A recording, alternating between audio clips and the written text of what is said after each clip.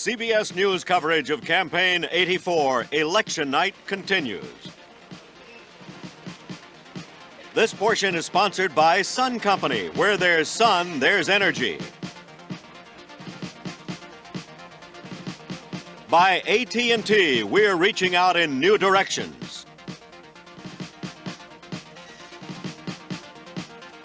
And by General Motors, extra time, extra effort, and attention to every detail. GM is committed to excellence.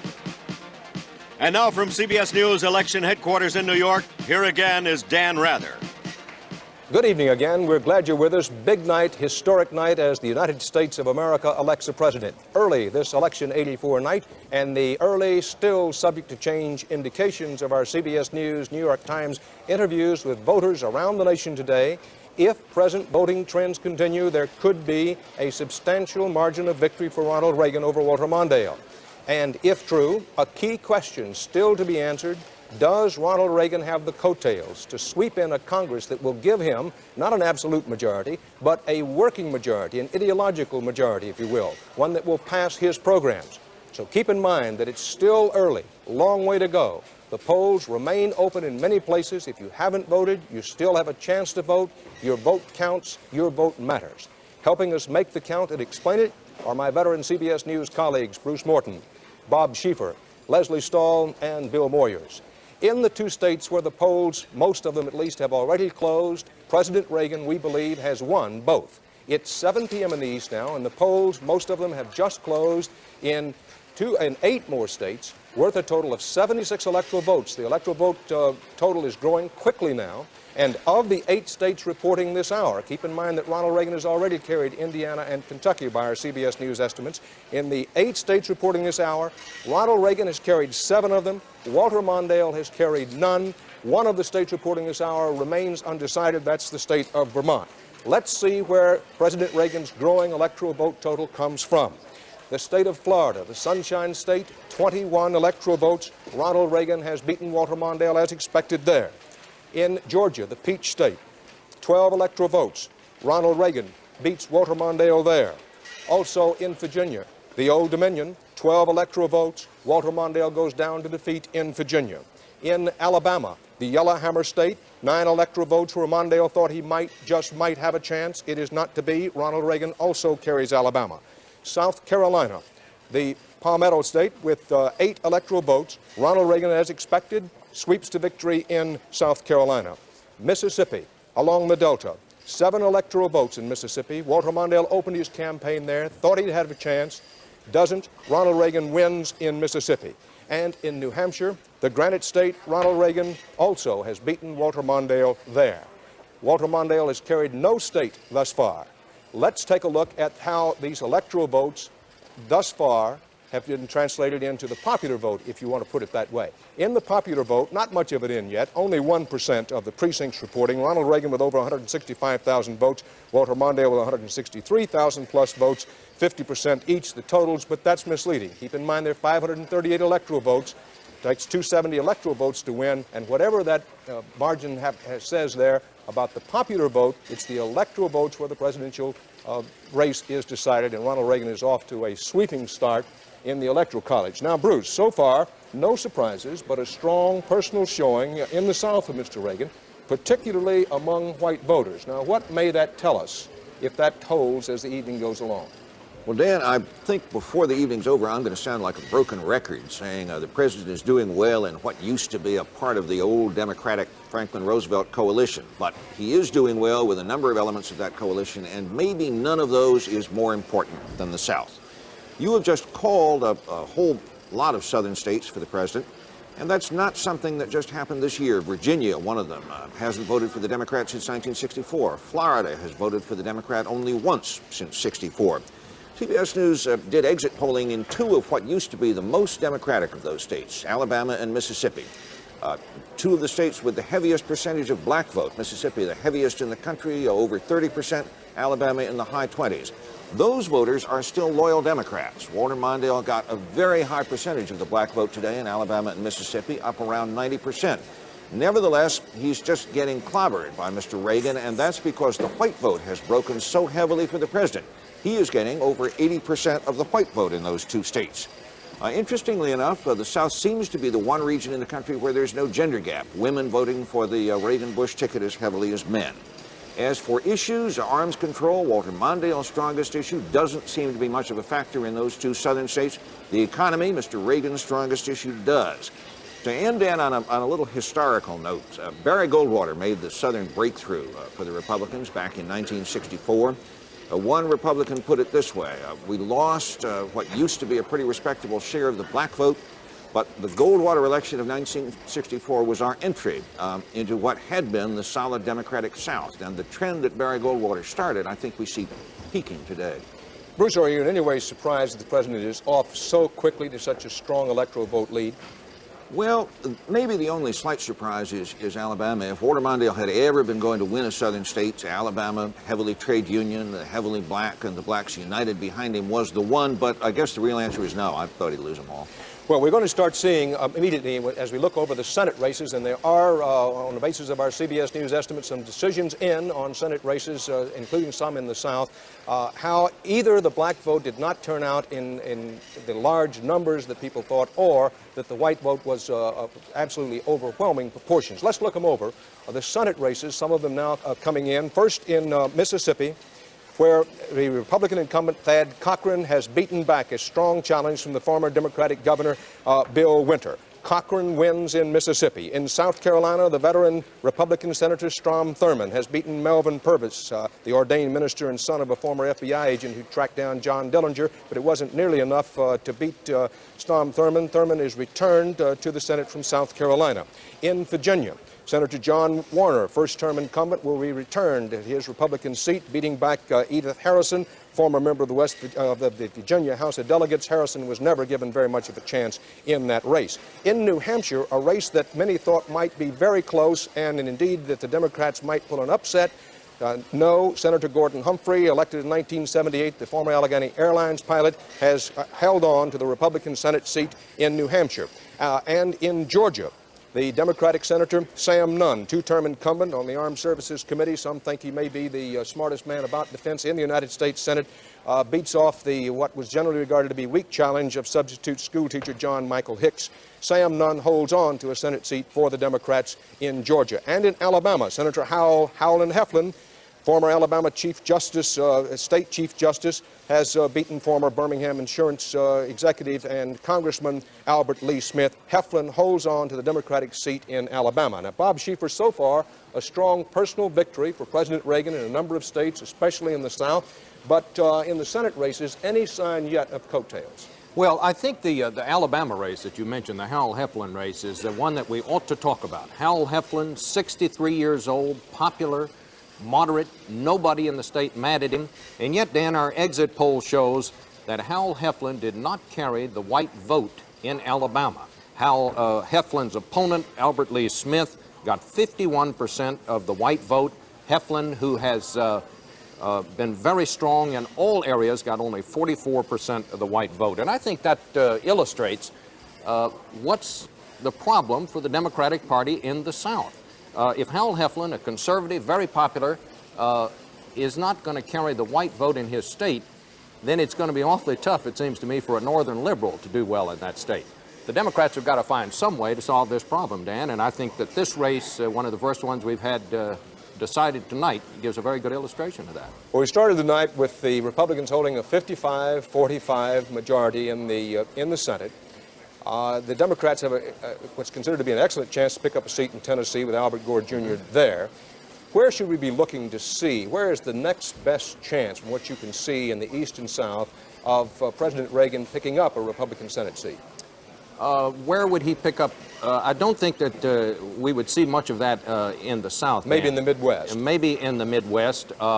The president may have a chance out in Nebraska to pick up a Senate seat out there. The Republicans thought he was going to run very strong in Nebraska. You had a very popular Democratic senator out there. But if it turns out to be just a monstrous landslide, who can say what could happen there? Well, of course, we'll be looking at the returns from Nebraska as they come in. The polls are still open out there, as they are many places, and we urge you, if you haven't voted, you're registered to vote, do go out and vote and then come back and join our coverage. Here's the way the electoral vote map looks at the moment. President Ronald Reagan, on the basis of our CBS News exit polls and estimates, has 94 electoral votes. The Reagan states are in red. Walter Mondale, none. All the other states undecided. Leslie Stahl, if President Reagan's personal popularity is going to be able to pull in enough power in Congress for this next couple of years to have an ideological majority going for him, he's got to pick up some House seats. Any sign yet of a coattail effect behind this Reagan groundswell in the beginning that we can see in House races? Well, I must tell you that that is the great drama of tonight. That is what the mystery of this election will be as the night wears on. Can Ronald Reagan pick up enough Republicans and conservative Democrats to give him a working majority in the House of Representatives? And Dan, based on our CBS exit polls, when we asked voters as they left the voting places today, there are some signs that Ronald Reagan might be heading for a significant, might be, I say, policy victory in the House of Representatives. It really is too early to tell. The magic number to look for tonight is 26. If the president's party can pick up 26 new seats tonight, he probably will have that ideological majority. We have some early results in from Kentucky and Indiana. There are no surprises there yet. We can say that in Kentucky, Democrat Chris Perkins has won a seat that his father held, Carl Perkins. Carl Perkins died last August. Chris Perkins has been elected. Dan, we will be looking particularly in the South for some more Republican pickups. The Republicans targeted that area. We'll be looking in blue-collar areas, and most particularly for the 56 new Democrats who were elected 2 years ago in the midst of the recession. We'll be watching to see if they can hold on now that there's an economic recovery. If the president does pick up anywhere close to those 26 seats, it could be historic. Presidents rarely do well in terms of coattails when they run for re-election. Eisenhower lost 2 seats when he ran for re-election in '56. Nixon got only 12. It really could be a big night for President Reagan. Well, to further put that in perspective, the president doesn't expect the Republicans to take over the real majority in the House of Representatives. The Democrats started with this election with a majority of 267 to 166. But the magic number of 26, the pickup of 26 you mentioned, could give him a working ideological majority. It could give him an ideological majority, and if he gets much more than that, Dan, there's even some talk that more of the conservative Democrats could be cajoled or persuaded into switching. This could be a very significant night. Well, I know that there are a lot of people who think that watching these election returns is about as interesting as trying to stare at a cow for, say, 45 minutes, because they say, well, it gets all over very soon. That is not the case tonight. It isn't going to be the case, and here's why. First of all, as of this hour, as of right now, President Reagan has a chance for an historic 50-state sweep. And I'm saying he's going to do that. He has a chance at doing that. On the electoral votes, with 270 needed to win, right now, President Reagan has 94 of the 270 electoral votes he needs to win. Walter Mondale has 0. Now, as far as the national vote is concerned, it being so early on ballots actually in and tabulated, 1% of the precincts reported, and this is how it looks. The far more important graphic, of course, is that one on the 270 electoral votes. Our CBS News coverage of whether President Reagan can sweep 50 states, indeed, does he go on to win this election, and what his coattail effect, if any, will be, our coverage of all that continues after these messages.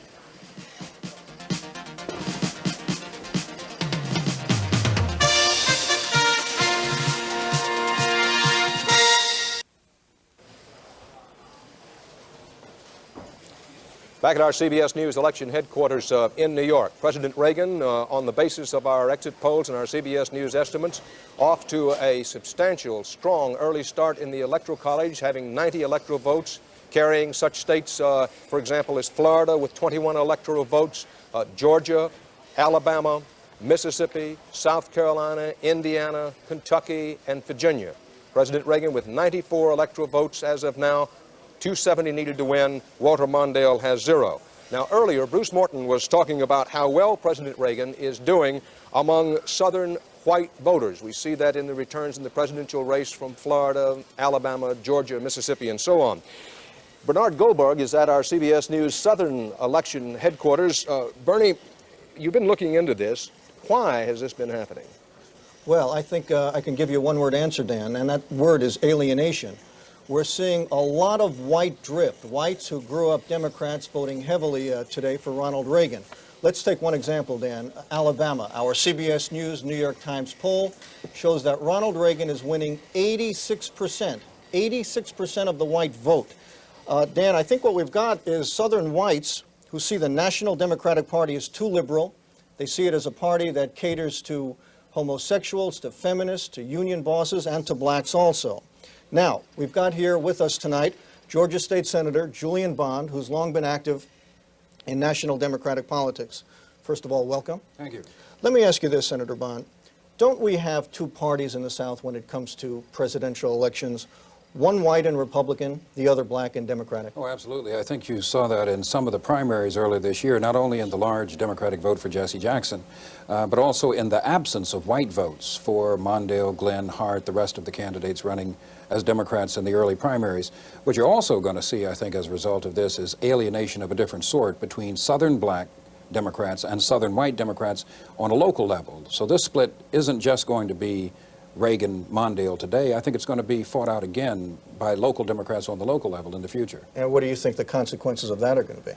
I don't know. Hopefully a new kind of relationship in which we can agree on some things and disagree on others. Blacks are a minority. We've got to have some group to join with. I don't know, but it's going to be interesting. I think we've got to reforge our relationship. Very quick question. Do you think this means we're going to have a new realignment in the South, that all those disenchanted white voters are going to find themselves voting Republican in other races? No, I think we're real close to that, but I think a lot of this is the president's personal popularity, which obviously is immense, more so than the policies themselves. Those are important, and those have contributed to this drift. But I think a lot of it is just him, and when he's gone from the scene, or rather no longer running for office, I think it'll be a little different picture. Thank you, Julian Bond. Dan? Thank you, Bernie Goldberg, and we'll be coming back to you often at our Southern election headquarters. Also covering the regions for us tonight, Bob Simon is at our CBS News election headquarters in Boston covering the East. Meredith Vieira is at our CBS News election headquarters in Chicago covering the Midwest. And Terry Drinkwater at our headquarters in Los Angeles is covering the West for us tonight. Also with us in our studio here in New York is Bill Moyers. Bill, good evening to you. Good to see you. Awfully glad you're here. We're talking about the Southern votes, and so far, Ronald Reagan has cut through the South like a jackknife through a peach. Every southern state from which we have reports has gone to Ronald Reagan.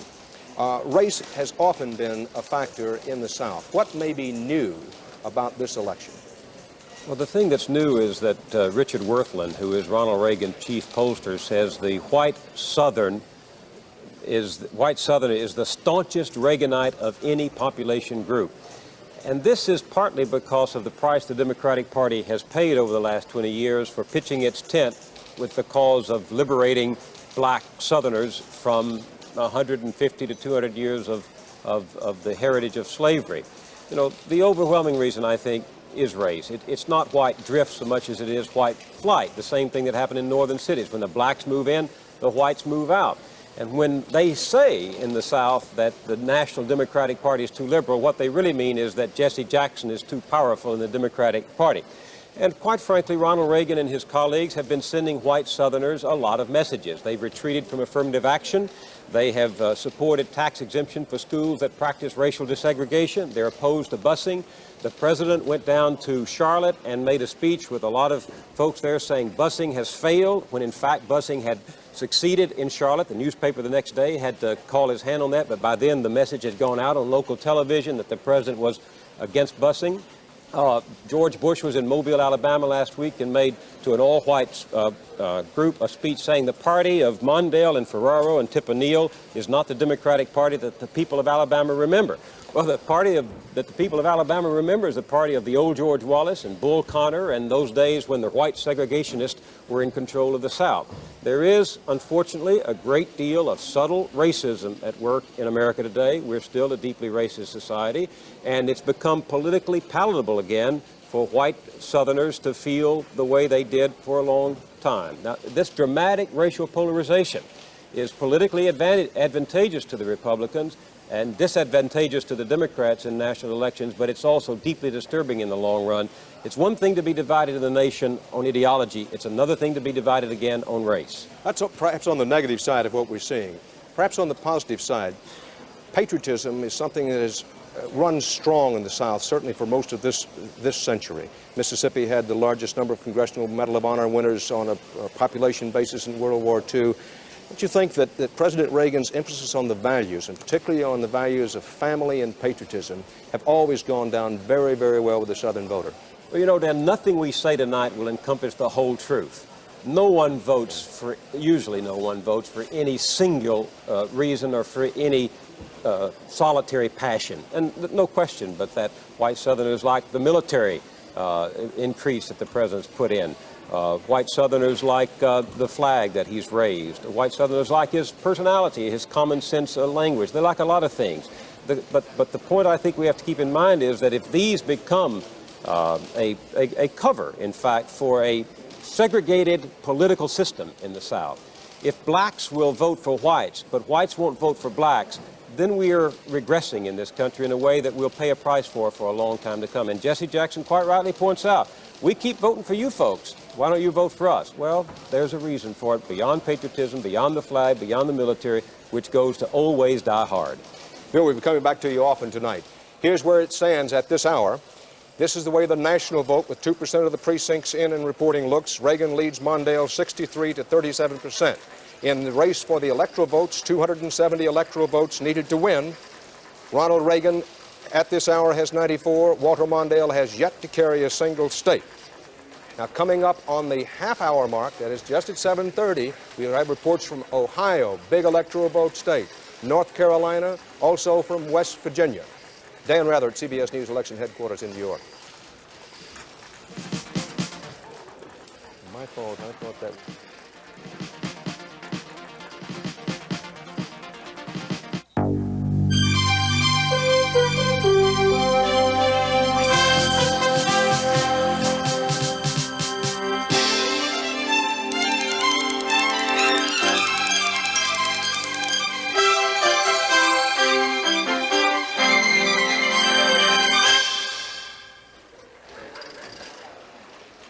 CBS News coverage of Campaign 84 Election Night continues. And now from CBS News Election Headquarters in New York, here again is Dan Rather. Good evening, everyone. Can Ronald Reagan make it a 50-state sweep if he is reelected? Does he bring in the power in the Congress, particularly get a working majority in the House that he needs and wants to get his program off to an early start in the second term? Right now, the Ronald Reagan bandwagon appears to be rolling. It's moving like a fast freight, already picking up players from the old New Deal coalition in the South. In this half hour, we should begin to get some indications of Ronald Reagan's snatching another section of the Democrats' old coalition band, blue-collar voters from the Midwest. Until now, this is the way the nation looked in terms of electoral votes. Ronald Reagan with 94, carrying all those states in red. Walter Mondale with 0. Now, it's just past 7:30 p.m. in the East, and most or all of the polls have just closed in 3 more states with a total of 42 electoral votes. And so the electoral vote total is growing. And of those 3 states that are just reported in, with 42 electoral votes, Ronald Reagan has carried all 3 of them. Walter Mondale, 0, zip, none, naren. And here's the way these electoral votes are growing. From Ohio, the Buckeye State, a Midwestern state with high unemployment, a must-do state for Walter Mondale. He and his staff acknowledge it. 23 big electoral votes, 0 for Mondale there. Ronald Reagan carries Ohio. North Carolina, the Tar Heel state, with 13 electoral votes. Ronald Reagan mows down Walter Mondale in North Carolina. And in West Virginia, the mountain state with 6 electoral votes that last election went for Jimmy Carter, Ronald Reagan wins in West Virginia. Every state where there's been a decision thus far, Ronald Reagan has won. Now, on the electoral vote total, Ronald Reagan is moving right along. In terms of the ballots in and counted, this is how it looks. Also moving along, 136 electoral votes for Ronald Reagan now, carrying all those states in red. Remember, it takes 270 electoral votes to win. Ronald Reagan already has nailed down 136 electoral votes. Walter Mondale, none. In terms of the national vote with ballots actually in and counted, this is the way it looks at this early hour. 2% of the vote in. Reagan leads Mondale 63 to 37%. Now, a note, if I may please. The polls remain open in wide sections of this big, great continental country of ours. If you haven't voted, your vote does count. Your vote does matter, because even if Ronald Reagan is going to be reelected, The question tonight is, does he or does he not get the kind of overwhelming sort of blank check mandate that he has been wanting for his second term, or does he not? Now, if you're in one of those areas where the polls are still open and you haven't voted, remember, that's at stake, and the presidential race itself has not yet been decided. Now, Bruce Morton, we're beginning to move in and get returns from the Midwest. Ohio, big unemployment state. West Virginia, big unemployment state. Ronald Reagan has already rated the old Democratic coalition in the South. Doesn't this indicate that he's beginning to rate it in the blue-collar, ethnic, backshop wards of Ohio and West Virginia? Sure does, Dan. The elements of the old Franklin Roosevelt coalition are just coming apart here. This is a trend, you could argue, that started some years ago, but it's cresting here tonight. We talked earlier about the South going Republican, the white voters making the difference there. What we're seeing in this half hour, I think, is the Union vote shredding away. Ohio and West Virginia are both heavily unionized states.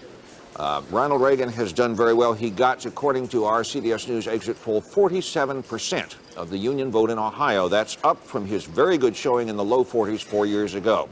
We might just take a look at our exit poll for West Virginia, how a number of groups voted. That's, you know, a really gritty Democratic state, guys with coal dust in their hands for generations. Ronald Reagan carried men. Ronald Reagan carried women. No serious gender gap in West Virginia. He got 27% of the Democrats. Mondale, of course, got a majority of the Democrats, but still, that's an extraordinary showing. Independents by about 3 to 1. And in a state where over a third of the households are union households, Ronald Reagan is running very close. He and Walter Mondale just about even. Mr. Reagan with 46% of the union households in West Virginia. One other note about these two states. One of the questions we were asking as we came down to this is, will Jerry Ferraro make a difference? In Ohio, she made a difference. People who said the vice presidency was important were for George Bush by about 6 to 4. And in West Virginia, the same thing. It wasn't a big issue in either state, but those people who said it mattered on the Republican side. Well, Bruce, the South win is looking big for Ronald Reagan. Too early to say that he's going to win the Midwest or win big, but certainly the indications here are that he may. We have two huge Senate races at stake in Ohio and in West Virginia. And Bob Schieffer, not in Ohio, I shouldn't have said that, in North Carolina and West Virginia. We don't have enough to report on the Helms-Hunt race, but some have called this the race of the century in North Carolina. And in West Virginia, with Ronald Reagan carrying West Virginia, this opens up the possibility, at least the possibility, that the favored Democrat in West Virginia, Jay Rockefeller, could have some trouble with Republican John Racy in that state. Well, that race right now, Dan, is too close to call. And I think we're going to have a long night in the Senate because we also have a race too close to call down in Kentucky. That's Dee Huddleston versus Mitch McConnell. And in North Carolina, the one we all thought would be close, it is too close to call at this point. Well, we're going to be catching up on those Senate races as we go through this hour. Right now, let's talk about the fact that throughout this long campaign, two of our most experienced and talented correspondents, Bill Plant and Susan Spencer, have been covering the two main camps, the President Reagan and former Vice President Walter Mondale camps. Bill Plant at the moment is in Los Angeles. Bill, no doubt President Reagan and his whole team are beginning to watch these returns with an eye to see whether this is a personal victory for President Reagan or whether it's a personal and policy and ideological victory for him. Well, Dan, you know, even Ronald Reagan's oldest friends and advisors believe that he doesn't have any political coattails, that he's a political phenomenon unto himself, and that people vote for him because they like him or because they don't like his opponent. You know, that's one reason that the political pros on the Reagan campaign have been playing down for us the expectation of just how well that they'll do in the House of Representatives. They've been saying 12 to 15 seats. And it was only after Mr. Reagan recovered from that stumble in the first debate that he began actively trying to spread his coattails to campaign for other Republicans. You know, it may work, but basically they think it's a matter of personality, that Ronald Reagan isn't seen as a politician, and that they think is his magic. Dan? Well, Bill, the president and his people talked just the last few days of possibly getting a 50-state sweep. Right now, in the electoral votes that have been decided on the basis of our CBS News estimate count, that possibility is alive and well. Do they think that there's a real, live, viable working chance that he could sweep 50 states? They do. They hope to get 47 in a worst-case analysis as of yesterday morning. And they believe that they could get 50. And as we said earlier, Dan, they're already planning to call this a mandate based on the size of the popular vote and the number of states that they sweep. And they're already making plans about what to do with that mandate when they get it. Bill, very quickly, what more than any other thing did the Reagan people think made him do so well among those ethnic blue-collar workers in places such as Ohio and even West Virginia? Dan, one thing and one thing only, Walter Mondale. Bill, we'll be coming back to you later on in the evening. Bob Schieffer, one indication of the size of this Reagan victory, if a Reagan victory indeed it is to be, may be those tight Senate races and whether the Democrats elect the people they thought they were going to elect in those Senate races. Well, Howard Baker told me the other day that he thought the Republicans had a real chance in that race down in Kentucky, the one we were talking about. If Ronald Reagan did well in Kentucky, they thought they had a chance with Mitch McConnell, who is the county judge there in Louisville, to knock off Dee Huddleston, who's the Democratic incumbent. I would assume that Ronald Reagan is doing well there because, as we were saying just a minute ago, that race is now seen as too close to call. The race down in West Virginia, don't forget that Ronald Reagan went to West Virginia a couple of weeks ago. The Republicans have been saying all along that if you had to pick a place where you had a chance for an upset, they thought that would be it. They said, look, take odds if you want to bet on our candidate, but this might happen even though Mr. Rockefeller spent $7 million of his own money.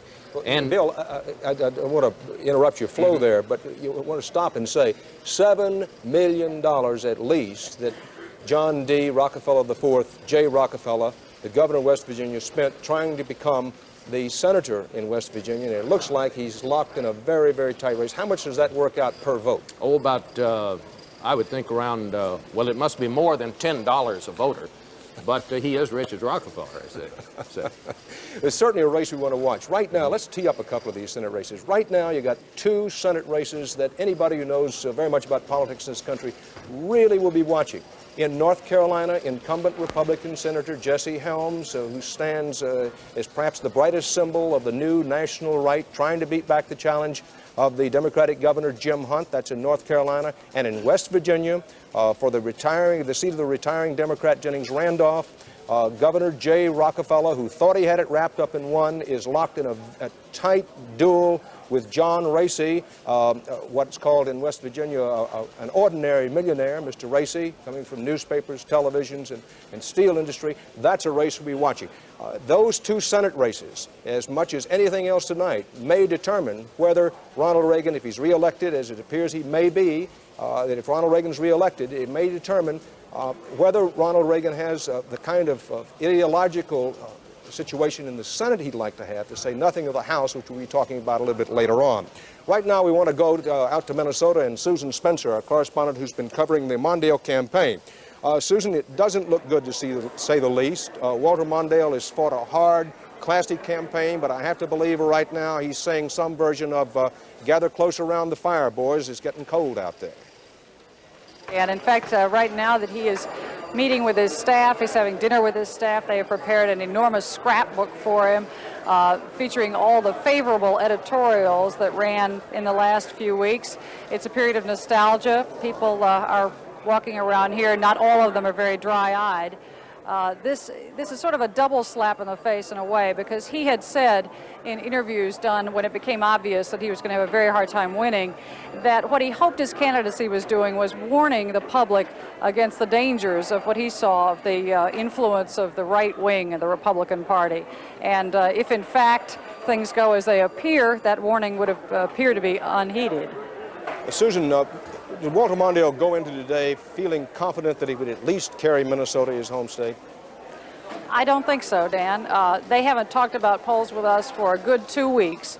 It's all been an emphasis on their feelings they had about the crowds, very subjective things, his instincts as a politician. Nobody has claimed that he was going to win anything specific at all. Thank you, Susan. Let's take a quick look at how some of the gubernatorial races are going. You will remember that in addition to the red-hot Senate races up and the whole question of what the makeup of the next House of Representatives is going to be, that a number of Senate seats, a number of gubernatorial places were up for grabs today. Let's look over some of those. But before we do that, I want to say to you that as of this moment, Walter Mondale has carried not a single state. Ronald Reagan is off to a very strong start in the race for the 270 electoral votes. As you can see with the map, it's Reagan with 136 electoral votes nailed down thus far. All the states in red have been carried by Ronald Reagan. Walter Mondale has 0. Nothing on the map colored blue for Walter Mondale as yet. Now, in the races for those governorships, let's take a look in North Carolina, a state carried by Ronald Reagan. This is a case of Reagan coattails, perhaps bringing in a Republican governor with him. Six-term incumbent former Davidson College professor, Representative James Martin, had been the underdog for a long time to Democratic Attorney General Rufus Edmiston, the former Watergate aide to Sam Ervin. It's Martin, the winner in North Carolina, the Republicans picking up a state house in North Carolina. This is for the seat of the retiring Governor Jim Hunt, who's making that Senate race against Jesse Helms. In New Hampshire, Governor John Sununu, the Republican first-term incumbent, has, on the basis of our CBS News exit poll, this is our interviews with voters who had actually voted today, Sununu is reelected in New Hampshire, beating back the challenge of the House Minority Leader and delicatessen owner Chris Spiro.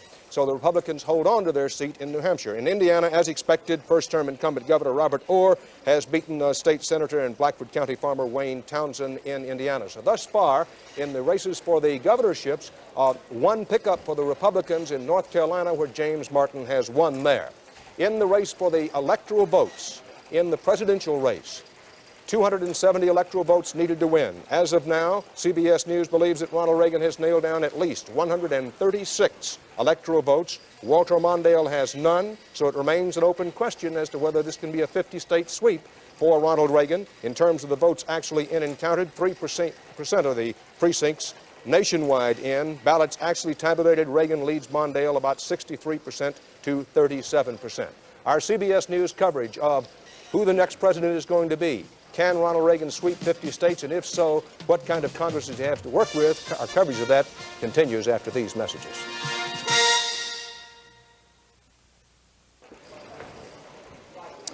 Back at our CBS News election headquarters in New York, to give you some benchmarks to go with, that two presidents in this half century, Franklin Roosevelt got 523 electoral votes. Richard Nixon got 520 electoral votes. Now, those are considered way beyond any landslide proportion. Lyndon Johnson wound up getting 61% plus of the national vote. He went over 61%. 4 presidents since 1920, and only 4 have gone over 60% of the national vote. Now, there's a long way to go tonight. Ronald Reagan may not even win re-election. He hasn't done so yet. But to give yourself some benchmarks, you may want to keep in mind that with 270 electoral votes needed to win, the breakaway all-time champs for this half century have been FDR and Richard Nixon. Now, with us in our studio in New York tonight, our CBS News election headquarters, Diane Sawyer. Diane, good evening to you. Good evening, Dan. We look forward to talking to you as the evening goes along. Right now, the thought occurs that the 4-year election process is one way to look at ourselves. It kind of takes a snapshot of this nation at large. And talk with us some, if you will, about what the results so far tell us about ourselves. Well, I will, Dan, and about what we're going to be looking for throughout the evening as we examine this snapshot and give all of you who have voted at home a chance to find yourself in the picture, to see how much America has changed and to see why it changed, to see the reasons that people voted the way they did. We're going to learn which groups in America tend to stick together and which groups tend to break apart when they vote. And with apologies to Ghostbusters, we think we're going to be in the business of doing a little cliche busting as we look at some of those results tonight. The American voter is changing so quickly, there are going to be a lot of surprises. For instance, let's take a look at that question that a lot of people have already begun asking about, the question of the gender gap, the fact that women last time around were less likely than men to vote for Ronald Reagan. Well, the early signs are that the gender gap is back and that it's expanding slightly. And that beneath it lies another gap, which is even more provocative in a lot of ways, a gap between women who go to work and women who stay at home and work at home. And we're going to be examining that closely and tell you why. Now, what about the union gap? Ronald Reagan nearly closed that in 1980, but most of the labor leaders went all out to bring in the labor vote for Walter Mondale. And we're going to learn if the rank and file decided to follow suit. Hispanic Americans, well, everyone knows that they're heavily Democratic, right? Maybe not. Republicans made inroads last election. We're going to see what happens tonight and why. And the Catholic vote, it turned up on the Republican side last time. Ferraro or not, the early signs are that the Republicans may win it again, and we'll tell you why. The black vote, the youth vote, the numbers there may surprise us too. And finally, if some of the old voting blocs seem to be disintegrating, or at least shattering a little bit, is it possible that there are other interest groups that are starting to reform and some surprises there? For instance, we're going to tell you more about a new voting bloc, a bloc you may not have even thought of as a voting bloc before. Dan, one of our phrase-making colleagues, said that the 1984 election may be the revenge of the white male, and we'll tell you why later. Well, we'll be very interested to see when you put that analysis together. The early indication that the South has gone big for Ronald Reagan, and that would indicate that the hypothesis that this may turn out to be, and I don't like the phrase, I must say, the revenge of the white male, politically and pragmatically, it may turn out to be that. Like the Ghostbuster play, you know, the Reagan people tried to do that during the campaign, calling some of their younger campaign people the Fritz Busters. That's right, and they even had outfits to support it. We'll be talking to you as it goes along. The South is one key to the election returns thus far, and the very large electoral vote lead that Ronald Reagan has jumped off to. You can see from the map that many of the 136 electoral votes for Ronald Reagan come from those southern states. Florida, with 21 big electoral votes, has gone to Ronald Reagan. Not a single state has gone to Walter Mondale. And Ronald Reagan, and this is the story of this half hour, has carried the states on the basis of our CBS News interviews with voters who left the polls. Ronald Reagan has carried Ohio and West Virginia, two big unemployment states, in addition to those states down in the Deep South. And so the questions, and they abound. There's going to be a very interesting election night in the sense that whether Ronald Reagan is reelected tonight is one question. The other is, can he sweep all 50 states? Does he get some historic new high in terms of the number of electoral votes? What about those hot Senate races? In West Virginia, Rockefeller and Racy locked in a very tight race. Helms and Hunt in a very tight race in North Carolina, and there are others. All of that we're going to be looking at as we go along tonight. We do, again, want to remind you that the polls are still open in wide sections of the country. If you're qualified to vote and you haven't voted, please go out and do so. You know, television is sparing no expense in its coverage of this election, and we've tried not to. And Andy Rooney has a state-of-the-art example. Andy? Well, Dan, I think of myself as being on sort of a standby basis here in case all this electronic equipment you have breaks down.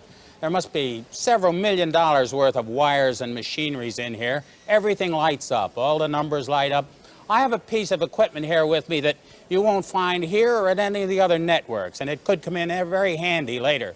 This is a slate, a little blackboard. It cost me $5.95, and I'm going to put that on my expense account. These are some of the things it does here. Numbers. These are all numbers I made myself by hand. Homemade numbers they are. This is a 1 and a 2 over here, and this is a 4. You probably all remember how to make 4 from your school days before numbers just flashed up on a screen. On the other side of the blackboard, or slate, I have a one-loss column. This is Reagan, and this is Mondale. I'll put all the votes Reagan gets under this column, and all the votes Mondale gets in this column.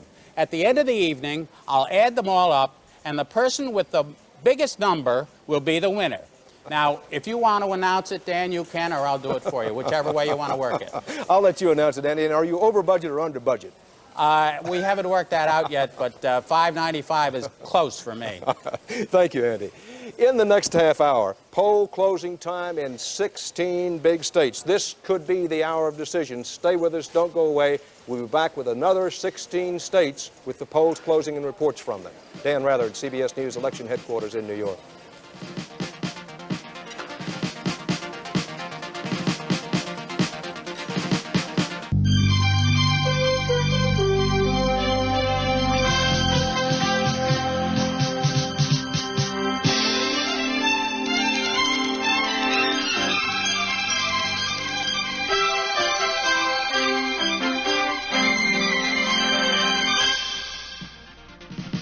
CBS News coverage of Campaign 84 election night continues.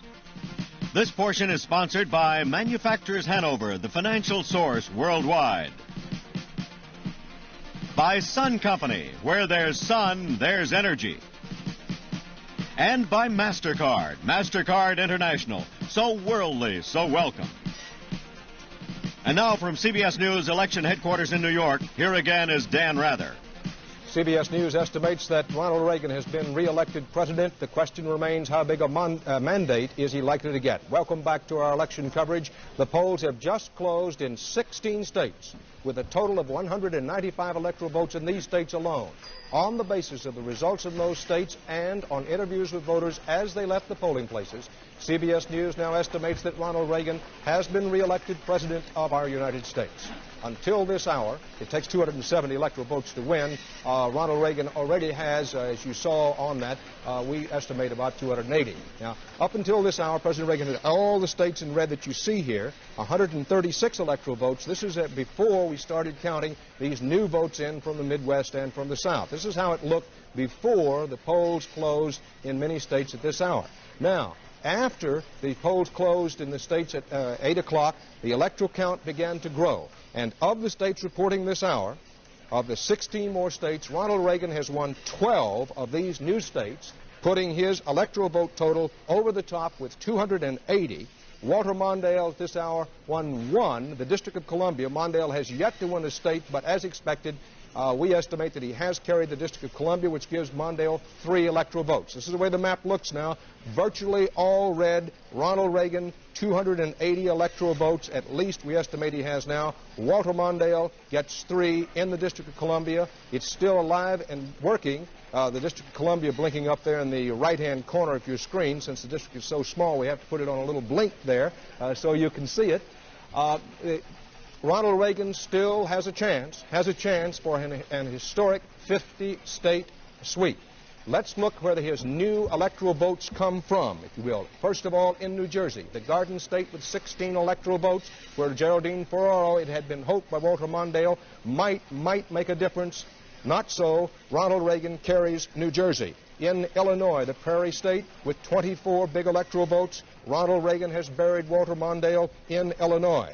In Michigan, the Wolverine State, with 20 electoral votes. On the basis of our interviews with voters as they left the polls, our CBS News exit poll indicates Ronald Reagan has also carried Michigan. In Texas, 29 electoral votes in Texas, one of the mega electoral states of the South and Southwest. Ronald Reagan rolls on to victory in Texas as well. In Connecticut, the Nutmeg State, with 8 electoral votes, it goes to Ronald Reagan, as does the state of Maine. Maine, with 4 electoral votes, is carried by Ronald Reagan as expected. Delaware, a state that has voted with the winner in the last 8 straight presidential elections, only 3 electoral votes in the first state. Delaware also drops into the Reagan column. Tennessee, the volunteer state, 11 electoral votes. Ronald Reagan rolls over Walter Mondale in Tennessee as well. Oklahoma, the Sooner state, 8 electoral votes there. Ronald Reagan has beaten Walter Mondale in Oklahoma as well. Kansas, the Sunflower State and one of the most Republican states in the Union. Ronald Reagan wins its 7 electoral votes. Missouri, the Show Me State, a border state where Walter Mondale thought he just might have a chance. 11 electoral votes at stake. Ronald Reagan wins those 11 electoral votes. North Dakota, the Sioux State, 3 electoral votes. Ronald Reagan, as expected, wins it.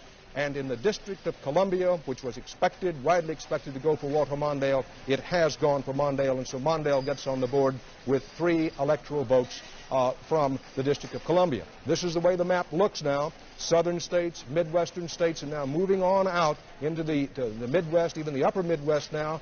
Every state that has reported thus far has gone to Ronald Reagan. Only the District of Columbia, with its 3 electoral votes, has gone to Mondale. Reagan, we estimate now, has at least 280 electoral votes. Remember, it takes 270 electoral votes to win. Walter Mondale has 3. In terms of the national vote, actual votes in and tabulated, 3% of the precincts reporting Reagan leads Mondale 62% to 38%. The Reagan tally is 1,730,000 votes. Mondale with just over 1 million votes. But remember, there are 538 electoral votes, and in the Electoral College is where it counts. Reagan is over the top with 280 of those electoral votes, we estimate. Now, Bruce Morton, not a surprising result, but how did the president fashion this victory? Well, not surprising, Dan, maybe a little bigger than people thought. Of course, you could make the argument all he really needed to do was win Delaware. Delaware is never wrong. It's always with the winner. And Ed Rollins, the manager of the Reagan-Bush campaign, said at one point, listen, we just go and spread a couple of $1 million around Delaware. There's no way we can lose this thing. Seriously, it's I'd kind of like to turn that around a little and talk about what Walter Mondale tried to do. Mr. Reagan ran on peace and prosperity, and that's usually a winner. This is clearly a landslide. We don't yet quite know its geographic limits, but it'll be astonishing if the West turns around. That's been bedrock Republican territory for some elections past now.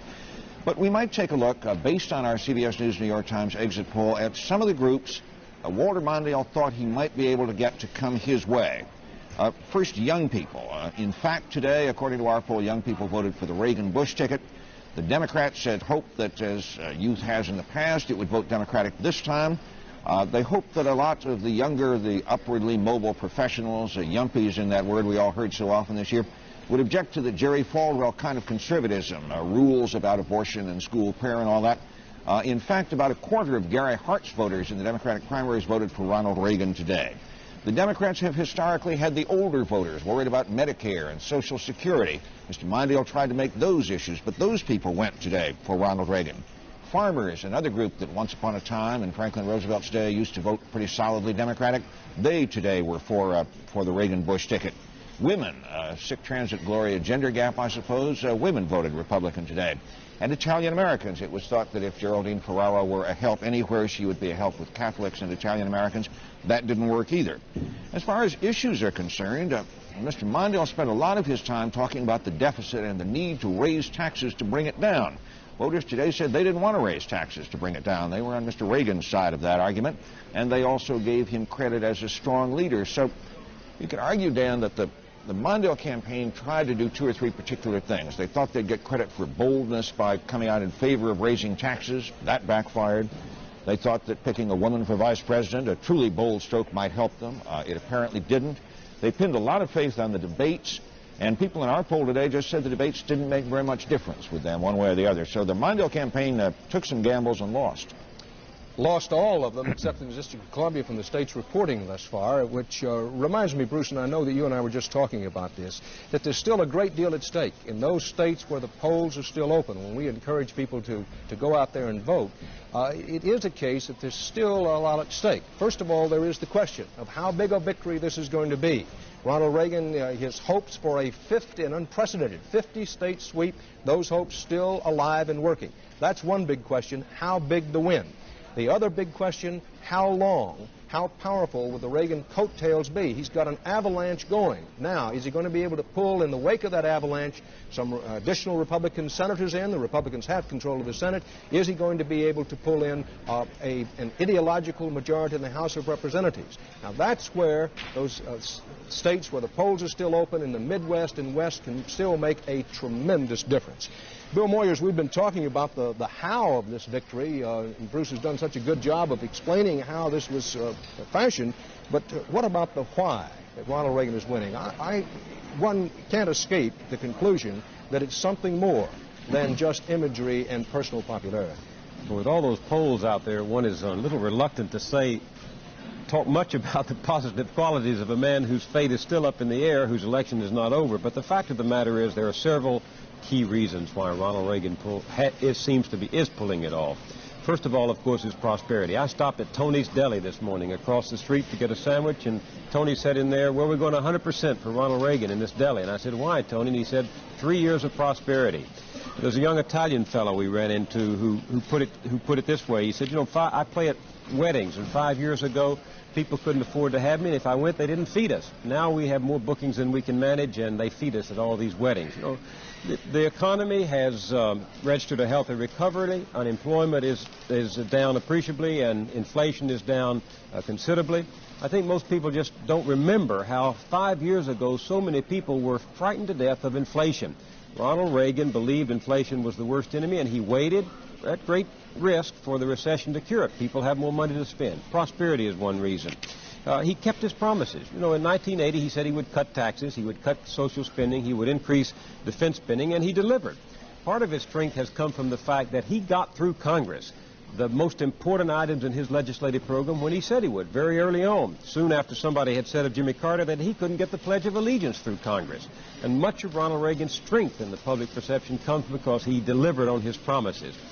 People were ready for this. You know, 1964, people voted for peace and got war. 1968, they voted for law and order and got a gang that tried to steal the Constitution. 1976, they voted for competence and got disarray and malaise in the White House. They wanted a president who delivered on his promises, and Jimmy Carter did. You mean Ronald Reagan did? I mean, Ronald Reagan did. Jimmy Carter didn't.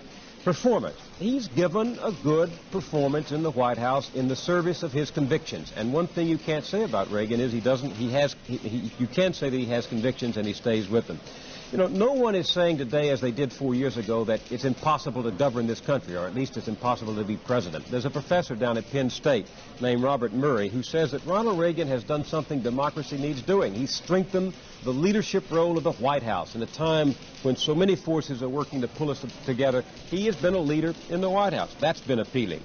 His philosophy. You know, Dan, we are in a period in which people are more concerned with private interest and the commercial interest than they have been in a long time. At the end of the New Deal era, some people are saying. And there is a mood in the country that Ronald Reagan fits. You know, in midlife, he chose a set of conservative principles, and he stuck with them. He's been one of the most consistent men in American public life, and today he's riding the tide, which he may have helped to create, of a conservative mood in the country. There's also his personality. I think you saw it when he got up from being shot, cracked a joke, and then speedily recovered and went back to the White House. Psychology. He keeps saying we'll lift America up. Eisenhower said morale is the single greatest factor in winning a war. That's true in politics, too. Ronald Reagan's been campaigning on an economic and spiritual revival. He projects what he considers an affirmative moral vision. That's what Democrats used to do. All of these factors add up to a man, an enormously successful politician. And, Bill, he's understood the use of symbols. You talked about morale. You talked about making the country feel good about itself. It's much more than that. His policies have counted for plenty. His keeping his promises. But any leader, particularly a leader in a big continental country such as this one, has to understand the use of symbols and symbolism, and Ronald Reagan has understood that very strong and powerfully. Abraham Lincoln said, public opinion is everything. With public sentiment, nothing can fail. Without it, nothing can succeed. Consequently, he who molds public opinion goes deeper than he who enacts statutes and pronounces decisions. Now, Bill, we're going to be talking as the evening goes along about realignment. Our CBS News estimate is that Ronald Reagan will be reelected president. Still a lot to be decided, and a lot to be decided in those Midwestern and Western states about the size of the win, and what Ronald Reagan's coattails are or not going to be. Republican Senator Charles Percy fighting for his political life out in Illinois against Paul Simon. He latched on to Ronald Reagan's coattails, for really the first time in his career latching on to Ronald Reagan's coattails. It'll be interesting to see whether that's enough to pull Percy through. All those questions yet to be decided. But when we talk about realignment, you mentioned it, one can argue that the old alignment of the New Deal coalition has been shattered, but is a new alignment going to be in place after this election, even if Ronald Reagan wins it in monumental proportions? I really would like to beg off of that until we see more returns from tonight from Bob Schieffer and Leslie Stahl in those races. And on that point, Dan, it seems to me appropriate to say that Andy Rooney could call this election right now with his little blackboard on the basis of what we know. But it's very important for people to vote. This is not just simply a banal statement. If you believe that Ronald Reagan should have a House and a Senate that goes his way, go and vote for the person in your district or your state who's likely to do that. If you believe that Ronald Reagan should be checked and should be balanced and that the Democratic Party should be a strong opposition party, then you'll go and vote the other way. But the point I'm trying to make is, just because the electoral votes already add up to a victory for Ronald Reagan, your vote may even be more important, whether you are for Ronald Reagan or against Ronald Reagan. So go out there and cast that vote. It still matters. Let's take a look at the national map for just a moment to review. 16 additional states reported this hour. This is the way the map looks. Ronald Reagan with 280 electoral votes by our CBS News estimate. Of the states in red, Reagan. Mondale in blue. If you can't see the blue, it's because up there in the District of Columbia is the only place that Walter Mondale has carried. He carried the District of Columbia. Ronald Reagan has carried everything else thus far. The little dot blinking up there, grandmother, if you can't see it, put your glasses on there. I can barely see it myself. It's so small. But all the other states that we have made calls in thus far have gone to Ronald Reagan, including the big ones of Texas, Florida, Illinois, have all dropped. What we're watching at this hour, in addition to how big Ronald Reagan's victory is going to be, is whether he can pull into the Senate and House with him enough new members, particularly in the House, to give him a working majority to get through the policies he wants. You can expect to see Ronald Reagan in a new second term come forward in the first 80 or 90 days with a program he wants passed in Congress. And what's still up for grabs in this election is whether he's going to have enough in the Senate and the House to get such a program through. That's among the things that we'll be watching. Among the Senate races we're keeping a very close eye on. Still a close race indicated in West Virginia between J. Rockefeller and John Racy, and the Helms Hunt race is still up for grabs. These pictures are coming from Minnesota, Mondale headquarters of St. Paul, Minnesota. Mondale is now arriving at his hotel in St. Paul. Smiling Fritz Mondale, shaking hands with his supporters. Mondale, can we get your reaction, the networks of all this to the president? Did you? Susan Spencer asking former Vice President Mondale for a reaction. He looked at her, a slight smile, and as much to say, maybe later, but not just now. Whether you like him or not like him, whether you agree with him or not, Walter Mondale ran a strong, tough, classy campaign as he saw it. Never during the campaign, I guess never, perhaps too strong a word, never whined, never complained. Just now, things do not look well for Walter Mondale, but he, like we, will now be looking to see how big is the margin by which Ronald Reagan wins. Does Ronald Reagan get that historic 50-state sweep? Our CBS News coverage of those and other questions will continue in a moment.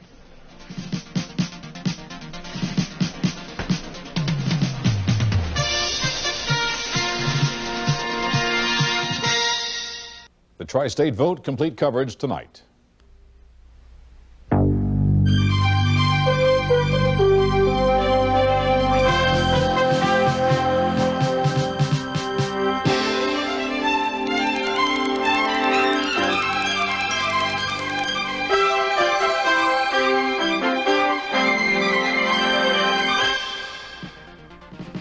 CBS News coverage of Campaign 84 election night continues. From CBS News election headquarters in New York, here again is Dan Rather. Hello again, and the firestorm for Ronald Reagan continues to sweep the country. So far tonight, the polls have closed in 30 states, and so far, each and every one of those states have given their electoral votes to Ronald Reagan. Reagan, we estimate, CBS News estimates, now has at least 280 electoral votes. Walter Mondale has carried only the District of Columbia with 3. The big question, the coattail question, how wide, how deep is the Reagan victory? A victory for Ronald Reagan personally, or is it a victory too for the Reagan agenda for the next 4 years that will give him a Congress that will vote for Reagan programs and policies? The magic number in the House of Representatives is if Ronald Reagan picks up 26 additional, if he gets a swing of 26 House seats, he figures he's going to have a House of Representatives that will go along with his policies. That's what's at stake from here on out, in addition to a number of red-hot Senate races yet to be decided. The Percy Simon race in Illinois is very close. The Racy-Rockefeller race in West Virginia, the Helms Hunt race in North Carolina, close. It's 8:30 p.m. in the East right now. Poll closing time in one additional state, in the land of opportunity, in Arkansas. Arkansas, our CBS News estimate is that Ronald Reagan has carried the state of Arkansas. Here's the state that Walter Mondale thought he might carry. Not going to happen. With 6 electoral votes, Ronald Reagan gets the 6 electoral votes in Arkansas and keeps his hopes for a 50-state sweep alive. Do his coattails have any effect in Arkansas? Let's take a look, because there's a Senate race in Arkansas in which a Democratic incumbent, Senator David Pryor, a former governor, has held off a late challenge from the 3-term Republican, the only Republican to resign his place in the House of Representatives to challenge a Democratic incumbent senator, has lost in Arkansas, despite the fact that Ronald Reagan carried the state. David Pryor, the Democrat, holds on to the seat. When Bethune attacked Pryor, saying that Pryor had voted against the Reagan program, Pryor fought back and said, hey, they wanted to cut even the benefits to a widow with one arm, and I wouldn't vote for that kind of program. Apparently that sort of aggressive campaign helped Democratic Senator Pryor win in Arkansas. Also a gubernatorial race in Arkansas, another chance to see whether the Reagan coattails are taking effect in some of these southern states. In Arkansas, the Democratic incumbent governor, former Rhodes Scholar, Governor Bill Clinton, wins re-election, beating back the challenge of Jonesboro businessman Woody Freeman. So while President Reagan carries, on the basis of our CBS News exit polling, the state of Arkansas, Reagan carries Arkansas, but the Democrats hold on to their Senate seat and the State House in Arkansas. Now here's the way the map looks now at this hour. Ronald Reagan continuing to have every state where a decision has been made. Ronald Reagan, it's Ronald Reagan red in all of those states. Walter Mondale has carried thus far only the District of Columbia.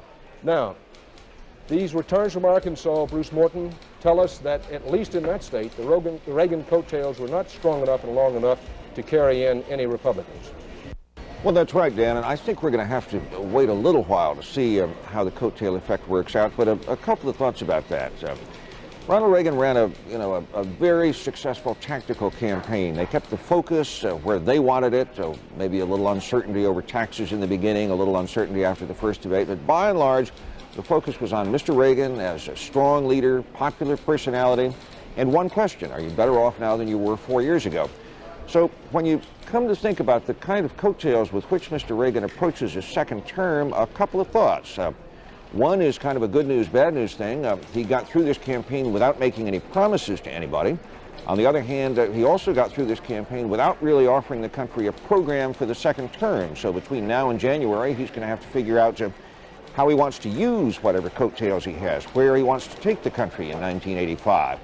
One other thing about coattails, Dan, it's not just who wins and loses today, but even people who are in no trouble. House Speaker Tip O'Neill, for instance, is going to have to look a little differently at Ronald Reagan, the winner of this new landslide, than he would at a Reagan who'd squeaked by in a close election, say. Well, Bruce, on Pennsylvania, and when you talk about the Rust Belt, Pennsylvania has to be the buckle on the Rust Belt. Our CBS News estimate is that in the state of Pennsylvania, Ronald Reagan has carried Pennsylvania. Now, here, in addition to Pennsylvania having 25 electoral votes, a pickup of 25 electoral votes for Ronald Reagan, here is a state where Walter Mondale, to the very end, thought he might have a chance to carry this state. Not to be. Walter Mondale trying one last time, Bruce, to put together the coalition, and Pennsylvania has the whole old New Deal coalition of ethnic blue-collar workers, large percentage of blacks, go right down the list. Ronald Reagan wins Pennsylvania and keeps alive his chance for a 50-state sweep. Thus far, Walter Mondale has carried only the District of Columbia by our CBS News estimate, and thus Ronald Reagan has a chance for a win of historic proportions. If you're saying to yourself, well, I don't know whether the rest of this evening matters or not, it matters plenty, particularly for those of you who have not yet voted, because Ronald Reagan, does the country give Ronald Reagan a 50-state sweep? Does Ronald Reagan give a pickup of at least 26 seats in the House of Representatives? Leslie, we want to be coming to you very shortly to see whether the Reagan coattails are taking effect in some of those important House races, and a number of them are beginning to fall into place now. But for the moment in Los Angeles right now is President Reagan's Chief of Staff, James Baker, a former attorney from Houston, Texas, a man who's run for public office himself, and as much as anybody, the principal architect of this highly successful Ronald Reagan campaign. Jim Baker, thank you for being with us. Congratulations to you on a great victory. Is this a personal victory for Ronald Reagan only, or is it a victory also for his policies, and what is he going to do with the next 4 years? Well, thank you, Dan. I think it's clearly a personal victory for Ronald Reagan, but I think it could be a victory of, as you suggested, of historic proportions if what's happening, according to your projections in the East, carries over into the West. As far as what the president will do with a new mandate, should it take effect and take place, and as you know, we've agreed with the other campaign we will not claim victory nor concede defeat until the polls close in the West. But should that happen, I think what you might see the president concentrating on is preserving the peace, making sure America remains prepared for peace, seeing if he can't achieve a meaningful arms reduction agreement with the Soviet Union rather than some agreement that just continues to legitimize a continuing escalation of the arms race. And I think on the domestic front, Dan, what you'll see is perhaps an effort at historic tax simplification. And that's not an easy task, regardless of what happens in House races tonight. Even if Republicans pick up a number of seats, it's not going to be an easy task to accomplish tax simplification. And further, additional cuts in federal spending. And of course, the president's been cutting federal spending for 4 years, and it's not going to be easy to keep that up either. Jim Baker, you're a Texan, and you know how they talk at home. They say, let's talk turkey for a minute. If President Reagan gets the overwhelming re-election victory that seems to be building, is the Reverend Jerry Falwell and others who consider themselves architects of the national new right going to increase in influence with this administration, and is their agenda going to be reintroduced by President Reagan as the agenda for the country, or is a re-elected President Reagan going to concentrate on such things as arms control, which you mentioned? Well, the president's already said that there's no higher priority as far as he's concerned than arms control and peace. Nor is there any higher priority than making sure that this economic recovery and expansion we've been enjoying for the last 2 years continues unabated. Nevertheless, the president ran in 1980 on restoring traditional values to this country. He ran again on that this year, and those positions were not unimportant to the final result. I think it's important to keep in mind, though, that the Reverend Falwell, who's a very good supporter of the president and whose support the president has welcomed, he doesn't dictate policy or judicial choices to the President of the United States, and I think much was made of that by the opposition, and the President in the second debate, I think, put that to rest by pointing out that Reverend Falwell opposed the appointment of Sandra Day O'Connor, who's been a superb justice of the Supreme Court. Jim Baker with the Reagan team in California. Some said this election boiled down to cash. That is to say that people liked Ronald Reagan's values, but mostly they liked the fact that he at least created the perception of an economy bouncing back, even more than perception. When you talk about some sort of a tax, what did you call it, tax reform, tax simplification, tax simplification, is that going to cost me and every other American money? No, it's probably going to put money in your pocket, you and every other American, hopefully. What the president would like to do is reduce tax rates further. And he thinks that you can do that by simplifying the tax code, which making it more fair and more simple so that you don't need a Philadelphia lawyer to fill out your tax return, and maybe finding a way that a lot of income that escapes taxation now is ultimately taxed. So those of us who are paying our fair share don't pay any more than our fair share. Thank you very much, Jim Baker, and please give our very best to First Lady Nancy Reagan. We hope she's feeling better after the last couple of days. Thank you, Dan. Thanks a lot. Ronald Reagan has carried the state of Pennsylvania. Our CBS News estimate is that Ronald Reagan will be reelected. A lot of big questions still to be decided, including how big will the mandate be and does he sweep all 50 states? We'll discuss the answers to those questions, and our CBS News coverage will continue in a moment.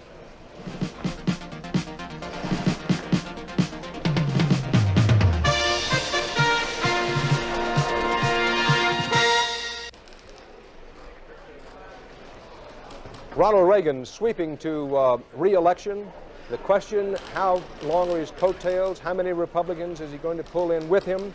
Keep in mind that the evening started with the Republicans controlling the United States Senate 55 to 45.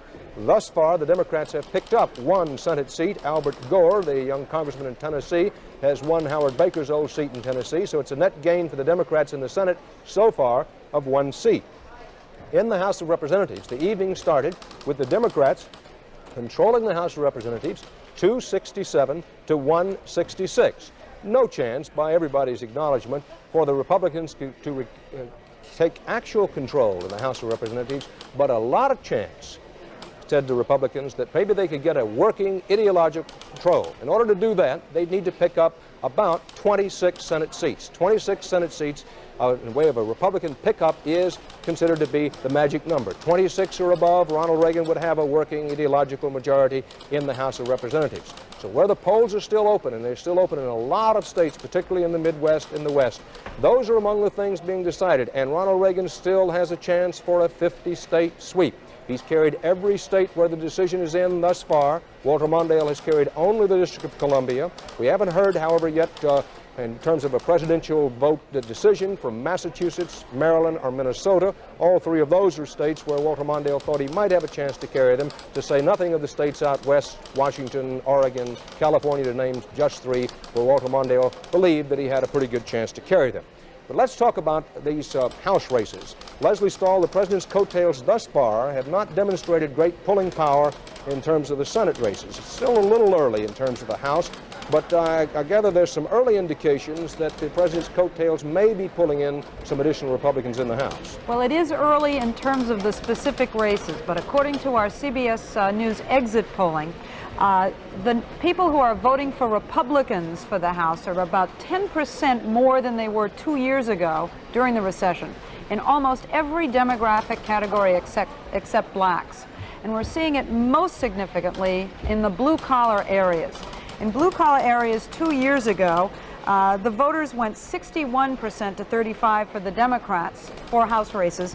This time, it switched around, 50% for the Republicans, 43% for the Democrats. Another significant group that's switching from 2 years ago, voting Democratic last time, Republican this time for House members, are senior citizens.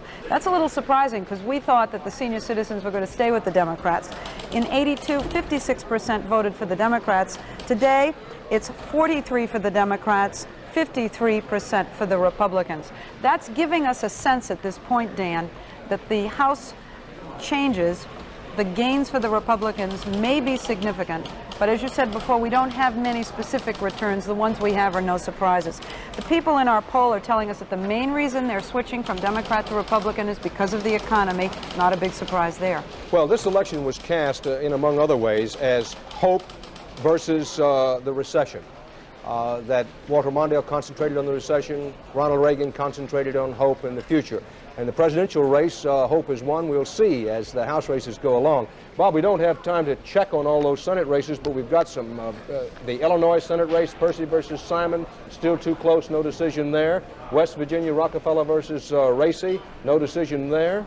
Anything in North Carolina in the way of a decision yet? Nothing yet. So far, all the incumbents have won in the races that we have decided. 16 races have been called so far. Democrats have won 9, Republicans won 7. Dan. Well, and also one turnover in Massachusetts. I beg your pardon, in Tennessee. One turnover in Tennessee, and the Republicans have a chance. The Republicans have a chance for a pickup in Kentucky because the Kentucky race has not yet been decided. Now, we're going to talk more about President Reagan giving a new meaning to the phrase solid South and also picking up a lot of the blue-collar ethnic votes after we pause for these messages. Okay.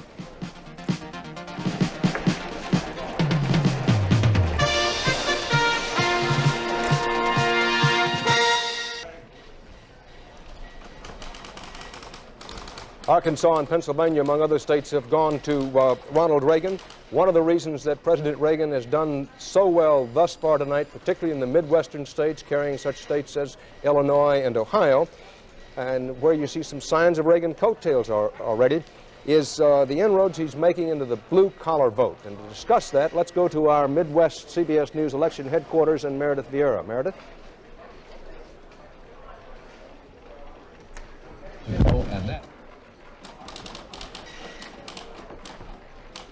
Region of the country. Our CBS News New York Times exit poll shows that Mondale has 60% of the blue-collar union vote, Reagan with about 38%. Now, a key Democratic strategist in Michigan said to me, now watch the union, the blue-collar union vote when it comes out of Michigan and Ohio. I guarantee to you that there won't be as strong in Michigan. Well, we did watch it tonight, Dan, and we found that he's right. In both states, Mondale appears to be doing very well with the blue-collar union vote, much better than the president, but he's doing better in Ohio than in Michigan. Now, the strategist who talked to me a few days ago, this was his theory, and it may bear some listening to.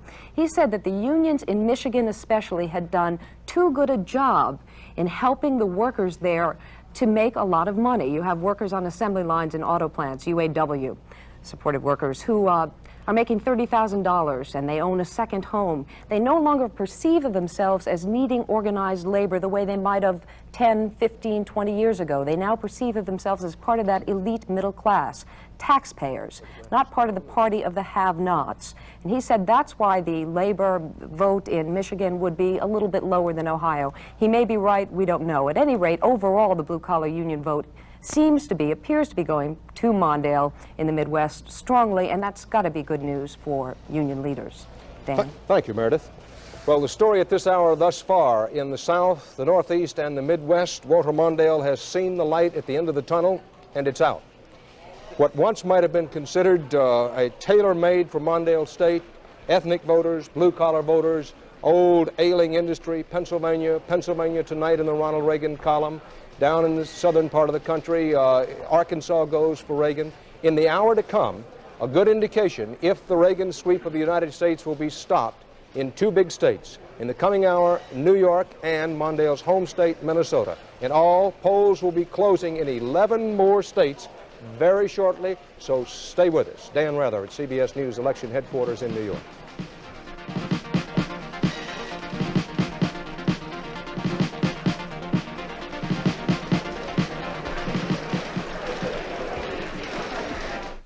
Thursday, Magnum's career depends on a case of marital murder. I just found out this guy killed his first wife. And I'll never forget the night we had together. We never had a night together. Simon and Simon are targets of a love-sick killer. Then, on Knots Landing, Kathy reveals deep feelings for Joshua. I shouldn't be doing this. All Thursday. This is CBS.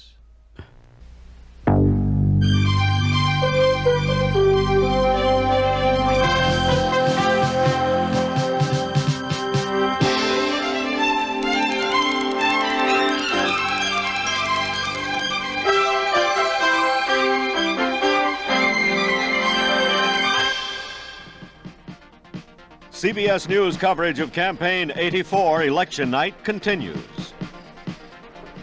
This portion is sponsored by General Motors. Extra time, extra effort, and attention to every detail. GM is committed to excellence. By Sun Company, where there's sun, there's energy. And by IBM typewriters. No matter how you look at typing, we're your type. And now from CBS News election headquarters in New York, here again is Dan Rather. And again, an hour of decision for the Democratic presidential and vice presidential candidates. Can they stop Ronald Reagan's so far clean sweep of the states in their home states? Minnesota, Walter Mondale's home state, New York, Geraldine Ferraro's home state. What may be the last two big lines of resistance to a 50-state Reagan sweep? Now, another 6 states with 102 electoral votes have just seen most or all of their polls close as it went past this hour mark. It's just past 9 o'clock in the east, and another batch of 6 states have had polls closing. Now, in the poll closing states of this hour, 6 of them, all 6 went to Ronald Reagan. In Nebraska, the Cornhusker state and one of the most Republican states in the Union, 5 electoral votes going to Ronald Reagan. South Dakota, the Coyote state, 3 electoral votes as expected. Ronald Reagan mowing down Walter Mondale there. In Louisiana, the Pelican state's 10 electoral votes also go Ronald Reagan red. In Colorado, the Centennial state with 8 electoral votes, Ronald Reagan sweeps to victory there. Arizona, the Grand Canyon state where it was considered hopeless for Mondale, it turns out to be hopeless for him. Arizona's 7 electoral votes go to Ronald Reagan. New Mexico, land of enchantment, enchanting for Ronald Reagan in that he sweeps away Walter Mondale in New Mexico, a state where Mondale once thought he had a chance, maybe, just maybe, to carry it. Couldn't do so. So again, Ronald Reagan has carried all 6 of the states where the polls closed on the hour mark that just passed. Now, if Mondale and Ferraro are to prevent a 50-state Reagan sweep, they've got to start showing it presumably fairly soon. New York, Ferraro's home state, Minnesota, Walter Mondale's home state, Massachusetts and Maryland haven't dropped yet. Mondale and Ferraro could hope to have some chance there, and then they have to start looking west to Washington, Oregon, and California if they're going to prevent this 50-state Reagan sweep, which the Republicans are pulling so hard for. Now, let's take a look at the national vote. We've given you the electoral vote. Ronald Reagan is already well over the top on the electoral vote, with 11% of the precincts reporting nationwide votes in and tabulated. Reagan leads Mondale 61% to 39%. Reagan with just over 6.5 million votes. Mondale with just over 4 million votes. But the electoral total is where it counts, and with 270 electoral votes needed to win, our CBS News estimate is that Ronald Reagan has already passed that total, and by a considerable margin. Those of you who haven't voted, we urge you to vote, because the questions that remain open: how big a Reagan win will it be? Does he sweep all 50 states? Mondale thus far has carried only the District of Columbia. And does Ronald Reagan get keep control, actual control of the Senate for the Republicans, and get a working majority in the House of Representatives? Now, Bob Schieffer, The one ray of good news for Walter Mondale, the one place where the coattails did not extend, is in Tennessee. Albert Gore has picked up what was a Republican seat in Tennessee. And that's right, and Ronald Reagan was running very strong in Tennessee, Dan. At one point last week, I saw a poll that showed Ronald Reagan with more than a 30-point lead over Walter Mondale in Tennessee, while at the same time, Albert Gore, who has just been elected to the Senate tonight, had a 30-point lead over his Republican opponent. Bob, I want to get back to you. It's just that, there's the Gore winning by about 60 to 37%. Ash, the Knoxville lawyer, never was given much chance against Gore. Gore certainly will be talked about as a future Democratic presidential or vice presidential possibility.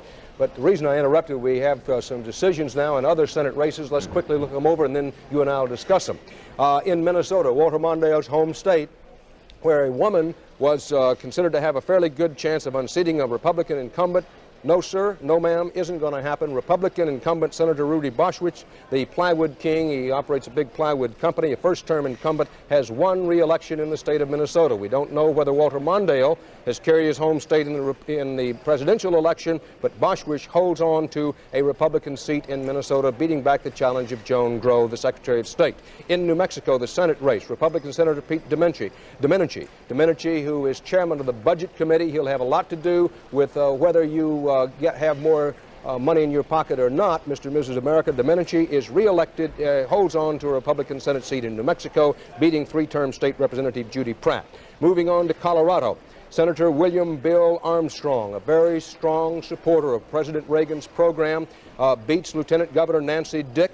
Nancy Dick, another of the women running for the Senate. There were 10 women running in Senate places. Nancy Dick never, frankly, was given much of a chance in this Senate race. She loses to Bill Armstrong. The Republicans hold on to the Senate seat in Colorado. In South Dakota, Senator Larry Pressler, the Republican incumbent, has beaten back the challenge of former George McGovern aide George Cunningham. Larry Pressler, the Republican, wins in South Dakota. In Louisiana, this Senator Bennett Johnston is re-elected to a third term. He actually was re-elected back on September 29th in that he got more than 50% of the vote in the Louisiana primary. Now, Bob, we still don't see any signs of strong Reagan coattails in these Senate races as yet, given the fact that Lieutenant Governor John Kerry won in Massachusetts, held on to the seat from the retiring Paul Tsongas. The Democrats have a net gain of 1 in the Senate thus far. That's right. So far in the Senate, Dan, it has been a night for the incumbents. Now, we have those very close races that you've talked about in North Carolina and so on. But so far, not an incumbent has been defeated.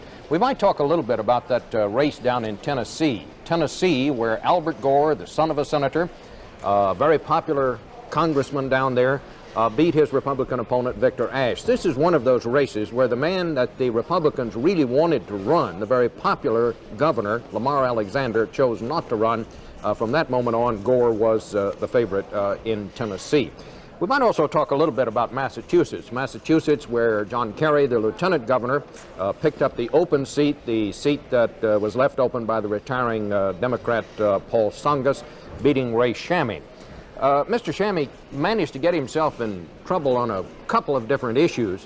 One of them involved the Liberty Lobby. There was a charge that the Liberty Lobby, which some people call an anti-Semitic group, had distributed literature in his plant.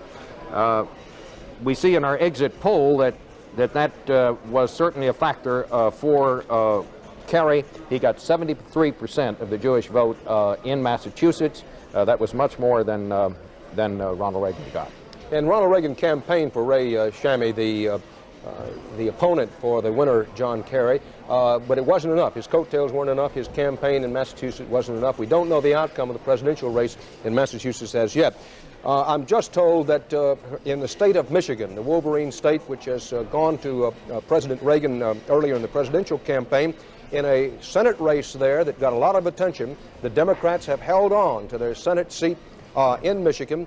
Our CBS News reports that Senator Carl Levin has been re-elected. He's the former Detroit City Council member who was opposed. The Republican nominee was the former Space Shuttle astronaut and Skylab astronaut, Jack Lausman. Bob, Lausma was well-financed, but didn't run a strong campaign, at least not in the early going. He also made a classic gaffe. At one point in the campaign, Levin revealed that Lausma had been in Japan addressing a Toyota convention and revealed that he was a Toyota owner. He later took that back and said that no, in fact, he wasn't a Toyota owner, that the car belonged to his son, and that his son had called from Texas to say how distraught he was and upset about hearing this come to light. Well, there'd also been a charge up there that Lausma was a carpetbagger who had really lived for the last 20 years in Texas. So it was that kind of a campaign. Levin was thought to be ahead, but the Democrats knew this was a tight one. Well, because of the size of the Reagan win, apparently, the Lausma gave a scare today into the Levin campaign, but the important thing for the moment is the Democrats hold on to their Senate seat in Michigan. Thus far, the Democrats have a net gain of 1 in the United States Senate, Gore winning that race in Tennessee. Still a lot of Senate races to be determined. And speaking of races to be determined, WCBS TV here in New York, our CBS owned and operated station and newsroom, is reporting that polls in New York, because of long lines of waiting voters, may be kept open beyond the scheduled closing hour of 9 o'clock. Now, it's past 9 o'clock in New York, but we mention this because if you hear reports that they're still voting in New York, it's because that so many people were in line at poll closing time that there had been some discussion of keeping the polls open past that 9 p.m. deadline. As we mentioned earlier in our interview with Jim Baker, the president's aide in California, religion played a very important role in this campaign, and Diane Sawyer has been looking at how it has played out in tonight's results. Diane? That's right, Dan. A preacher from the religious right put it this way. He said that the mission in this campaign was to get people out of the pews and into the polls. And the religious right did register, and they did vote, and indeed they voted for Ronald Reagan as before, but this time in overwhelming numbers. On another religious note, Ronald Reagan is also carrying Catholics tonight by almost as big a margin as he's carrying the nation as a whole. But a footnote to that, as you know, Ronald Reagan sided with Catholic bishops on the question of abortion. But according to our poll, only 1 in 10 Catholic voters thinks that abortion is a key issue this time around in this campaign. All in all, it has been a campaign year in which religion played a very big and very vocal role, with Ronald Reagan making a direct pitch both to the religious right and to the Catholics, and Walter Mondale trying to fight back.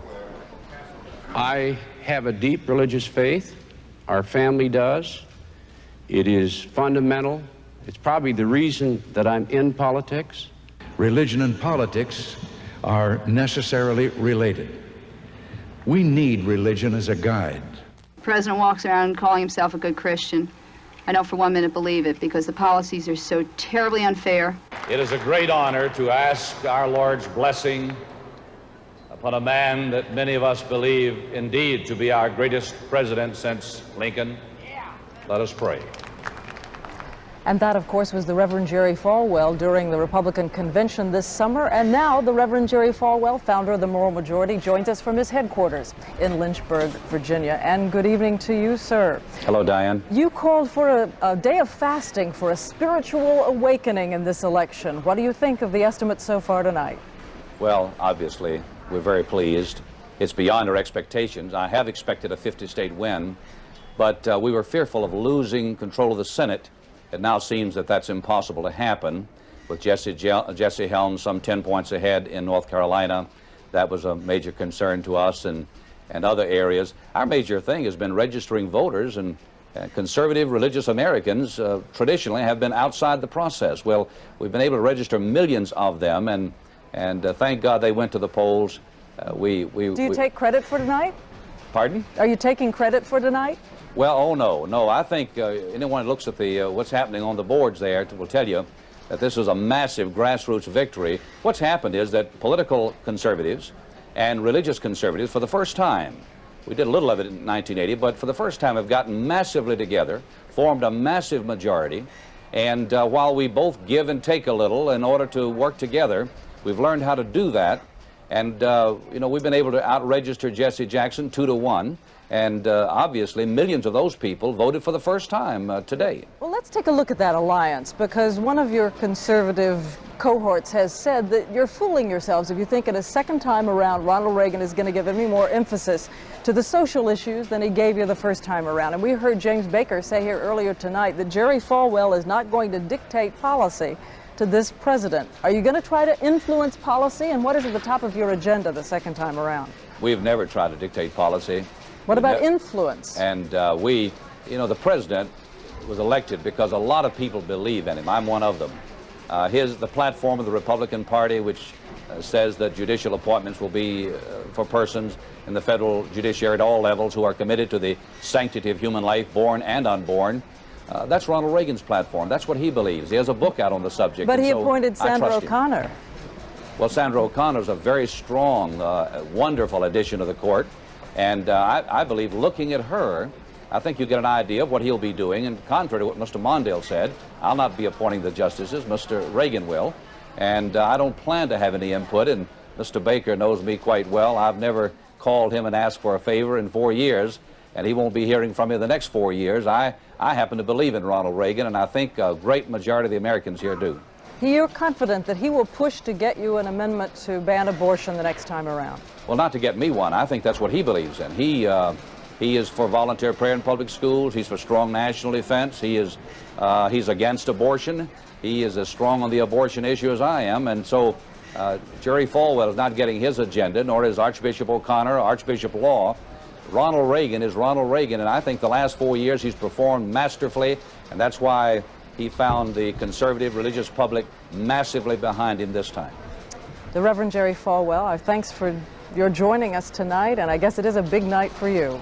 Thank you very much. We praise the Lord and thank the Lord for it. Thank you. Back to you, Dan. Thank you very much, Diane Sawyer. And this is the way things stand at this moment, just past 9:15 Eastern Time, with the polls open still in a lot of places in the country. And we're urging everybody who's still eligible to vote, where the polls are open, to please go out and vote. The national vote thus far, these are ballots in and counted, 15% of the precincts reporting nationwide. Ronald Reagan leads Walter Mondale 61% to 39%. Now, in the way that translates into the electoral vote, 270 electoral votes needed to win. Our CBS News estimate is that Ronald Reagan already has 349 electoral votes. Walter Mondale thus far has only 3. He's carried just the District of Columbia, and the question continues to be, can Ronald Reagan get a 50-state sweep? What will his final electoral vote total be? Richard Nixon got 520 electoral votes in winning the 1972 election. FDR got 523 electoral votes. Those are the two benchmarks for this half century.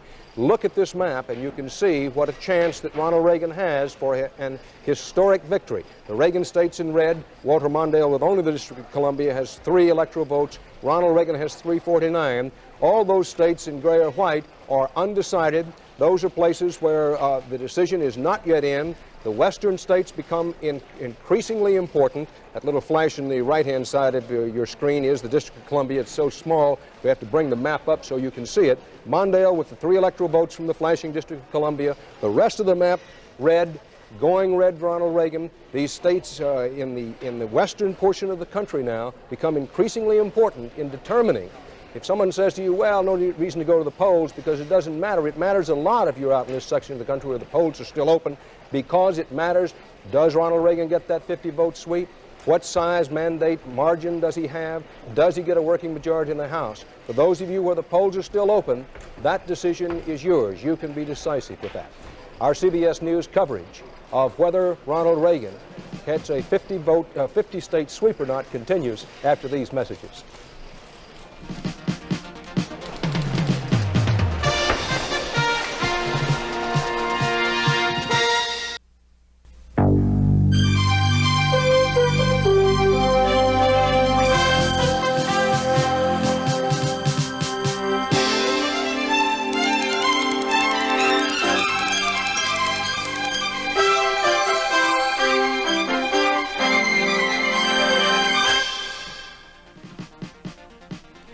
CBS News coverage of Campaign 84 Election Night continues. From CBS News Election Headquarters in New York, here again is Dan Rather. And good evening again. If today were a fish, Walter Mondale would throw it back in because the polls have closed in 41 states total. And in all 32 of them decided by this hour, all have gone to Ronald Reagan. Ronald Reagan, red on the map, Walter Mondale in blue. 352 electoral votes Ronald Reagan has, at least at this hour, CBS News estimates Ronald Reagan has 352. Walter Mondale has picked up only the District of Columbia. You see it blinking there at one point up in the right-hand part of your screen. Reagan 352, Mondale 3, with 270 electoral votes needed to win. Now, the questions, however, the questions that may very well be decided by the votes out here in the western portion of the country in states, the Dakotas, Idaho, Utah, California, Hawaii, Alaska, Washington, Oregon. What may be decided out there is how big a mandate Ronald Reagan gets and whether indeed he gets a 50-state sweep. 26 votes in the House of Representatives, that's the magic number. Ronald Reagan would love to change the makeup of the House by 26 more Republican members or not. If he gets that, he figures he'd have a working majority in the House. That may be decided by the votes that are still out in the western states. Very important votes. Every vote out there counts and matters a lot in the presidential race, in addition to all the others, because it may very well decide what kind of mandate and the size of the mandate that Ronald Reagan gets. Now, 3 more states have just dropped in to the Reagan column. Let's look them over. In Vermont, the Green Mountain State, which traditionally goes Republican, it has gone Republican. Ronald Reagan wins Vermont. Wisconsin, the Badger State, with 11 electoral votes and some of the best dairy cattle anywhere on the planet. Ronald Reagan wins it. None of the dairy cattle voted for him, but apparently a lot of other people did. A Reagan sweep in Wisconsin.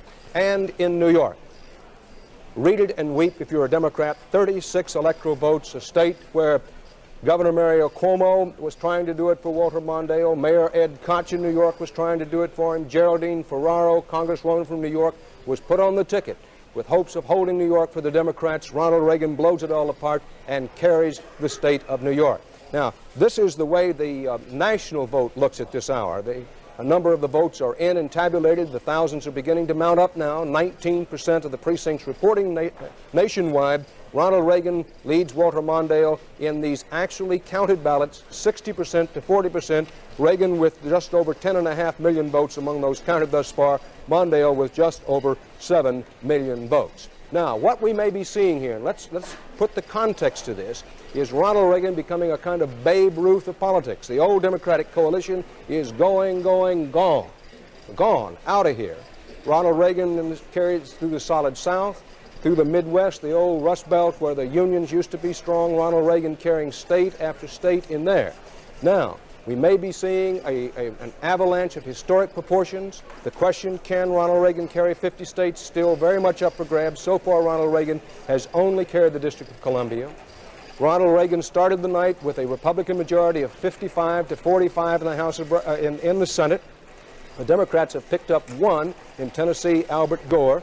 And now the question becomes, does the Senate stay Republican? Looks like it probably will. And does Ronald Reagan get a working majority in the House?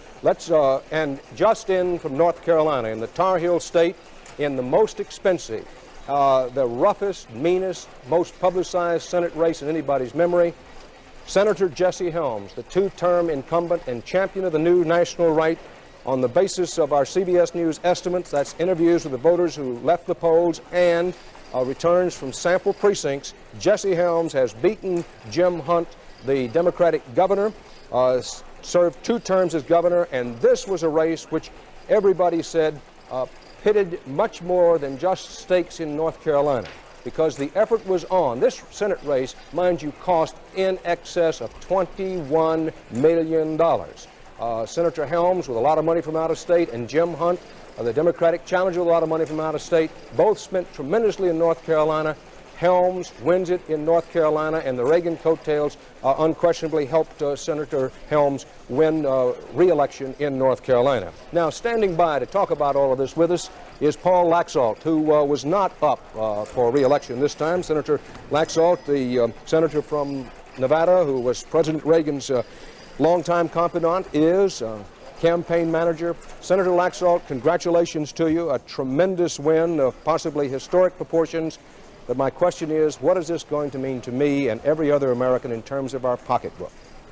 Well, I hope that it means that your pocketbook condition, Dan, as long as with millions of other Americans, is going to continue to improve. I talked to the president shortly after I left the plane on Sunday and asked him where we're going the next 4 years. I had a suspicion where we're going. He's going to continue to launch a huge assault on our economic policy, and hope that the lot of all Americans will continue to approve. Senator Laxalt, earlier Jim Baker talked about some kind of tax simplification. Now, is that a euphemism for tax increase? No, as far as the president is concerned, he indicated no uncertain terms on the campaign trail these last several days, which is a reaffirmation of what he's been saying all along, no tax increases.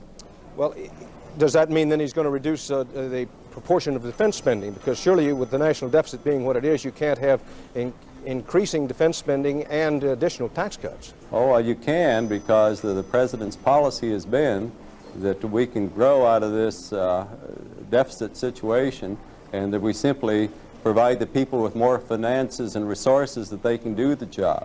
I think that's going to be what we're going to see here, because this president feels strongly that the policies he's pursued has worked, and I don't think anyone can seriously question that. How about the social agenda, Senator Laxalt? The prayer in schools, a constitutional amendment for prayers in schools, an amendment banning abortions. Is the president determined to push that social agenda in his second term? I think he's going to continue to be determined to push that social agenda and attempt this time to be more successful than he was in the first 4 years to get it through the Congress. Have you talked to him about that? Will he interpret this as a mandate to push for that agenda? I think so. When you consider the various states that felt strongly about the social agenda, and they are principally in the South, of course, I just think it's a clear message to Ronald Reagan and the people of the country that the social agenda is important, extremely important to millions of Americans. Senator Laxalt, we've been saying all evening that the president needs to get a net change of at least 26 additional Republican seats in the House of Representatives to get a working majority there. Would you agree with that assessment? Well, I think 26 would certainly help, because that recaptures the loss that we had last time out. A lot will depend, Dan, on the nature of the Democrats who are elected. And we have a number of Democrats, principally in the South, with conservative leanings. And if we elect more of those in the South, it would require less. But 26 would help us greatly, no doubt. And from what you have seen, is there any chance at all that the Democrats could seize control of the Senate? They have a net pickup of 1 thus far, Gore in Tennessee. No, there's no likelihood that I can see at all. Apparently, the Republican incumbents are holding, with the exception of the Baker seat that you mentioned in Tennessee. As a matter of fact, there's a chance of a pickup of 1 or 2, so I think the Republican situation in the Senate seems secure. Thank you very much, Senator Paul Laxalt of Nevada, where Senator Laxalt is talking about the possibility of a Republican Senate pickup. Nebraska would be one of the places that he would be talking about. Our CBS News coverage of the campaign 1984 election results continues after this.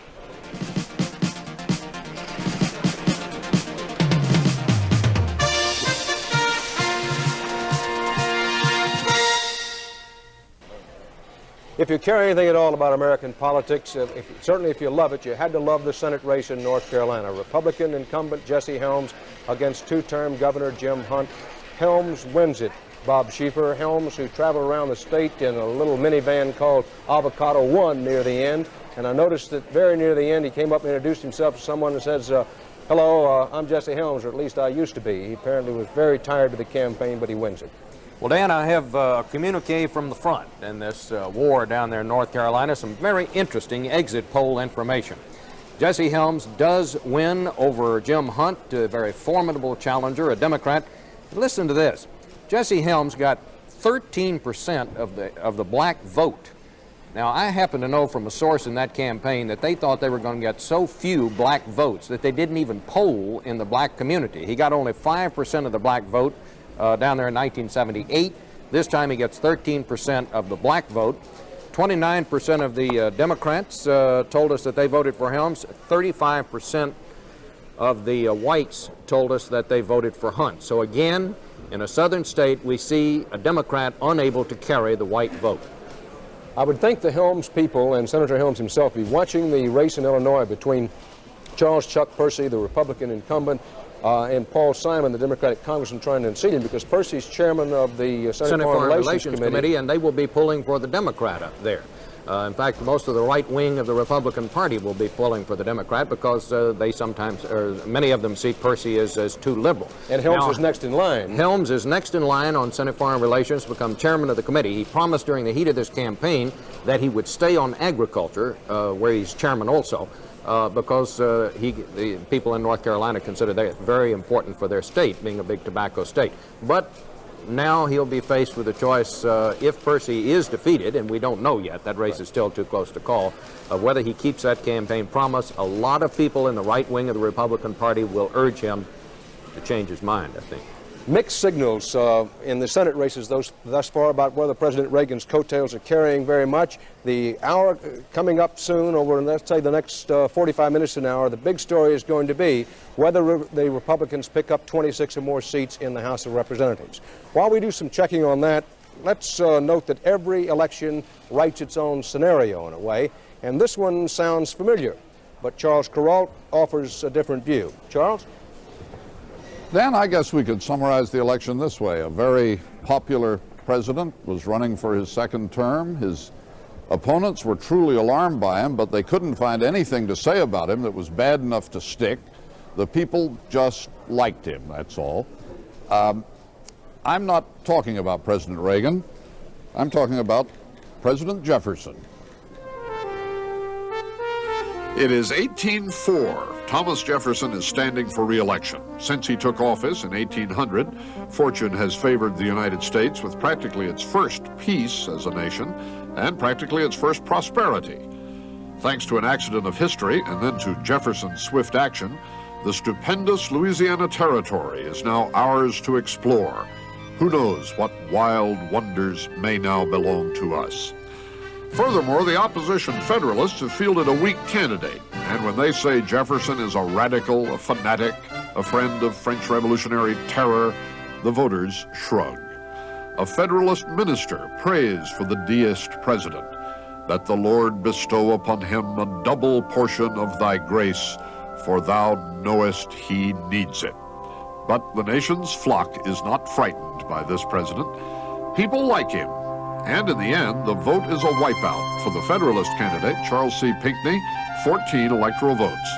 For Thomas Jefferson, Democratic Republican, 162. It's probably a good idea to keep things in historical perspective, Dan. Nobody in 1984 thinks the Democrats are dead, that they're just going to roll over and die and never be heard from again. But back there in 1804, it really did look as if the Federalists had it. And the idea pleased Jefferson, of course. He never liked the idea of parties in the first place, hated the squabbling and the struggle for power. So he was delighted by his landslide. He thought it was a sign of national unity. Well, while he was fond of the First Amendment, Charles, he wasn't all that fond of reporters. You may recall that he said, and this is a direct quote, "I don't take a single newspaper, nor do I read one for a month, and I feel myself infinitely happier for it." West Virginia Senate race. Governor J. Rockefeller, John D. Rockefeller IV, second-term governor, trying to move up to the Senate, wins it over John Racy. Rockefeller beats Racy in the West Virginia Senate race. So while President Ronald Reagan carried West Virginia tonight, J. Rockefeller got a scare because President Reagan came in and campaigned for John Racy, and some thought that maybe Racy could pull it off, but Rockefeller wins. Now that's a hold on for the Democrats in West Virginia. Jennings Randolph retiring in that state. J. Rockefeller, and there's a man who'd like to think that one day he could be a presidential or at least a vice presidential nominee. Rockefeller wins in West Virginia. Now, let's take a look at the tabulated votes in two big states. In Pennsylvania, the Keystone State, 25 electoral votes in Pennsylvania. Ronald Reagan's carried the state with 41% of the precincts in and reported. The actual vote count shows Reagan carrying Pennsylvania about 53 to 47%. In Florida, the Sunshine State, 21 big electoral votes down there. It went early for Reagan, 35% of the precincts in and reporting now, and in actual votes tabulated, Reagan leads Mondale 65 to 35% in Florida. In Texas, the Lone Star State, Ronald Reagan gets those 29 electoral votes. In the vote actually tabulated, 22% of the precincts in. Those are the totals. Reagan running about 65% in Texas. Our CBS News coverage of Ronald Reagan's bid to become a historic president in carrying all 50 states continues after these messages.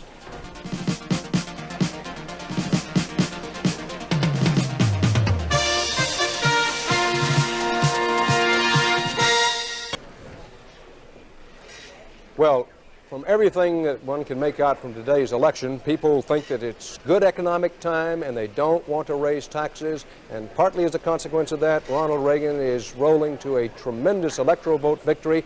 And there's a lot of talk about an overwhelming mandate. Now, one definition of a mandate is for the president to pick up 26 or more seats in the House of Representatives, turning that into a working majority of if he can pick up 26 seats for the Republicans. We should have an analysis of that and some returns on that's coming on fairly quickly. But Bill Moyers, what is a mandate? I don't know that I've ever met one. A mandate is pretty much what a president says it is, Dan. It's in the eyes of the beholder, or at least in the eyes of the possessor. But in fact, a mandate is what the incumbent makes it. And he has to be very careful about what, in fact, he does make it. In 1980, most analysts said that the returns were a rejection of Jimmy Carter's administration. Ronald Reagan, however, said that it was an endorsement of his conservative goals, and it became what he, in fact, said it was. Now, what he does with this one will depend upon, and how much of a mandate it is will depend on his skill, his support in Congress, his luck, his hold on the public. But sometimes a mandate, a landslide, is an invitation to disaster. It gives the White House what the Republican strategist Kevin Phillips calls policy hubris, too much pride. Policy hubris? Hubris, pride, too much pride. You know, 4 men have been elected in this century with the margin that Ronald Reagan seems to be winning tonight. Warren Harding in 1920, and he was soon engulfed in the Teapot Dome scandal. Lyndon Johnson in 1964, and he was soon plunging into a war in Vietnam that caused him to have to retire in 1968. Richard Nixon in 1972 won with over 60%, and 2 years later he had to resign in order to prevent being impeached. And then FDR in 1936 won a big landslide, tried to pack the Supreme Court, and in the midterm elections in 1938 lost a lot of Democratic Senate seats and congressional seats. So you have to be very careful how you interpret that mandate. It can be an invitation to a real debacle. Thank you, Bill. Let's take a look at the national vote as it stands at this hour. The national vote, with 25% of the precincts reporting, Reagan leads Mondale 59% to 41%. Now, how that stands is translated into electoral votes. 270 electoral votes needed to win. Ronald Reagan is completely off the map. He already is assured of at least 399 electoral votes. Mondale has carried thus far only the District of Columbia and has 3 electoral votes there. Now, look at the map. We're moving now to the hour of the far west, the little blinking signal, the District of Columbia. That's the only place Mondale has carried. Everything in red belongs to Ronald Reagan. In the next hour mark, we're going to begin to get our first returns from the far west. Ronald Reagan is alive with a chance for a 50-vote sweep. This is Dan Rather, CBS News Election Headquarters, New York.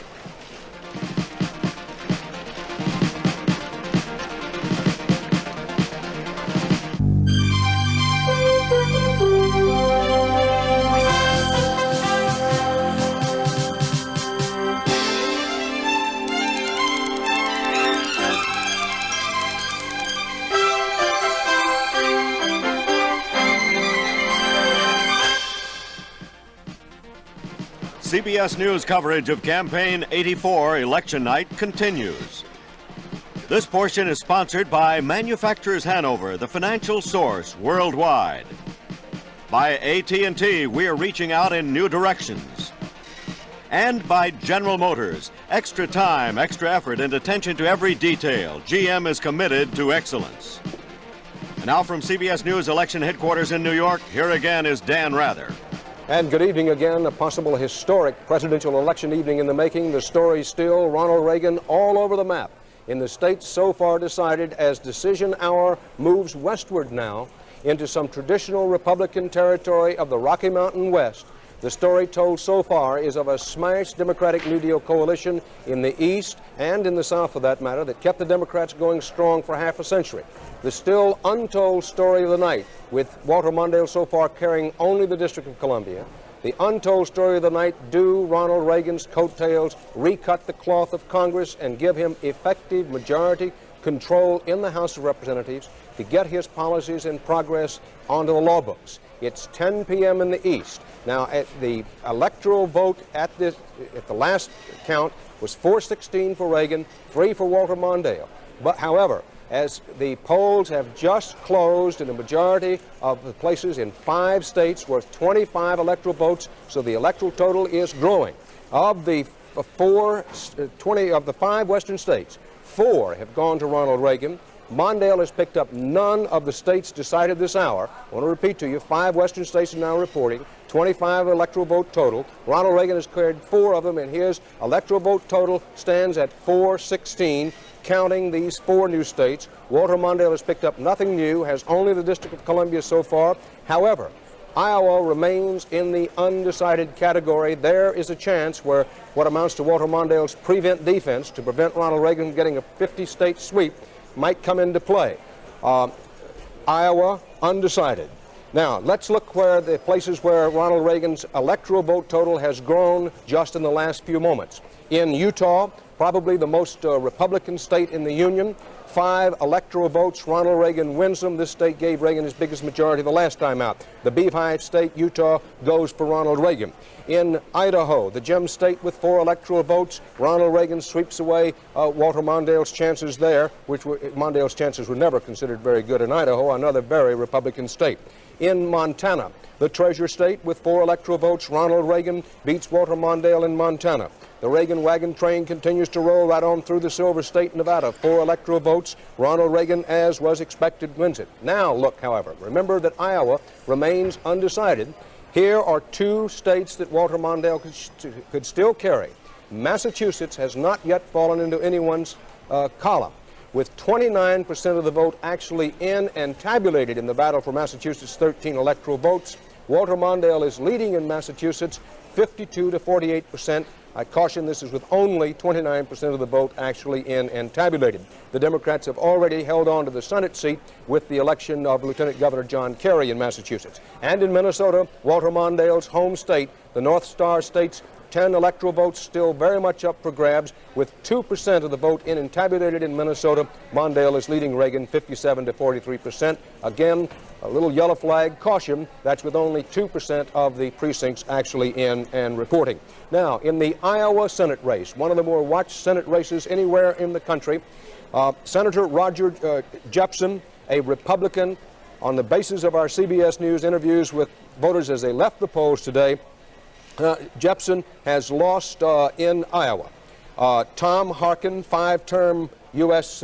Congressman, a Democrat, has beaten Senator Roger Jepsen in Iowa. We want to be talking about this because Harkin's campaign was based on casting Jepsen, the Republican, as a big spender, called him red ink Roger Jepsen, and Tom Harkin picks up a Senate seat for the Democrats in Iowa.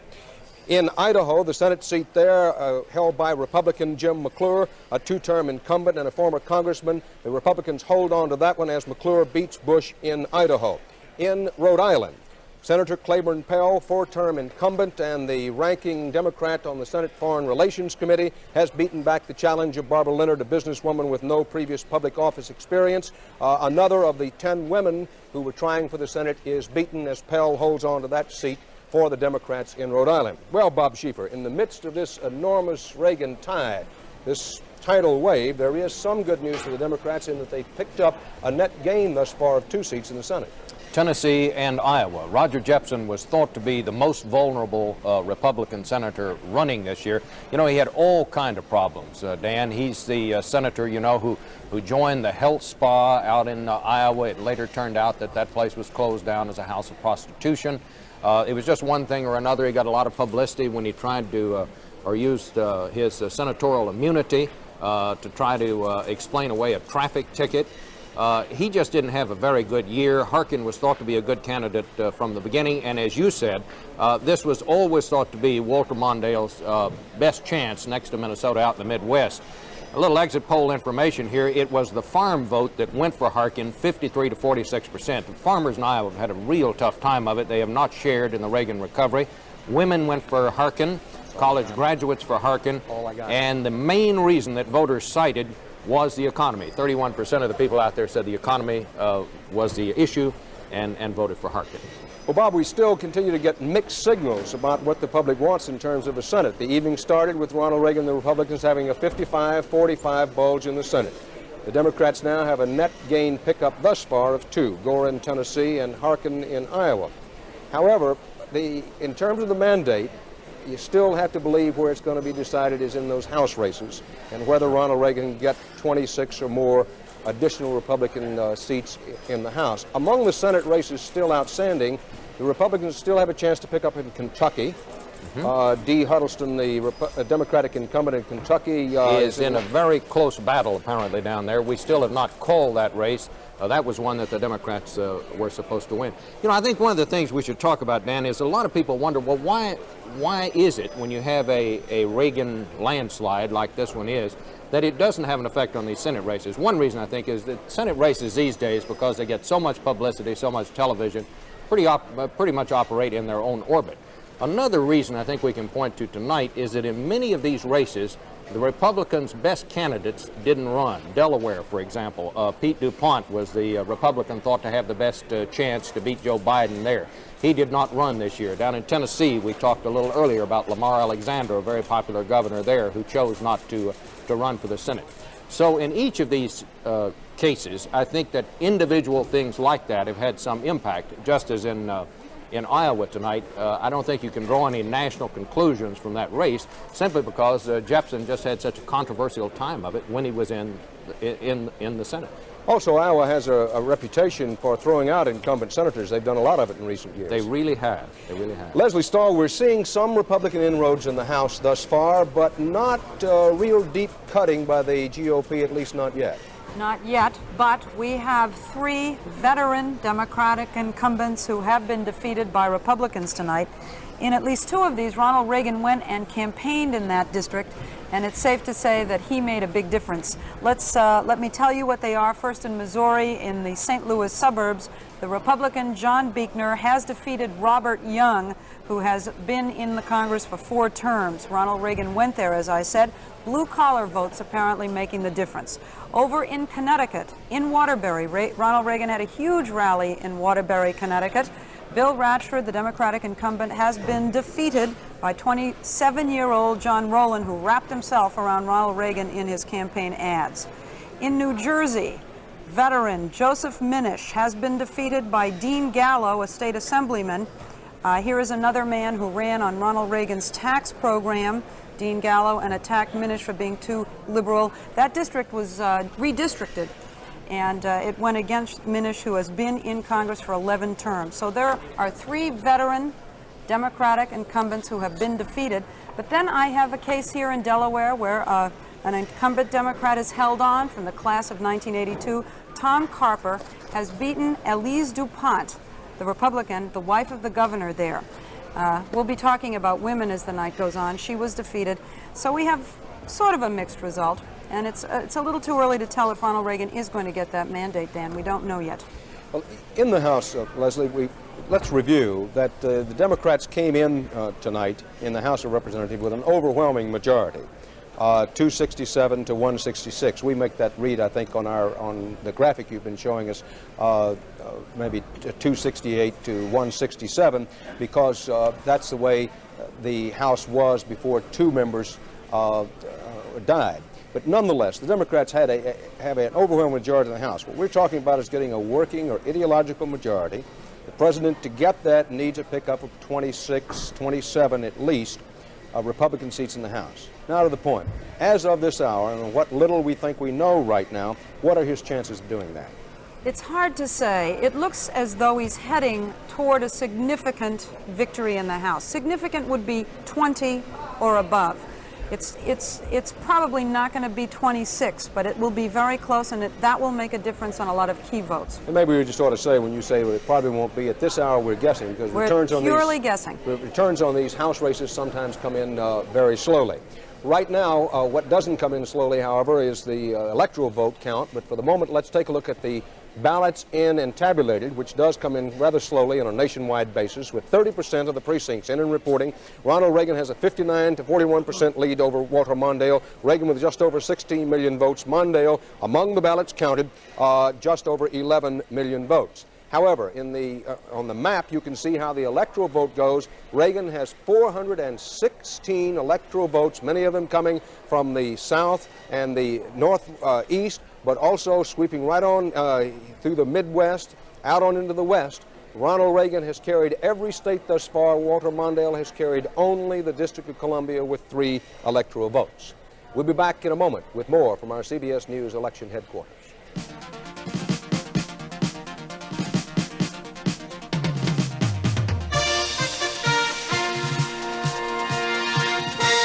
The Electoral College is where the election is decided, but of course the tabulated vote also tells us a great deal about how America thinks on Election Day. Let's take a look at some of the tabulated votes, particularly where it's close in states that Walter Mondale could carry. Part of the drama of this night is whether Ronald Reagan gets a 50-vote sweep. Let's take a look at the state of Massachusetts, for example. Most of the northeastern states have already been decided for Ronald Reagan, but in Massachusetts, this is with 31% of the precincts actually in and the votes counted. Walter Mondale leads Ronald Reagan in Massachusetts 52 to 48%. The Democrats have already won the Senate race in Massachusetts. In Maryland, a state that Jimmy Carter carried the last time, 10 electoral votes. This is a state that has a high percentage of blue-collar ethnic voters, high percentage of Catholic voters, high percentage of blacks. The Democrats believe they can do it there. 75% of the precincts reporting in Maryland. Ronald Reagan leads Walter Mondale 54 to 46%, and increasingly it looks like Reagan may just carry Maryland as well as all the other states he's carried. In Minnesota, which may be the last line of Walter Mondale's prevent defense to prevent 50 states sweeping to Ronald Reagan, with 4% of the vote in and tabulated in Minnesota, it comes in very slowly out there, Mondale leads Reagan 57 to 43%. Now let's take a look at the tabulated vote in some states with historic margins. In Alabama, the jackhammer state, with 64% of the vote in and precincts reporting. With the vote in, Ronald Reagan has won Alabama, and his margin is running on the order of 61%. If it finishes at that, that would be a record margin for a Republican in Alabama. In Georgia, the Peach State long ago was put in Ronald Reagan's column, but again, with 47% of the precincts in, Ronald Reagan's margin in Georgia is running on the order of a historic margin. If it holds at 59%, he'd make history in Georgia, getting a higher percentage than any Republican candidate ever there. In Mississippi, Magnolia State, 7 electoral votes went to Ronald Reagan a long time ago. On our count, with 66% of the precincts in Mississippi, Reagan is running at a historic percentage in Mississippi as well. Diane Sawyer has been following very closely the black voter turnout and how blacks are voting, and how black voters have not been going to Ronald Reagan. Diane? That's right, Dan. If we were in the business of giving out awards tonight, we would almost certainly have to give an award to the nation's black voters, one for sheer unswerving loyalty to the Democratic Party. We have talked here tonight among ourselves about some of the cracks in the old Democratic coalition, but the black vote is holding fast. Take a look at our figures. Our polls show that 88% of the black vote is going to Walter Mondale, and that's even better than the vote was for Jimmy Carter. Ronald Reagan is getting only 8% of that vote. And this means that black voters are heeding the call of Jesse Jackson and Walter Mondale just a few months ago. Our time has come. Give me your tithe, give me your poor, your huddle masses who yearn to breathe free, and come November, there will be a change because our time has come. Thank you and God bless you. D-O-T-E, vote, vote. D-O-T-E, vote, vote. We find black Americans, thanks in part to the leadership of Reverend Jackson, more engaged, more involved, more powerful, and more able to be a part of the strength and future of our nation. Now, just how much a part of the strength and future of the nation we'll learn more about tonight when we get the figures on the black turnout. As you know, black organizations tried to launch a major registration drive among black voters, probably topped by registration drives by organizations that tend to recruit from white voters. So we'll have those figures later on and be able to tell you more. But one thing's for sure, the Democratic Party is now a stronghold of black voters, and the black voters are going to be in a position to exert a lot of influence in the 4 years to come. Dan? Thank you, Diane. You know, you'll be hearing from election pollsters right on through the night. We all will, but we doubt if the results will match those of our friend Andy Rooney's and his poll. Andy? Well, Dan, I voted myself this morning in a small town in Connecticut.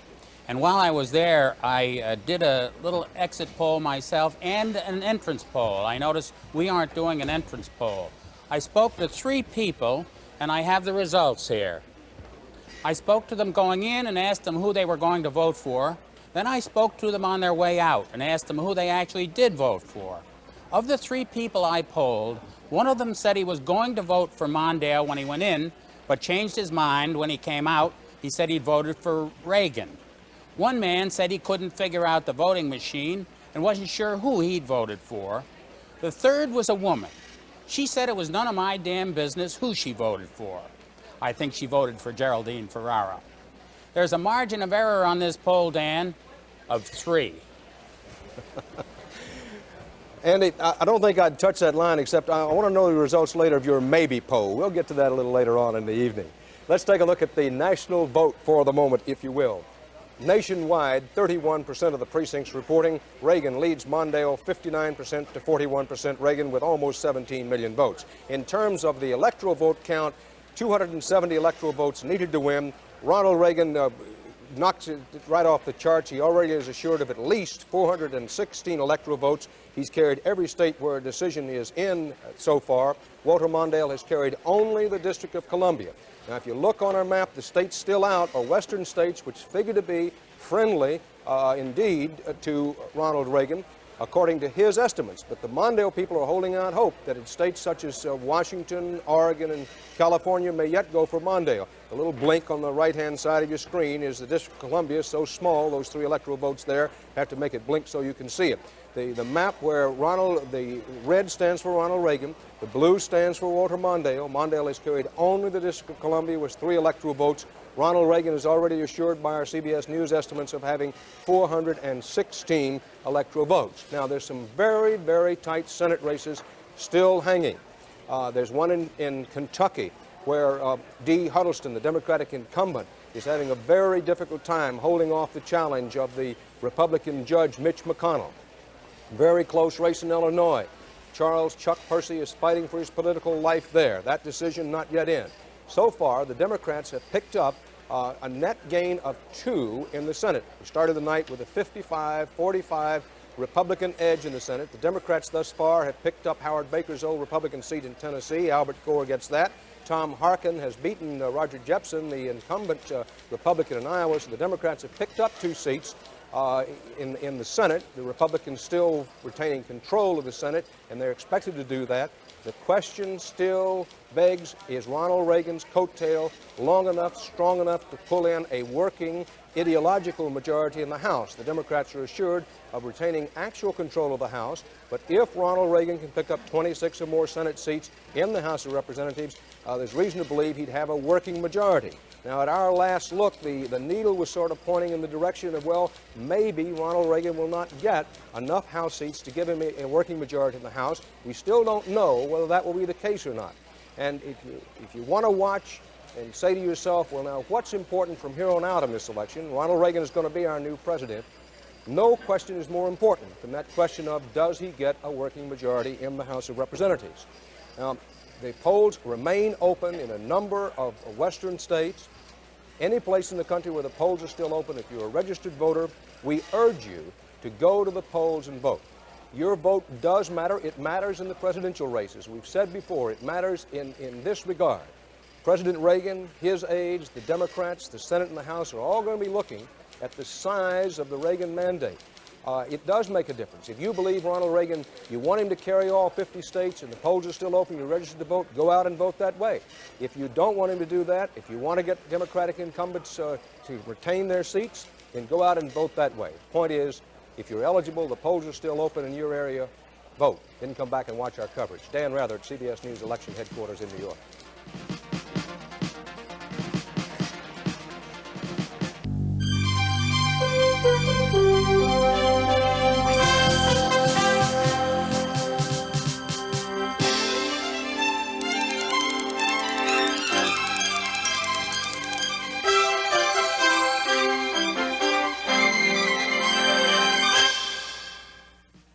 CBS News coverage of Campaign 84 election night continues.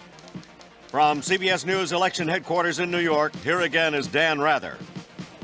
10:30 p.m. in the East, and this is the way the national map looks at 427 electoral votes for Ronald Reagan, Walter Mondale with 3, winning so far only the District of Columbia.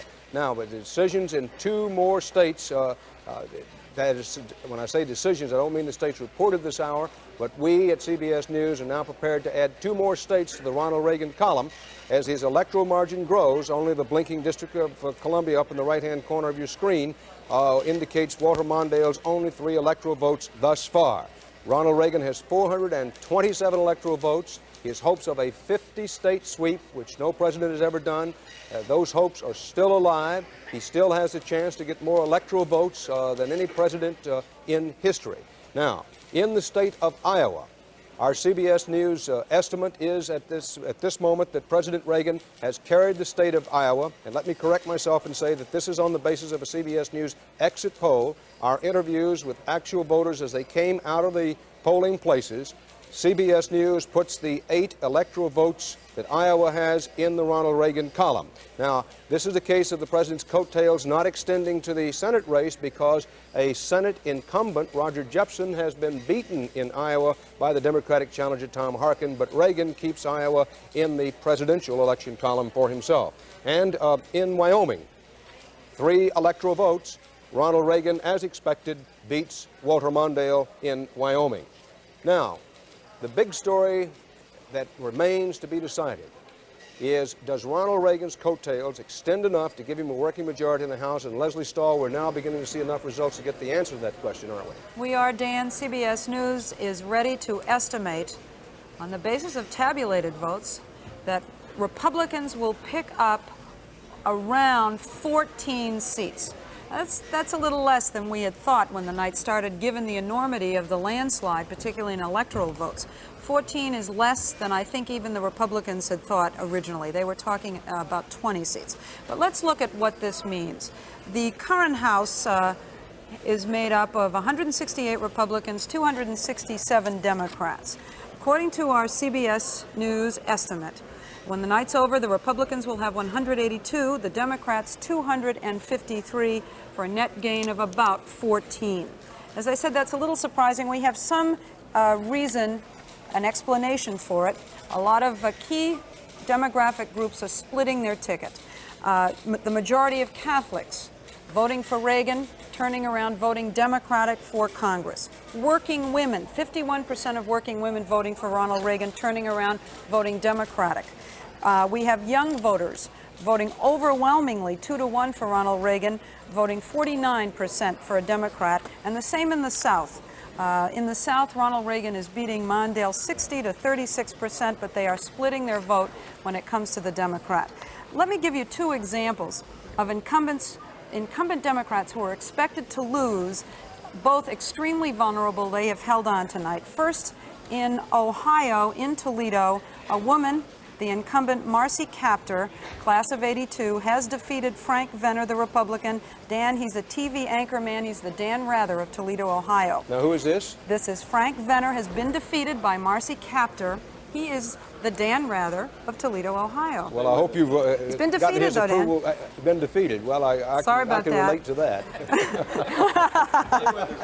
I'd like to say, Leslie, that he's the Dan Rather of Ohio. Toledo, Ohio. He may have been beaten, but not defeated. I'll go with that. I endorse that. Can I tell you about another? Let's move quickly along. Please, let's move quickly along. In Indiana, in Muncie, the incumbent Phil Sharp has won re-election against a conservative Republican, Ken McKenzie, who latched on to Ronald Reagan's coattails and did not win. So, Dan, you see that the Democrats who ran ads urging voters who were going to vote for Ronald Reagan to vote for Democrats as an insurance policy against too much of a conservative tide in the Congress seem to have been successful with that approach. 14, as I say, is not that significant a victory. Well, we need to say that this is our CBS News estimate. As we've tried to say many, many times before, that figuring out how the House is going to go is a very difficult and dangerous line of work. That's our estimate at the moment. Now, in fairness, President Reagan's people, the people who ran his campaign, the people who did his polling, had been saying for a long, long while that they thought they'd pick up somewhere between 12 and 16 or 17 seats. However, in the last week or 10 days, they began to say, well, we just think we might get 26 or 30, didn't they? Well, a lot of the Republicans in Congress were saying 20. I always thought the White House was being a little conservative, so when we got to 20, we would say it was a major victory. I would say overall the Republicans thought they would do a little better because I think they did see the president's victory. But let me say something even about 14. The president had a lot of very close votes in the last Congress. MX missile, that only passed by 1 vote. 14 can make a big difference. School prayer, there was a vote on vocal school prayer, denying federal funds to districts that didn't allow vocal school prayer in the schools. That only lost by 21 votes. That's 11, just 11 more Republicans would have helped there. No question, a pickup 14 would be helpful to the president, but it doesn't speak loudly to his mandate and a mandate for all of his policies. Correspondent Terry Drinkwater talked to Senator Gary Hart, who lost to Walter Mondale, of course, in the Democratic primaries, and Senator Hart told Drinkwater that this does not amount to a Reagan mandate. Ronald Reagan, there was some discussion earlier this evening about a mandate. Ronald Reagan chose not to seek an issues mandate. He won a popularity contest. By being vague, by being general, he did not put forward an issues or vision for this country's future or issues platform. And so, at most, his victory is a triumph of personality and not of policy or program or direction. You make it sound as if the Democratic Party were in pretty good health tonight. Now, really, what aren't there problems? I understand. Oh, sure. I think there are problems in our party. I think there are problems in the Republican Party. Everyone agrees that about 8 a.m. tomorrow morning, the Republican Party is going to fly in about 18 different directions as the struggle begins for leadership in 1988. As of 8 a.m. tomorrow morning, Ronald Reagan is, in effect, a lame duck leader of his party, and everyone agrees there's going to be a tremendous scramble, and a much, if I may say so, bitter scramble in the Republican Party for its future leadership than in the Democratic Party. Our CBS News coverage of what Ronald Reagan's re-election will mean to you continues after these messages.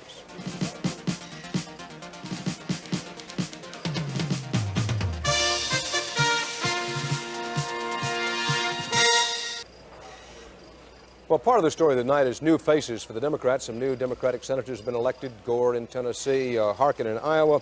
And Bruce Morton, the presence of Gary Hart just a moment ago in that interview with Terry Drinkwater reminds one that Gary Hart is up in Colorado in 1986, might decide not to run. He reminds us the Democratic Party is changing. Well, he said something about it's going off in 18 different directions tomorrow, Dan, and I think that may be about right. The old Democratic Party, the old New Deal coalition, died. It probably really died in the late 60s, and Watergate concealed that for a while. The most stunning political fact, I think, is that the last time the Democrats on a presidential level carried white voters in the United States was 20 years ago, in 1964. What happened since then, I think there have been what you might call 3 fault lines in that old coalition. One was when middle-class Americans turned against social welfare programs, spending programs. I think they were for them as long as they saw them as a way for people to get up the ladder into the middle class. But when they began to see them as permanent entitlement programs for the poor, they turned against them. That was one. The second was when the civil rights bills of the 60s pitted North against the South within the Democratic Party. And the third was when the Vietnam War pitted generations, one against the other, within the Democratic Party. All of those things have happened, concealed, as I said, briefly by Watergate. And I think it's not to say that these folks won't vote Democratic some other year if the issues change, but that old automatic, you can count on these groups coalition is gone. And the greatest support for Ronald Reagan in a day in which he got tremendous support came from white males in this country. White males, especially in the South, but all over the country. Well, that brings us to Jesse Jackson, Democrat, who was a candidate for president during the primary campaign. And Jesse Jackson is with us this evening for an interview. Good evening, Reverend Jackson. Good evening. It is not a very good evening for the Democrats. And among other things, in virtually every state, working class whites have abandoned Walter Mondale. Are you one of the reasons they've done so? Well, of course not. The fact is This trend has been going on now for 20 years. It did not start this year. And there's a great body of poverty and pain amongst white people that's not been adequately addressed. Reagan somehow appealed to the white male macho and sense of security, whereas we obviously must address it more directly.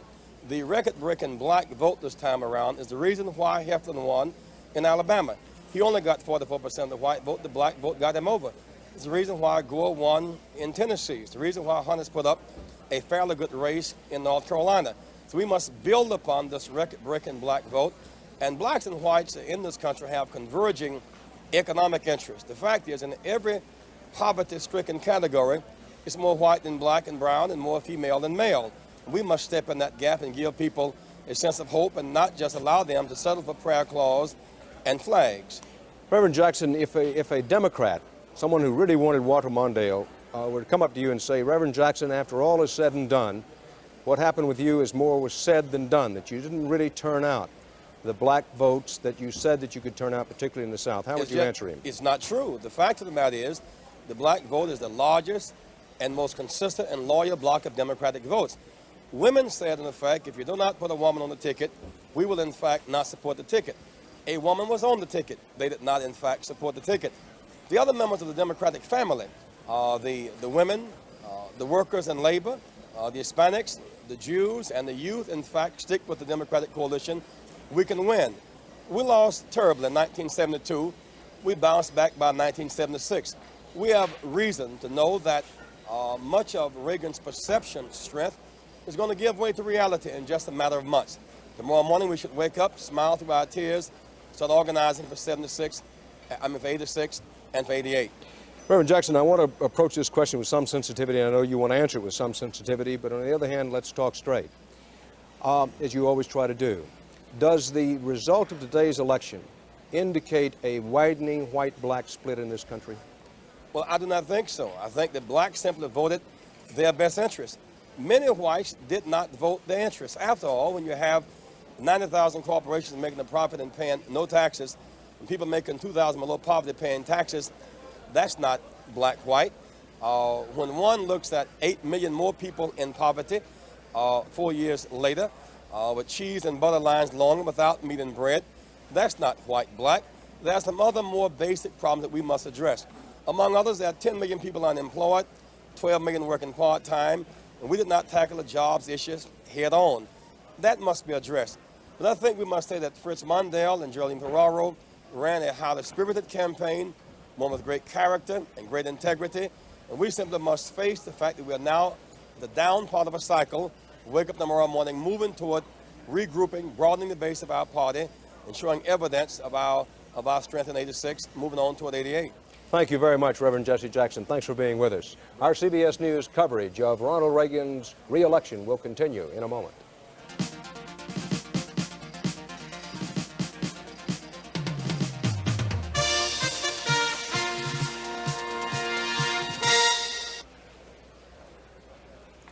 United Press International reports that Wayne D. Huddleston, the incumbent Democratic senator in Kentucky, has conceded defeat. That's United Press International. He has not conceded defeat to us, and we have yet to make a CBS News exit poll call or estimate in that race. If the Democrats were to lose that seat in Kentucky, it would be the first Senate pickup of the night for the Republicans. But more about that later on. Let's talk about the House of Representatives. Leslie Stahl, we've been talking about the president's ability or lack of ability to get a so-called working or ideological majority in the House. With tonight's pickup of 14 seats in the House, which is what we now estimate at CBS News, a pickup of 14 seats, how will the president's programs fare in the coming year? Well, Dan, I am going to turn right now and ask that very question of Jack Kemp. He's a congressman from the Buffalo area in New York. Congressman Kemp, congratulations. You have won re-election according to the tabulated vote as of now, 74%. But let me ask you this. Isn't the fact that we are estimating only a 14-seat pickup for the Republicans evidence that this election, shows that the American people like Ronald Reagan personally, but don't really like his issues that much?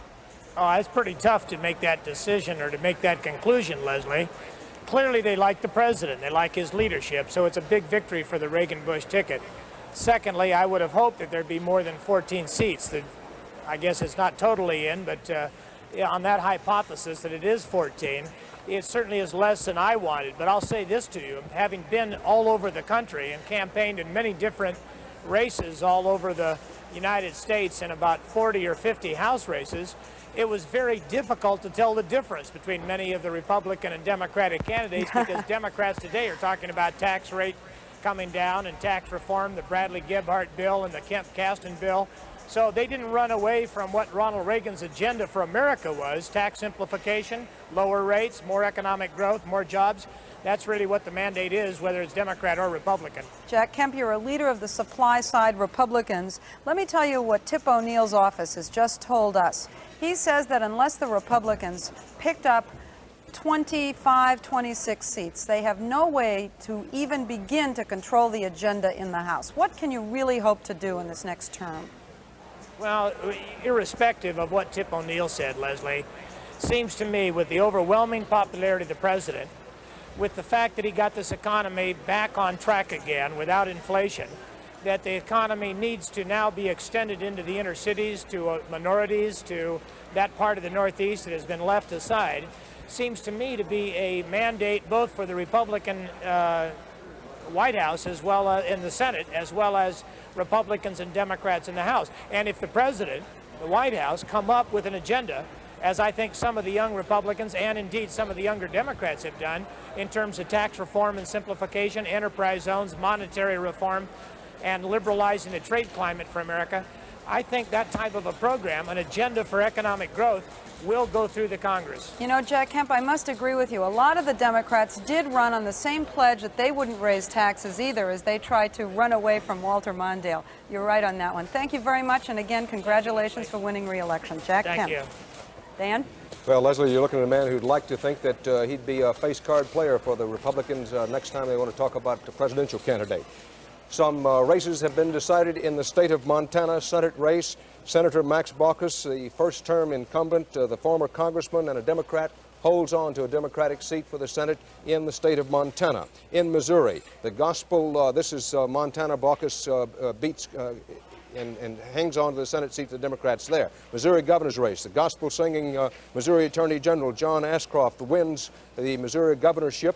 That is a Republican hold on to a state to House in Missouri. In the state of Delaware, for the seat of the retiring Governor Pierre DuPont, Lieutenant Governor Michael Castle beats William Bill Quillen in Delaware. The Republicans hold on to the governorship in Delaware. In Rhode Island, Edward DePreet, the mayor of Cranston and a Republican, has beaten Anthony Solomon, the general treasurer of the state in Rhode Island. That's for the seat of the governorship of the retiring Joe Garrity. And Governor Ted Schwinden has been reelected in Montana. In terms of the national presidential election, Ronald Reagan has, on our CBS News estimate, been reelected with well over the 270 votes that he needs for his reelection. This is Dan Rather, CBS News, election headquarters in New York. We'll be back with you soon.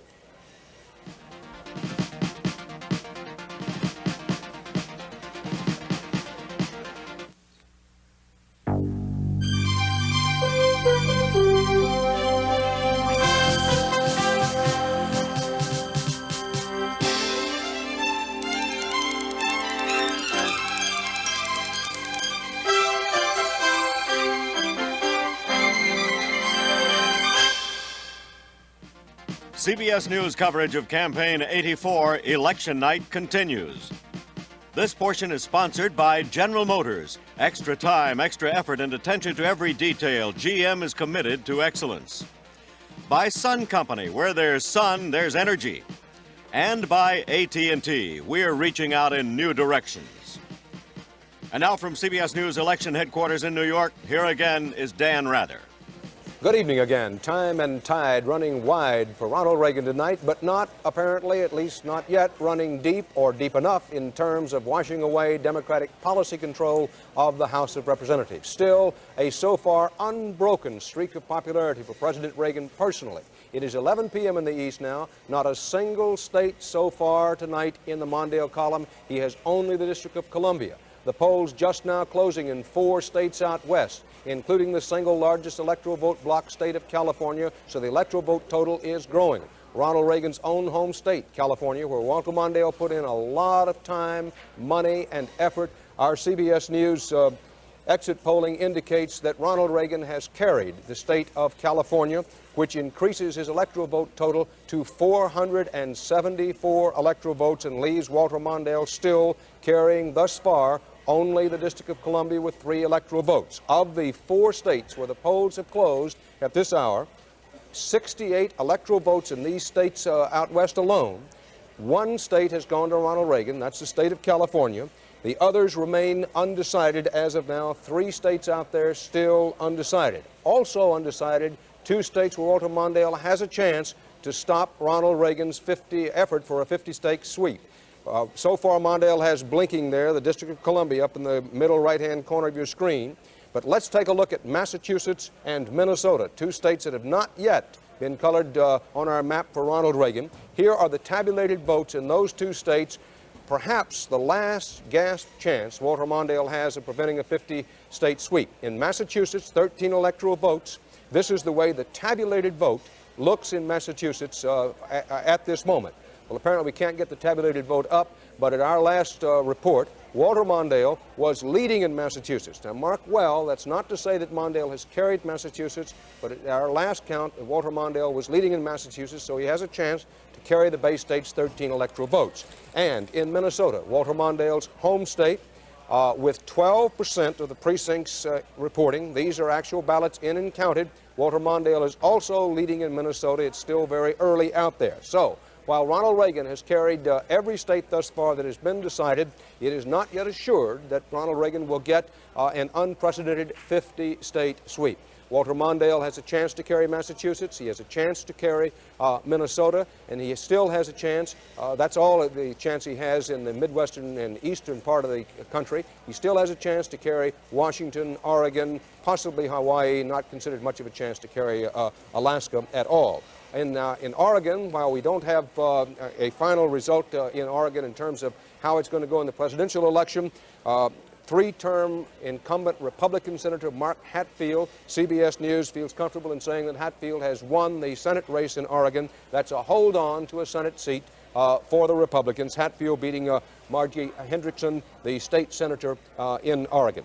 Now, the picture at this hour, in terms of the presidential race, an absolute avalanche for Ronald Reagan, and the only question seems to be whether or not he's going to get a 50-state sweep. In the Senate, mixed signals, a pickup thus far of 2 Democratic seats, Gore in Tennessee, Harkin in Iowa, unseating a Republican incumbent senator out there, but the Republicans look to be retaining control of the Senate. In the House of Representatives, our latest CBS News estimate is that Ronald Reagan and the Republicans will pick up about 14 seats in the House. That would not, in most people's estimate, give the president a working majority in the House of Representatives. Now, in the state of Nebraska, a state that long ago was put in the Reagan column for the presidential vote, the Democrats hold on to a Senate seat in Nebraska on the basis of our CBS News exit polling, that is, interviewing people actually left the polling places.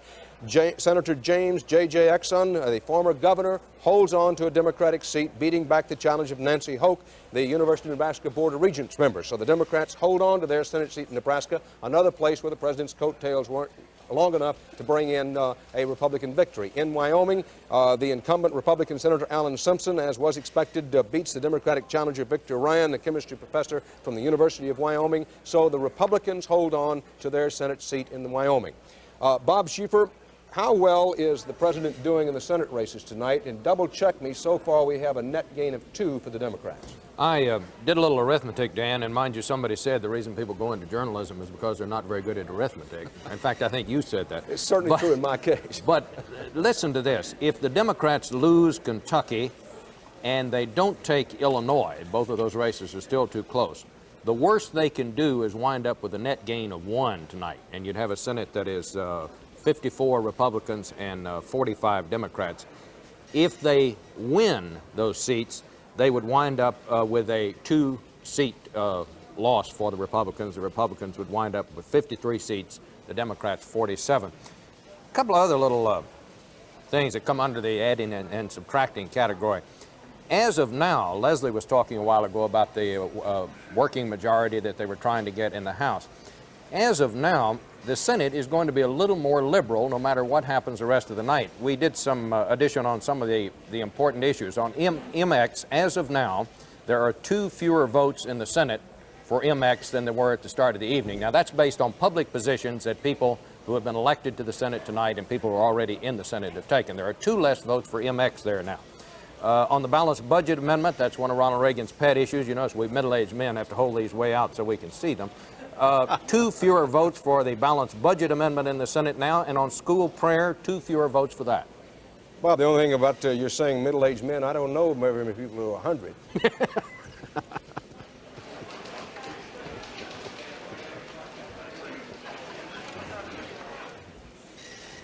Back at our CBS News election headquarters in New York.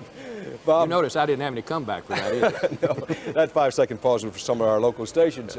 But Bob, I do want, particularly those people who perhaps haven't been riding with us on our coverage all night long, the picture is a complete blowout for Ronald Reagan personally in the presidential campaign. You can see it on the map. We've been showing people the map all evening long, but there's no more graphic way to put it. All the states in red have been carried by Ronald Reagan. He has 474 electoral votes. Walter Mondale, on the other hand, has only 3 in the District of Columbia. Thus far, Mondale has not carried a single state. And Mondale failed to carry California. You see California is colored in red for Ronald Reagan. And Bruce Morton, Mondale spent a tremendous amount of time and money in the state of California. Surely did, Dan. We've got a little list here of everybody's travels over this thing, and it turns out that Walter Mondale, from Labor Day on, went to California, spent all or part of 11 days in the state of California. And he also spent, by Democratic standards, they didn't have all the money in the world, but he spent a ton of money out there. And you can say, well, wasn't that foolish? Ronald Reagan has never lost an election in California, and he never has. But California, Texas, Florida are your big money states. The Democrats knew they had no shot in Texas, knew they had no shot in Florida. They rolled the dice in California, which was not an unreasonable thing to do, but they lost. Well, they rolled the dice and they lost. Now, the states where Walter Mondale has a chance to prevent a 50-state sweep. Massachusetts, Mondale is leading in Massachusetts, hasn't carried that state. Mondale leading in Minnesota, he hasn't carried that state. Washington and Oregon remain out. Hawaii, which voted for Carter the last time, Carter Mondale in 1980, is still out. Alaska is considered almost a certainty for Ronald Reagan, although the polls have not yet closed in Alaska and we do not have any reports there. Now, the picture is Ronald Reagan getting a tremendous personal victory in the presidential campaign. The Senate, the Democrats have picked up 2 seats. The Republicans seem assured of holding on to control of the Senate, perhaps with a slightly reduced Senate majority. In the House, where the magic number was 26, President Reagan needed to pick up an additional 26 plus 26 Republican seats in the House. Our CBS News estimate is that it will turn out to be more like about 14 seats picked up by the Republicans in the House. Leslie, there's been no change in that estimate. No change. Which is well below the 26 to 30 they thought they'd need for an ideological or working majority in the House. It is, but it's enough, I think, to sway some key votes, as we've mentioned already. Aid to the Contras, for example. That was something that was a very close vote. MX missile, aid to the prayer. Nicaraguan rebels. Correct. Ronald Reagan could pick up enough to make a difference on some key issues, not on others. What about issues on the social agenda? For example, picking up 14 additional new Republican seats in the House with the so-called National New Right, the social agenda of, say, the Reverend Jerry Falwell, the Roman Catholic bishops who sided with President Reagan. Would it be enough to carry their social agenda? Unlikely, Dan. This is exactly what we were talking about. If he was able to get the 26, he could have controlled that kind of situation where whatever issues the president wanted to bring up, he could have. And there was some talk that he would want to bring up the abortion issue, balanced budget amendment, school prayer, these social issues that he's been campaigning on all along. Now, according to Tip O'Neill's office, we had a phone call from them before. They do not believe these issues can even come up because the Democrats will remain so much in control. Excuse me, Leslie. Walter Mondale is just coming out from his headquarters in St. Paul, Minnesota. There's been some talk of a possible concession statement by Walter Mondale. Let's see if we can pick up any of the sound. doesn't look like or sound like there's going to be any concession statement, at least not just yet. Walter Mondale getting into an automobile, clearly, and perhaps headed out to his home. Mondale may be going to the convention center in St. Paul. As a matter of fact, as I hear the latest word from our correspondent Susan Spencer, who's done such a terrific job of covering the whole Mondale campaign, is that he's probably on his way to the convention center in Minneapolis, St. Paul, and that we may hear a Mondale concession statement somewhere fairly soon. Now, for those at our local stations who are monitoring this, we'll try to give you a signal when that's about to happen, but we can't be assured that's going to happen. Now, Leslie, having seen Walter Mondale head for the convention center, we think you were making the point that in the House of Representatives, while the president may get a net pickup of 14 Republican seats, and this doesn't give him a working or ideological majority, on the other hand, it will be a help. It will be a help. I don't think that the Republicans will be able to get a lot of the social issues up, but in a lot of these districts, Dan, where the incumbent Democrat is winning, Ronald Reagan is also winning by huge margins. And the White House has apparently identified 70 Democratic districts where the president is winning by such a wide mile that they believe that that will have an effect. It will pressure the Democrat not to go against Ronald Reagan on the really major items that he's interested in, on economics and on the other issues I was telling you about, MX, and aid to the Nicaraguan Contras and things like that. Leslie, as you know, our regional correspondents have been watching how various groups put together this Reagan avalanche. First, let's go to Bob Simon at our CBS News election headquarters for the East in Boston. Bob? Dan, within the crumbling Democratic fortress, the strongholds have always been the ethnic neighborhoods in the Northeast. The Democratic Party has never, ever this century won a presidential election without them, and the Democratic Party has not won them this time. Tip O'Neill talked recently about how the Democratic Party took these poor ethnics and made them middle class, and many of them have now moved out of the old neighborhoods, and according to Tip, they've moved out of the Democratic Party. Kevin White, the Democratic mayor of Boston for 16 years, told me yesterday how last week he went to a football game. It was Boston University against Holy Cross, and one of his old Irish constituents came up to him wearing a Reagan button and said in a very self-conscious way, "Mayor, can you imagine me, a Boston Irishman, wearing a Reagan button?" White's point was that this man had made the switch, but it had not been an easy thing. He felt somehow that it was a betrayal. And since it had been a difficult defection, White's point was that it will not be easy for the Democratic Party to get these people back. Paul Tsongas, the retiring Democratic senator, said that when he went to vote, one of his old constituents came up to him and said, "I just cannot vote the Democratic Party anymore. The Republican Party is for the rich, and that's what I want to be, rich." And Dan, that's where many of the ethnics in the Northeast are right now. They may still sip cappuccino and turn out for St. Patrick's Day parades, but they're upwardly mobile. And Ronald Reagan is speaking to the upwardly mobile. Bernie Goldberg is in Atlanta. Thanks, Bob. You know, despite the fact that the South has gone solidly for Ronald Reagan, there is no coattail effect to speak of. Our CBS News estimates indicate few changes in this part of the country. And that's because it isn't the Democratic Party that's unpopular in the South. It's the National Democratic Party that's so unpopular. So it doesn't appear as though all those disenchanted Democrats who voted for Ronald Reagan were prepared to create a new alignment, a new Republican majority, if you will. I spoke tonight with one of the South's leading pollsters, Claiborne Darden, about coattails. The president's coattails barely touch the ground. They admit to 2.6% help on the coattail effect. That's all. Well, you and I both know where that figure came from, out of the thin air. But the point is well taken. It's very small. So in a very close race, it can take it over. If a race is not already close on the merits of the two individual candidates, the coattail effect is immaterial. The conclusion I think that the Democrats are going to have to face sooner or later as they look into the future is that as long as the National Party is perceived as the party of various liberal factions, it is not going to win the South, and without the South, it may not win, period. And now, Meredith Vieira in the Midwest. Bernie, the Midwest is America's heartland, and if you were to check its pulse tonight, you might just find a mood of optimism here that Ronald Reagan spoke about, and it is coming from the youth. Our CBS News New York Times exit poll shows the youth here went to Reagan by better than 3-1. 72% of those young Midwestern people voting for Ronald Reagan say they are better off than they were 4 years ago. The young here are feeling better about themselves than is the nation as a whole, and they are feeling better about themselves and their parents and youths in other parts of the country.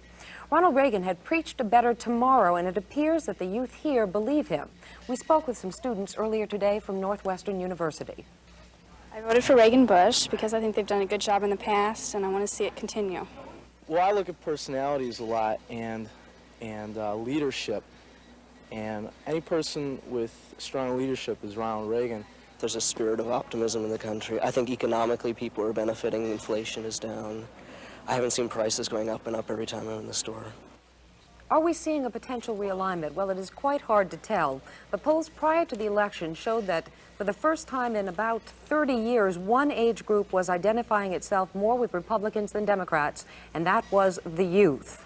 But you have to keep in mind now that young voters are volatile. They are the most likely group of voters to change their allegiance to a particular party. Terry Drinkwater joins us now from the West. Meredith, the biggest and the fastest growing minority here in the West were wooed as never before by both Democrats and Republicans, the Hispanics. They traditionally voted Democratic, and the GOP thought it could make some inroads and may have in some areas. But overall, Hispanics in the western states went for Mondale over Reagan 2-1. In California, we asked a sampling for whom they voted and why. Mondale cares about people a lot. Reagan, he's a good background, good in foreign affairs. Real strong, very strong. I like Mondale, but I like for Reagan more for president. Mr. Reagan, you voted for him? Yes. Mondale cares more about the people. Mondale. Presidente Ronald Reagan es un buen hombre. Translation, Reagan's a good man. Another intriguing exit poll result in the West, 61% of the young voters, voters 18 to 24, say they cast their ballots for Reagan. Just 37% of these mostly first-time voters were for Mondale. That's the West overall, but in California, young voters went for Mondale, 50% of them. Dan? Yeah.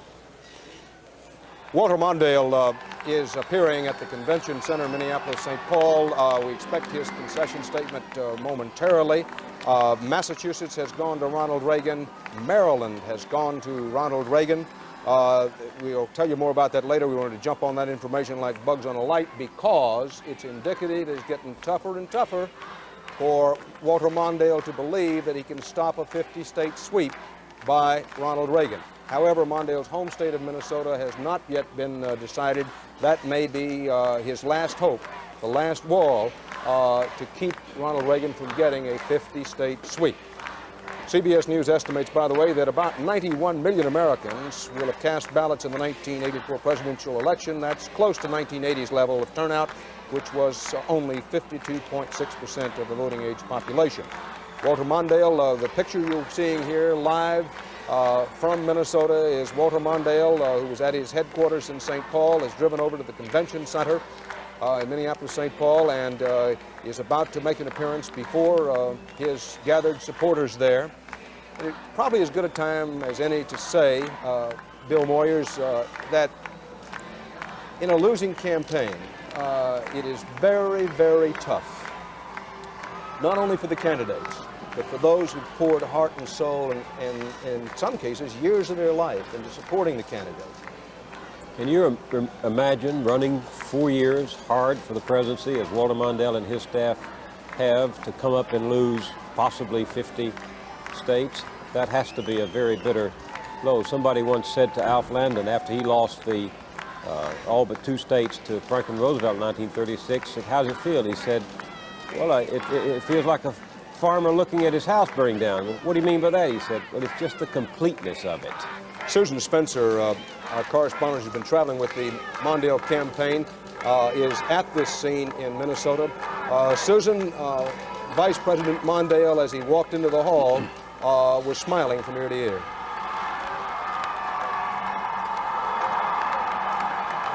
Not sure that Susan Spencer can hear us over the din.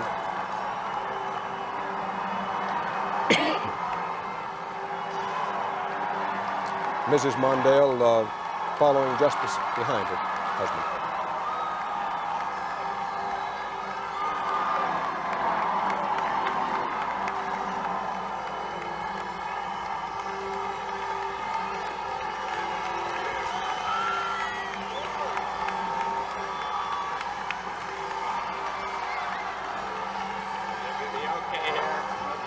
Walter Mondale, Mrs. Mondale, his daughter at his side, about to address the question, perhaps, of whether this is the death of the industrial strength Cold War liberalism that has marked the Democratic Party over the last half century. Thank you. Thank you.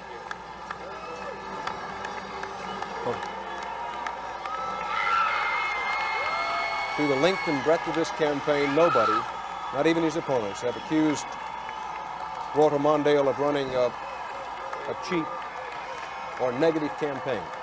He was very much attractive, decent, and effective man in his first debate, and that was the true Mondale, but it never got beyond that first debate. You know, Dan, the establishment, the Democratic Party establishment, Thank you very much. we'll come back to that. Thank you very much. Thank you. Thank you very much. Thank you very much. Thank you. A few minutes ago, I called the President of the United States and congratulated him on his victory for re-election as President of the United States. Please. He has won. We are all Americans. He is our President, and we honor him tonight. Again tonight, the American people, in town halls, in homes, in firehouses, in libraries, chose the occupant of the most powerful office on earth. Their choice was made peacefully, with dignity, and with majesty. And although I would have rather won,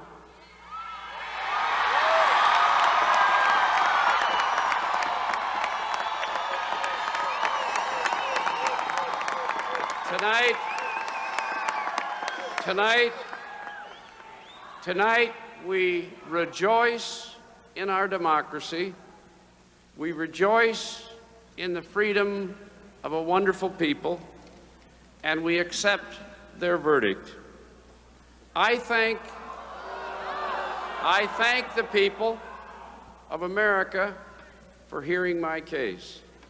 I have traveled this nation, I believe, more than any living American. And wherever I've gone, the American people have heard me out. They've listened to me. They've treated me fairly. They've lifted my spirits, and they've added to my strength.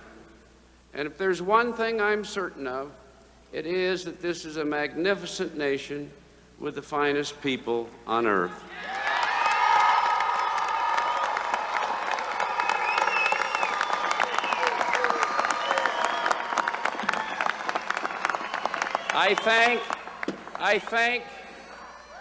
I thank above all my family.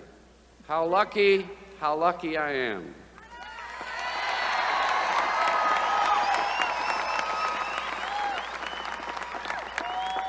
Joan has campaigned with class all over this nation. Where are you?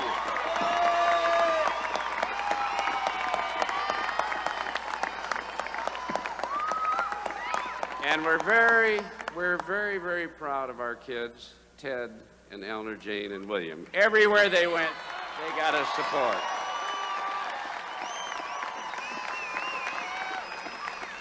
And I thank Geraldine Ferraro. We're very proud of Jerry.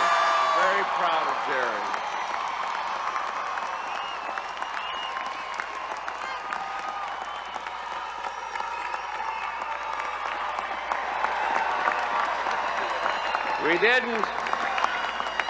We didn't win, but we made history, and that fight has just begun.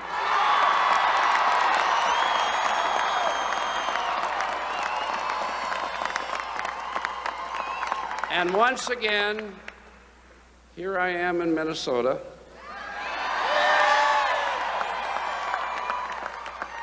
In over 24 years, never once have the people of Minnesota turned me down, including tonight.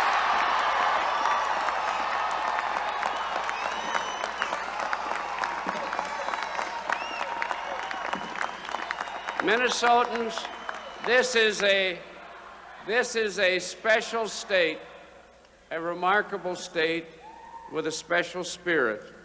And time again, in the past, Minnesota has led the way for our nation, and I think you did it again tonight.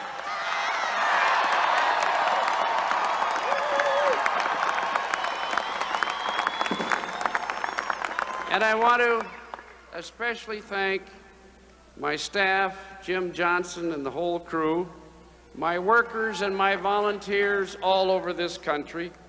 What a special group of Americans they are.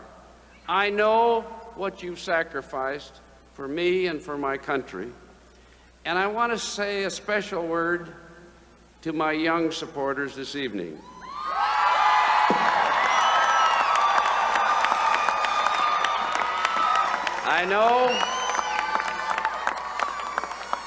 I know how you feel because I've been there myself.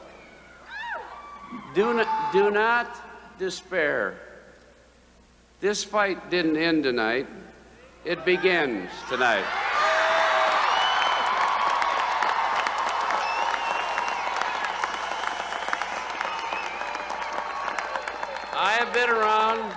I've been around for a while, and I have noticed that in the seeds of every victory are to be found the seeds of defeat, and in every defeat are to be found the seeds of victory. Let us fight on. Let us fight on.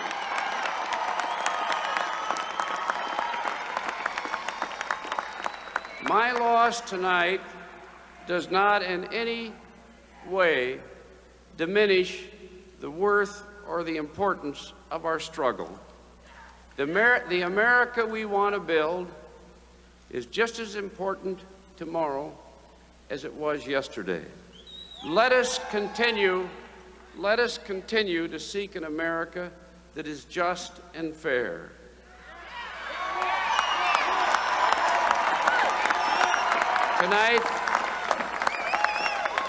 Tonight especially, I think of the poor, the unemployed, the elderly, the handicapped, the helpless, and the sad, and they need us more than ever tonight.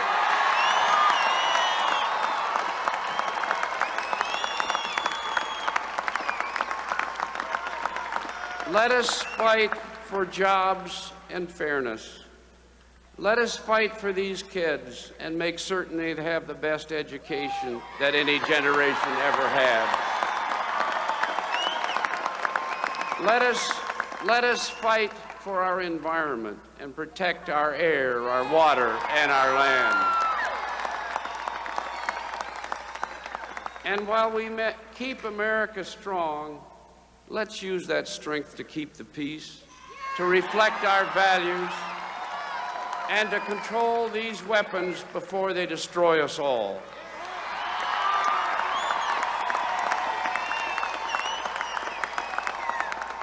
That has been my fight. That has been our fight in this campaign.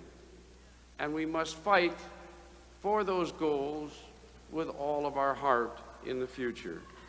I am honored by Minnesota, by all the people of this country that have permitted me to wage this fight. What an honor it is. And I'm at peace with the knowledge that I gave it everything I've got.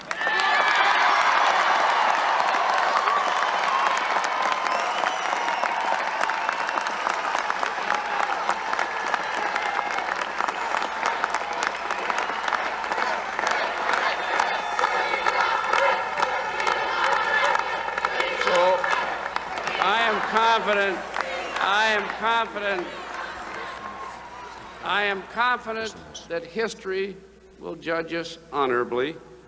So tonight, let us be determined to fight on.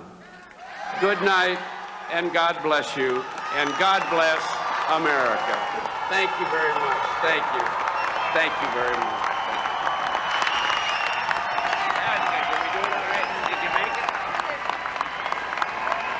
Walter Mondale in Minnesota. Walter Mondale with a face that shows the seasons as well as the marks of today's election results. It's no disrespect to Ronald Reagan or his tremendous victory today to say that here's a portrait. Thank you and good night. God bless you all. Thank you. Thank you very much. Thank you. A portrait in class and character. Walter Mondale.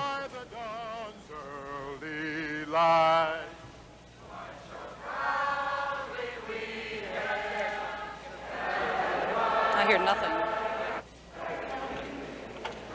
Stripes and bright stars through the perilous fight, o'er the ramparts we watched were so gallantly streaming, and the rockets' red glare, the bombs bursting in air, gave proof through the night that our flag was still there. Oh, say does that star-spangled banner yet wave o'er the land of the free and the home of the brave. God bless you. God bless you. God bless you.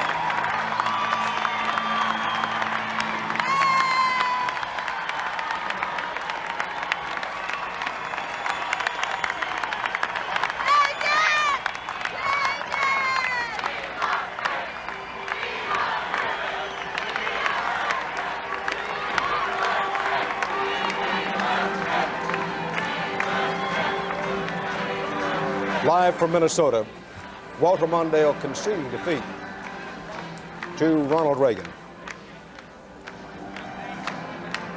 Still unclear whether Walter Mondale will wind up carrying only the District of Columbia. Let's take a look at the tabulated vote from 3 states that normally go Democratic, and tonight did not. In Massachusetts, you'll recall Massachusetts was the only state in the Union that stuck with George McGovern and the Democrats in 1972. Ronald Reagan wins its 13 electoral votes this time. In Maryland, a state that went for Jimmy Carter last time, one of only 6 states plus the District of Columbia to do so, Maryland falls into the Reagan column as well. And in Rhode Island, which is kind of the Democrats' Utah, which is to say the same way Utah usually gives the Republicans such big margins, Rhode Island, the most heavily Roman Catholic state in the Union, Rhode Island goes for Ronald Reagan. As things stand at the moment, Ronald Reagan has carried every state where a decision has been made. Walter Mondale has carried only the District of Columbia. Dan Rather at CBS News Election Headquarters in New York.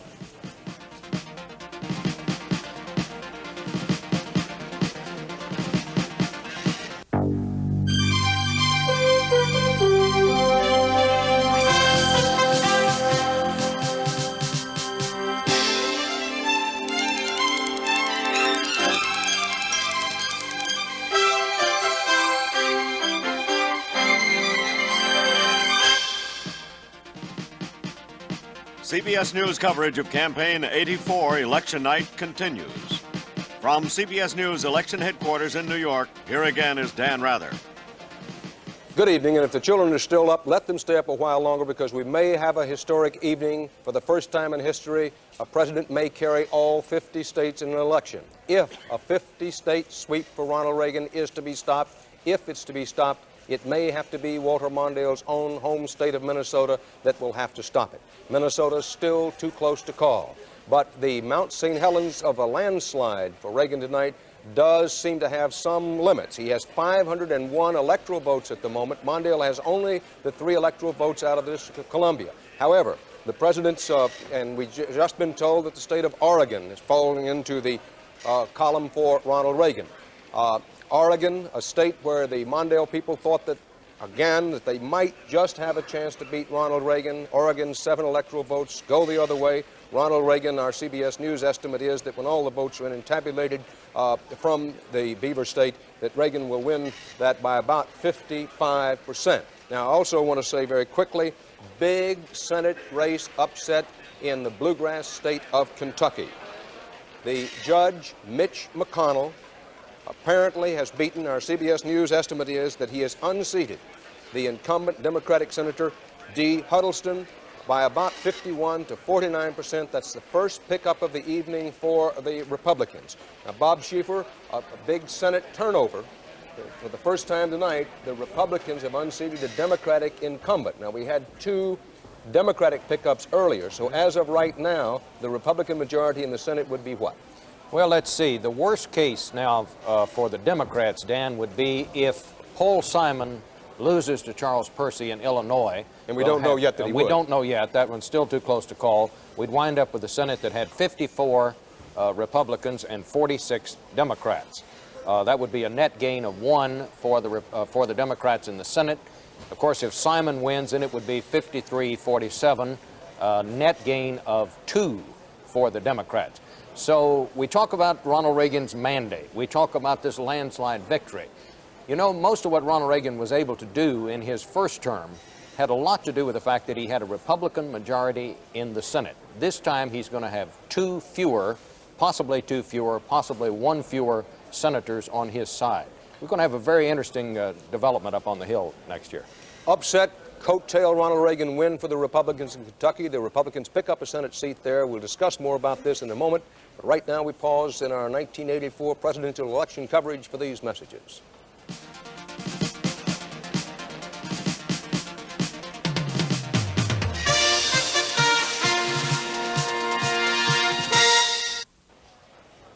Thank you. Thank you. Geraldine Ferraro, the first woman to be a candidate for president or vice president on a major party ticket, is making her concession speech here in New York. Let's pick it up.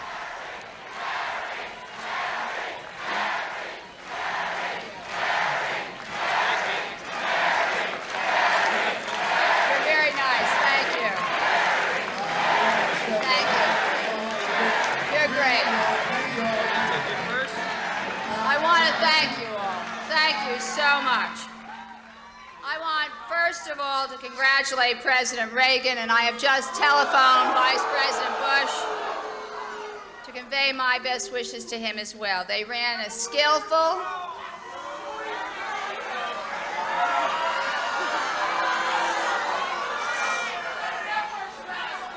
I thought I finished with hecklers last night. They ran a skillful, spirited campaign, and today they have achieved an impressive victory. Tonight, the campaign ends. The race is over. This is not a moment for partisan statements. It is a moment to celebrate our democracy and to think of our country.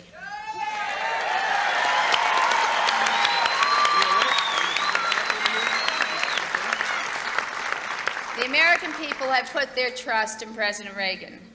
And in the interest of the nation, with hope for the future, I ask all Americans to join together, work together, and pledge our support for our president in the search for a more just society, a strong America, and a world at peace. Tonight, I would also like to thank my running mate and my friend, Walter Mondale.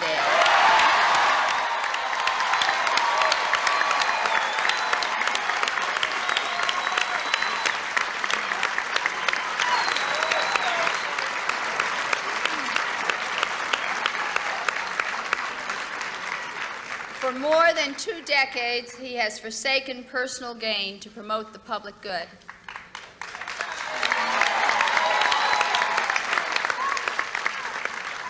He has fought for people who need our help. He has stood up for every decent cause in the last 25 years.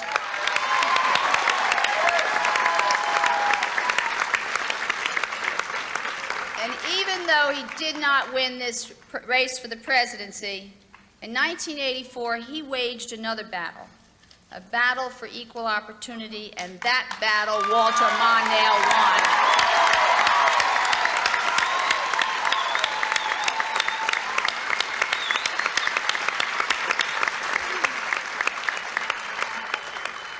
For 2 centuries, candidates have run for president. Not one from a major party ever asked a woman to be his running mate until Walter Mondale.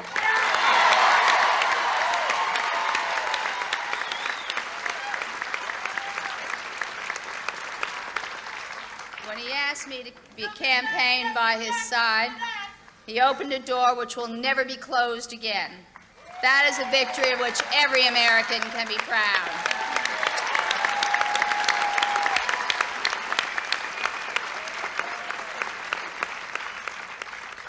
Campaigns, even if you lose them, do serve a purpose. My candidacy has said the days of discrimination are numbered. American women will never again be second-class citizens.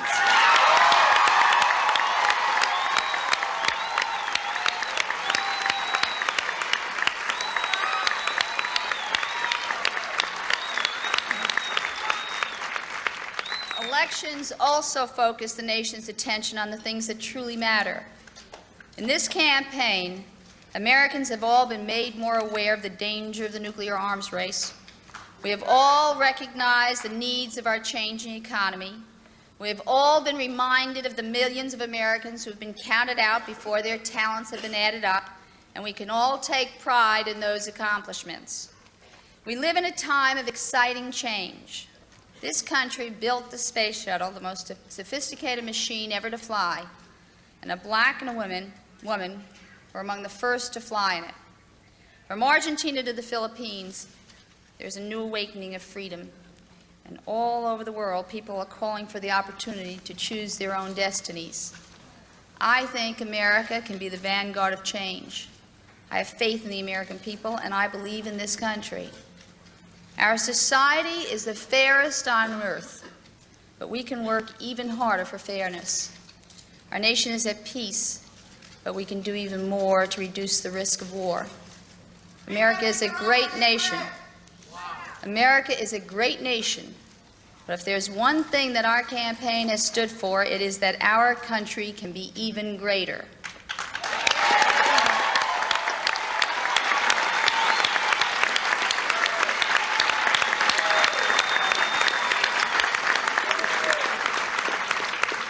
That cause, our country's cause, is never finished, and I, for one, will continue to work for it.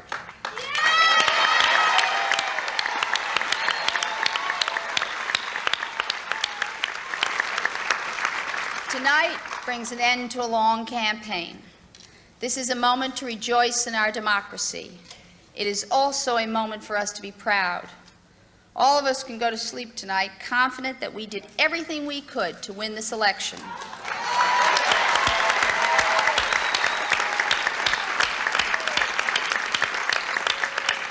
So let me say to our supporters throughout the country, to my staff, my family, and my friends, we fought hard, we gave it our best, and we made a difference.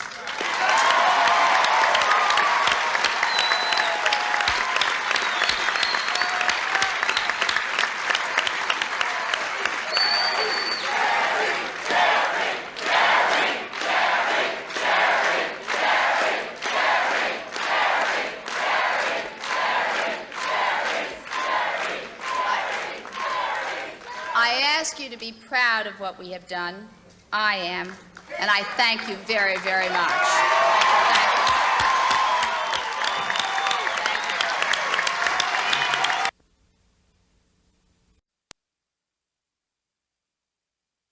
And Geraldine Ferraro, who, although this is not based on talking with her or interviewing her, clearly thinks that she possibly has a future to run for president or vice president on the Democratic ticket at some future time. Our CBS News coverage of the 1984 presidential election will continue in a moment.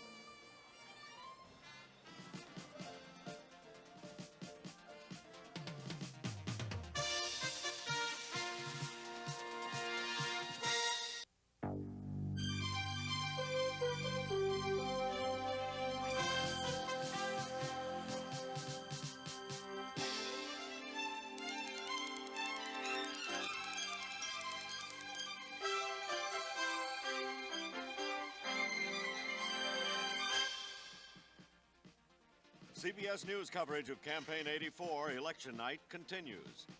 This portion is sponsored by Manufacturers Hanover, the financial source worldwide. By IBM typewriters. No matter how you look at typing, we're your type. And by General Motors. Extra time, extra effort, and attention to every detail. GM is committed to excellence. And now from CBS News election headquarters in New York, here again is Dan Rather. Good evening again, or good morning. It's midnight in the east. Poll closing time in one last state of Alaska, which, if it freezes out Fritz Mondale, may make it even more likely that Ronald Reagan tonight will achieve a legendary, never-before-happened 50-state sweep. Hasn't happened yet, but Walter Mondale's chances of holding off a 50-state sweep by Ronald Reagan are at this moment slender as a riding crop. Reagan's personal triumph is not the whole message of the voters tonight, apparently.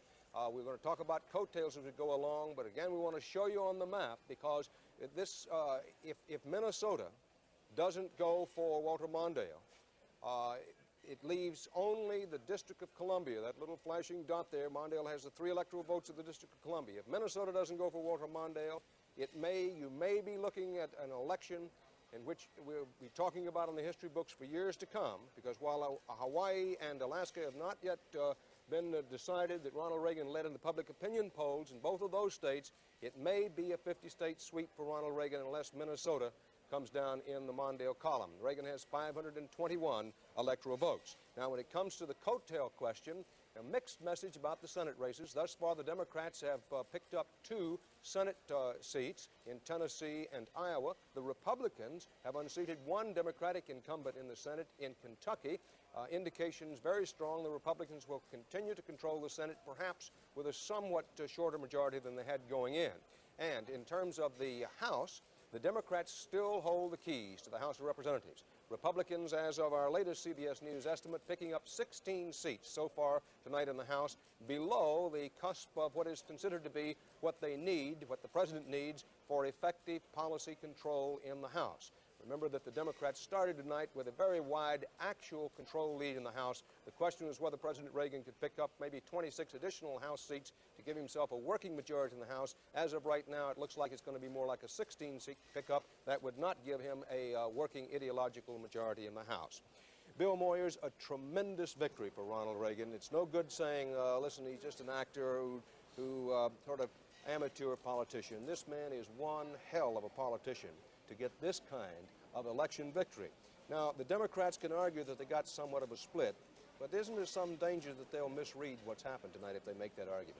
Well, if you've lost 4 of the last 5 elections nationwide and 6 of the last 9 presidential elections, and you're about to lose possibly all 50 states, there's a message in that, and it's not simply that a feather has been hitting you. That's a pretty significant message. You know, the Democrats are at the end of an era. I mean, I don't think this is premature to say. The New Deal has run out of steam. You've got to have if you're going to help the poor and the unemployed and the working class, you've got to have a coalition to do it, and they don't have a coalition. FDR put together a coalition of the working man, the poor, the black, the farmer. That's really gone now. It's diminished so much that they just can't do it on their own. There's a message for the Democrats in the fact that this was not purely a personal defeat for Walter Mondale. The Democratic establishment supported Walter Mondale at every step of the game. He was Mr. Inside, Mr. Washington, Mr. Candidate of the lobbyists, Mr. Candidate of the lawyers, Mr. Candidate of the national group. You know, 2 years ago, they put together this formula so that the members of Congress would have so many delegates to the Democratic National Convention just to make sure that somebody like Walter Mondale got elected. So this is a defeat for the Democratic establishment in Washington, which has backed Walter Mondale right down the line. It's a defeat for the idea that's incarnated in the Democratic establishment and Walter Mondale. And if they don't get that message, then you may have here the same kind of situation that happened when between 1861 and 1933, the Democrats were in power only 17 out of those years. Well, Bill, it's clear, and we've said it 3 or 4 times tonight, and certainly one doesn't have to be a political philosopher to see it in the returns, that the old Democratic coalition, the New Deal coalition that stood for the better part of half a century is gone. But are we talking about an immediate realignment? In other words, it's one thing to say the old alignment is gone. It's another to say that a new alignment's in place. Seems to me, and this is an early opinion clearly labeled, that while the old alignment is gone, that a new alignment is not, at least not yet clearly in place. Well, not if the returns hold up as they do tonight, and they'll be very comparable, except for the total electoral sweep. They'll be very comparable to what Richard Nixon won in 1972, when he didn't pick up but as many House seats as Reagan is picking up tonight. Wasn't enough to do him a great deal of good in the Congress. You have to have a big sweep in the state legislatures, a big sweep in the governorships, a big sweep in the Senate, and a big sweep in the House in order to really have a new fundamental political alignment. You could have the beginning of one tonight, but that will depend upon how well Ronald Reagan does in his first 10 months of the 1985 year. How well they do in 88, in 86? Could it also depend on what Ronald Reagan chooses to push in the early part of his new term? When I remember, I was just out of college when most of the Eisenhower years were taking place, and there was a lot of talk about the Republicans building on President Eisenhower's popularity. But they didn't do that. They didn't turn and develop power in the voting blocks in black wards around the country. In many cases, the Republicans resisted the civil rights drive of the late 50s and early 60s. It didn't happen then. It doesn't depend on whether President Reagan chooses to push, for example, this so-called new social agenda. I think the next 2 years are going to be a very tough time for Ronald Reagan's presidency. There'll be a fight between the moderate, fiscally conservative Republicans and the social conservatives. There'll be a fight between the Senate Democrats, the Senate Republicans, and the House Republicans. They have 2 different sets of agenda.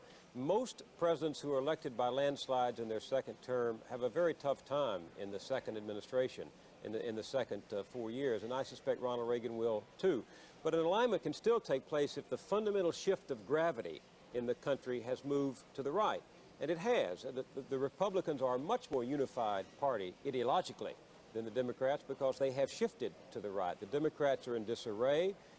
They lost a lot of young people this year because they just don't remember the Depression, much less the 1960s. And the Republicans, if they move in and build on this, have a good chance to keep the Democrats on the defensive. It's a big message for the Democrats tonight. I don't know what it means yet.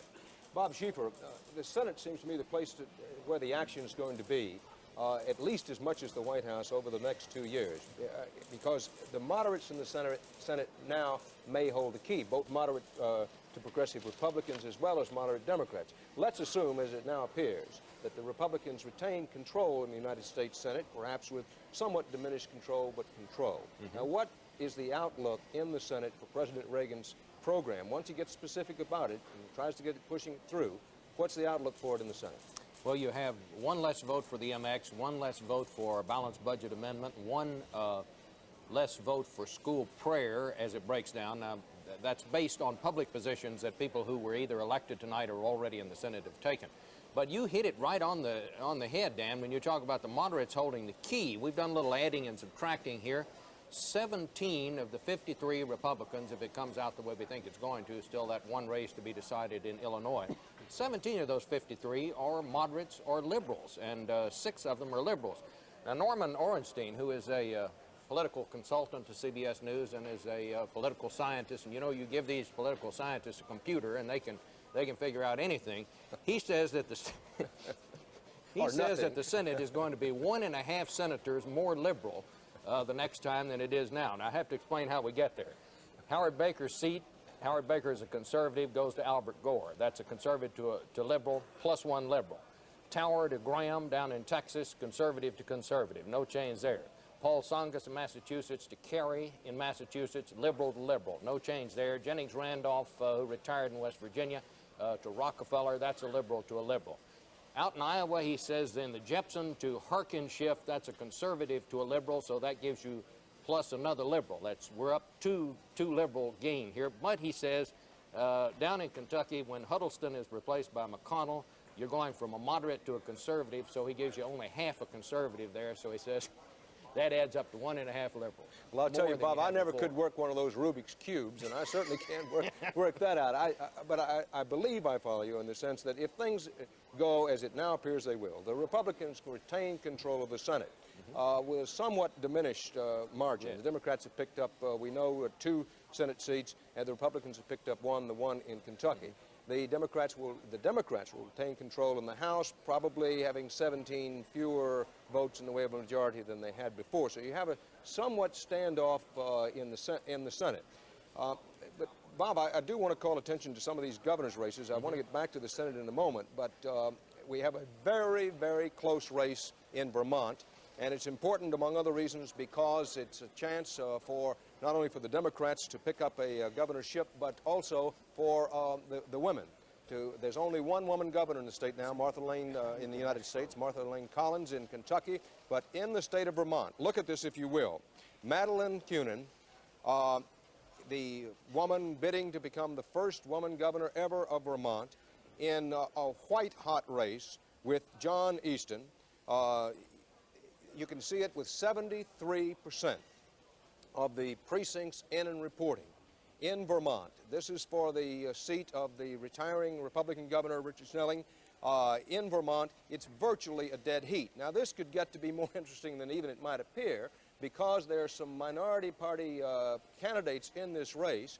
And if neither one of these people get a clear majority, which they might not with the race being this close, we have only the names of the 2 candidates, Madeline Kunin and John Easton there, but with the minority candidates figured in, this race could go into the Vermont legislature to be decided, and the Republicans would have some advantage. They do have some advantage in the Vermont legislature, and that could get to be an extremely interesting situation as Madeline Kunin bids to become the second woman governor in these United States. Now, other governor's races in West Virginia, one that's been hanging for a good part of the night, former West Virginia Governor Arch Moore, a former 2-term governor who lost to Jay Rockefeller in 1980. Jay Rockefeller won the Senate race tonight, keeping a Democratic Senate seat in West Virginia, but the Democratic State House in West Virginia now turns over and goes to the Republicans. Arch Moore beat Clyde See, the Democrat in West Virginia. In Utah, 2-term Speaker of the Utah House, Norm Bangerter, has beaten walking Wayne Owens, the former U.S. congressman who walked all over Utah in an effort to win this election, but didn't.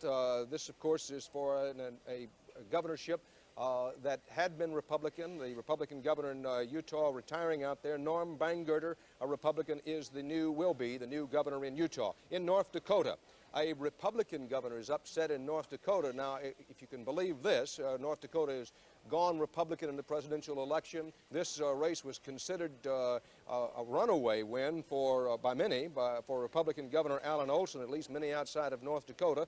But George Sinner, a member of the North Dakota House, a farmer and a businessman, George Sinner, a Democrat, takes over the State House in North Dakota next year, so that's a net loss for the Republicans in the terms of the gubernatorial races as the Democrats win in North Dakota. In the state of Washington, another Republican governor bites the dust as Booth Gardner, the county executive, Pierce County, that's around the Tacoma area, unseats Republican Governor John Spellman, a first-term Republican incumbent. So while Ronald Reagan carries the state of Washington, the incumbent Republican governor does not, and the Democrats are picking up some governorships as we go along tonight. So again, we get this sort of split message. The presidential race, a complete wipeout, maybe a 50-state sweep for Ronald Reagan. That may depend on whether Walter Mondale can carry his home state of Minnesota. We still don't know how the Minnesota race will turn out. Washington State, Oregon, California have all gone to Ronald Reagan. It's Minnesota, Hawaii, and Alaska, the only 3 states still to be decided. So stay with us to see whether Ronald Reagan gets his 50-state sweep. Our CBS News coverage will continue after these messages.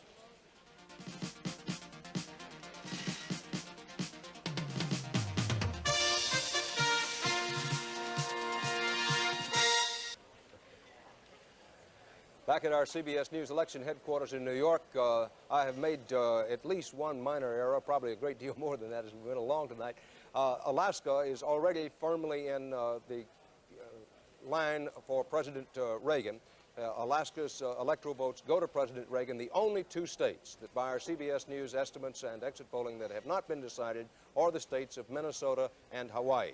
In Alaska, 3 electoral votes. It clearly goes to Ronald Reagan. I believe we mentioned that before, but I can't be sure. I want to make sure that you understand that you see Alaska down on the sort of the left-hand side of your screen. You have Alaska and Hawaii put together underneath there because our screen wasn't large enough to have them out where they belong. Ronald Reagan has 521 electoral votes. He's carried every state. The only place where he hasn't carried, little blinking dot up there in the District of Columbia, that's the only place where Walter Mondale has 3 electoral votes. And Mondale's only hopes of preventing a 50-state sweep are in his home state of Minnesota and possibly in Hawaii. Hawaii has never voted Republican before, but all of the public opinion polls before the election indicated that Ronald Reagan might indeed carry it. So those are the 2 places to watch as to whether Ronald Reagan will indeed get the historic 50-state sweep. A historic nationwide electoral landslide, the kind to build a political future on. Charles Kuralt looks at the reality of a political dream. Charlie? Dan, there have been other earthquake election nights, a little bit like this one.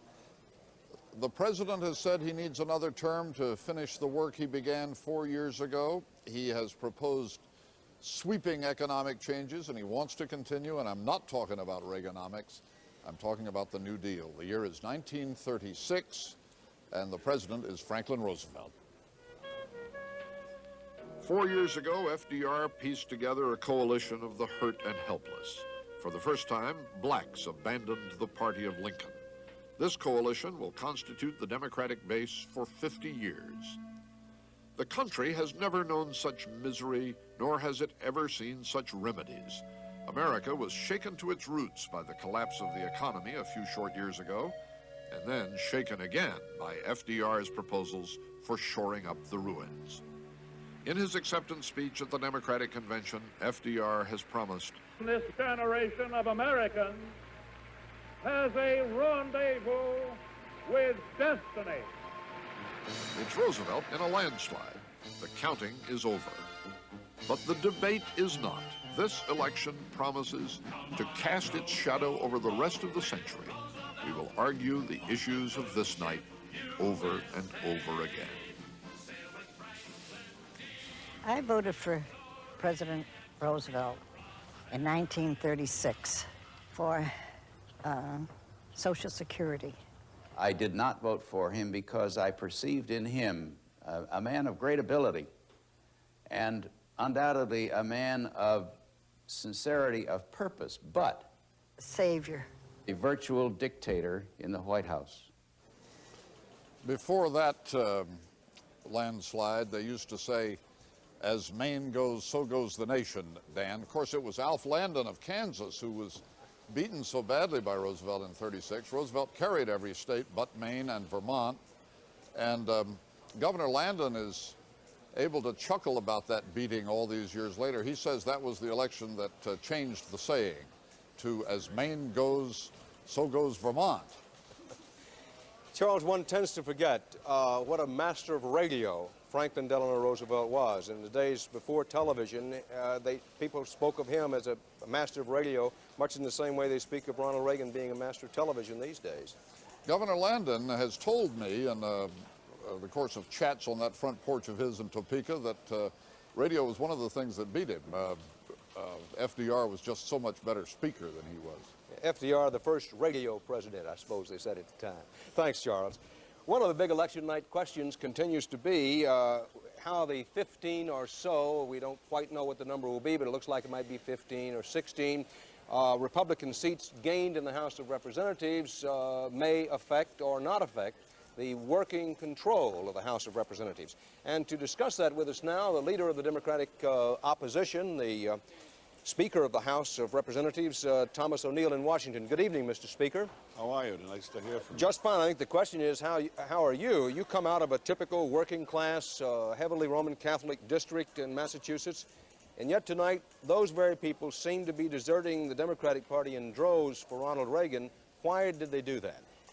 Well, that's very interesting. They did that across the nation, I guess, except in my home area. It looks as though we're carrying the state for Mondale, and we elected a new United States senator up there. The truth of the matter is that it was the tremendous popularity of the President of the United States.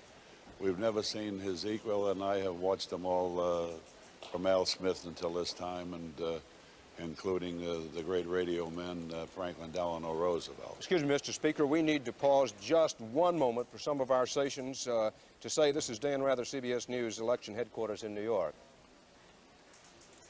Now, after taking that pause, Mr. Speaker, and thank you very much for understanding why we had to do that, I wanted you to continue on with your point if you hadn't ended it. Well, the point is that the President had tremendous popularity. I don't think that there's any mandate out there whatsoever. I'm so proud of my own Democratic members of the Congress. Earlier in the evening, they were showing me lists where we're going to lose 15, 18, as high as 30, they were saying earlier in the evening. Now the list is down to 3 out of our members, as far as we can see, have been defeated, and we've lost about 3 or 4 open seats. So it's down to about 9, and on the Republican side, we've defeated, I think, 2 or 3 of them, and we have a couple of open seats. It appears before the night that we won't have lost more than 10 seats. Now, I think that there's no mandate out there. I think that with the tremendous popularity of the President, that the American people looked at the Democratic Party, both in the House and the Senate, and said, we want you there to protect the safety net of America and protect decency from America, and don't let the meat axe cut away at the programs that help develop America. Now, we're going to give to the President every opportunity that he has. We'll allow him to keep his word with his pledges and things of that nature. And any legislation that he can get out of a committee, we'll be happy to bring it to the floor. The power of the Speaker is the power of recognition and the power of scheduling. We'll schedule anything the President wants, which is concerning the defense of the economy and the environment of this nation. Well, Mr. Speaker, with all due respect, when you say that there's no mandate out there, isn't that whistling through the graveyard? You see, Ronald Reagan is right on the verge of possibly a 50-state sweep. Doesn't that say something to you as an American, not as a Democrat, but as an American? It says to me that Ronald Reagan is the greatest television artist that we've ever had in the political field. It tells me that he's an extremely popular man and a well-liked man, and also tells me that the American people send a message to all of America. With their popularity and their liking of the President, they send the Democrats to the Congress, both in the House and the Senate, as a mandate to them, as a safety net for the American public. Don't you think, Mr. Speaker, or do you think that it is also saying to every elected public official, we don't want any more taxes, we indeed want tax cuts? Well, we don't have any intention of having any taxes. If there's going to be any tax program that will come out, it'll be asked for by the White House. We'll help him keep that part of his program and that part of his promise to the American public. Now, Mr. Speaker, you speak in terms of President Reagan and the Republicans perhaps winding up with a net gain of 10 seats. Right. Our estimate is maybe as many as 15 or 16. But whatever that gain is that going to result in close votes, it seems to me, such things as school prayer, for example, abortion, that even that might be enough to carry the day for the Well, President? the interesting thing about those, you're talking about those religious issues again, which have been defeated by a Republican Senate and which have difficulty in getting them out of the committee. As Speaker of the House, I just can't bring any piece of legislation to the floor that I see fit. We have a democratic process here, and the democratic process is they must be reported by committee. And that's hogwash when they say I can bring the prayer bill up or I can bring the abortion bill or the amendment for either one of those things. You, Dan, know that better. The system says that they must be reported out of committee first. And if they're reported out of committee, I've never denied the President anything that was ever reported out of a committee, and I'll go the same route. Mr. Speaker, you've been a fighting champion of the Franklin Roosevelt, John Kennedy, Lyndon Johnson, New Deal era. Is it over now? Is it all gone and over, busted? Well, I think it's been gone for some time, as a matter of fact. I think it's been gone from the 80s. We developed in Middle America, and we brought the poverty rate down from the 30s, from 50 point to about 11%. We've seen it go up to 16%. The 80s was going to be an era of no new programs. We were going to reassess the programs that we had done through the years. We wouldn't have gone the defense route that the President had, but there would have been an increase in defense. We would have had an increase, a decrease in taxes, but not the not the way the president had, and we wouldn't have had these wild deficits. The days of the wild spending programs, and they weren't the wild spending programs, they were the programs that developed America, like the GI Bill of Rights, like the Social Security Act, like the environmental bills, and like the health bills and nutrition bills and things like that. But the time had come when you reassessed, you had developed your nation. The 80s was going to be a period of whether the Democrats won or the Republicans won. That we were going to pull in our belt and there was going to be less government. But we wouldn't have done it in the Medak style that the President of the United States did it in. Thank you very much, Speaker of the House, Thomas O'Neill. Appreciate you being with us. Hawaii and Minnesota, the only barriers now standing between Ronald Reagan and a 50-vote sweep. The tabulated votes in both of those states, very close. Ronald Reagan stands now with 521 electoral votes. This is Dan Rather at CBS News Election Headquarters in New York.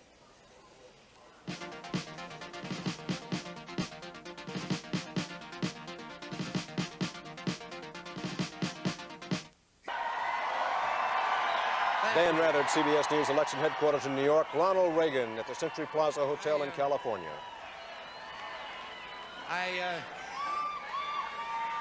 I think that's just been arranged.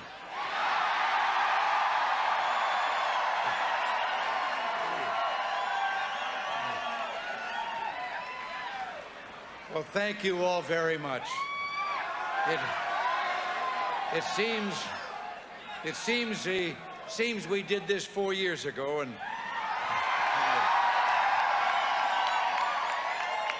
let me just say, well, you know, good habits are hard to break.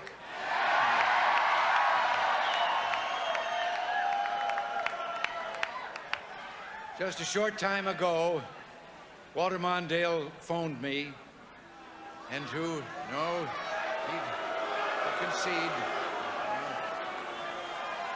No, and he told me that the people had made their decision, and therefore we were all Americans. We'd go forward together.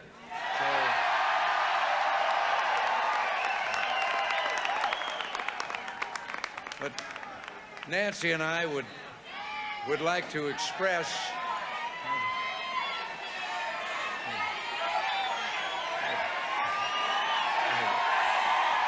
they're yelling for you.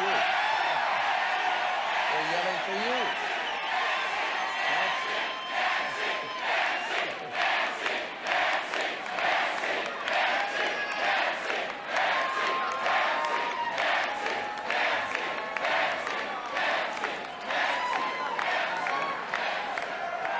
Nancy, thank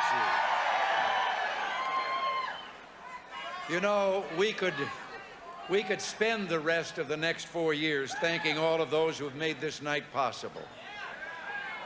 But there are a few I'd like to mention this evening. First, Nancy and I want to express our warmth and our deep gratitude to George and Barbara Bush.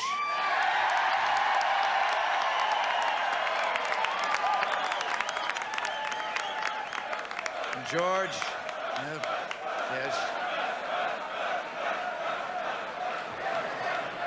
And George, if you're watching down there in Texas, thank you for campaigning so magnificently all across this country.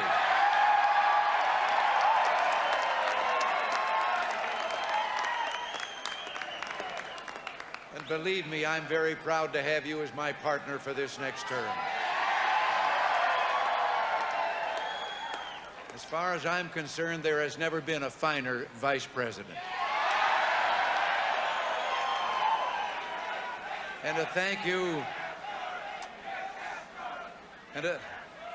you too to Paul Laxalt, our campaign chairman. Paul is in Washington, and I understand he's there watching in a room like this with people like yourself who are there for the same reason. And there is no better personal friend than I've ever had, and there's no better ally to have at your side when you're in a campaign. And Paul, we're grateful for all that you've done over the years. And all of you there in the Shoreham Hotel ballroom, a deep thanks for all that you have done.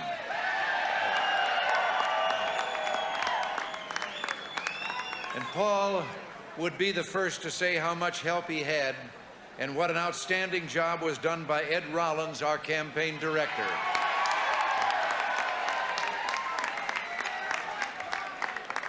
And Ed, please know how grateful I am for the way you put together the finest campaign organization, I think, in the history of American politics. Our thanks, too, to Mayor Margaret Hance, our deputy campaign chairwoman. She gave of her time so generously.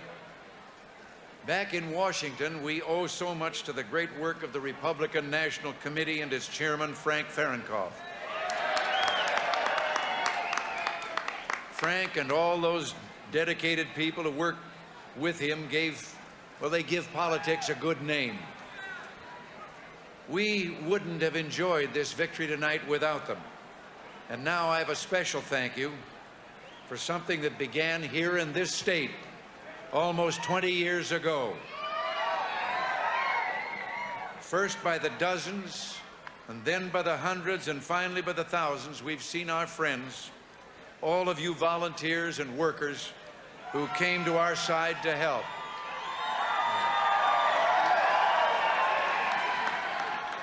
From California, then across the United States, you have each given selflessly of yourselves. And I have no words to properly thank you for all that you've done. We set out, I remember, back those almost 20 years ago, and said that we could start a prairie fire here in California, one that would capture the intensity of our devotion to freedom and the strength of our commitment to American ideals. Well, we began to carry a message to every corner of the nation, a simple message. The message is, here in America, the people are in charge.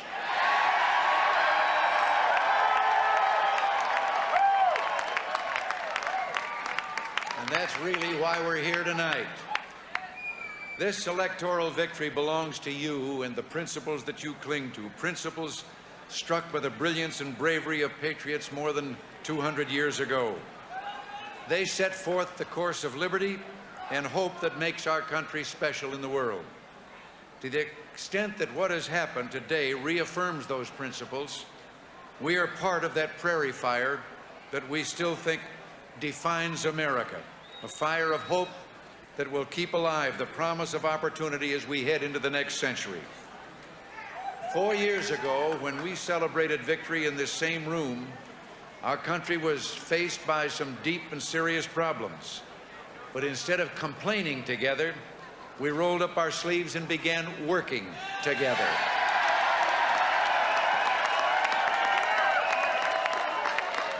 We said we would get inflation under control, and we did. We said we would get America working again, and we've created more than 6.5 million new jobs.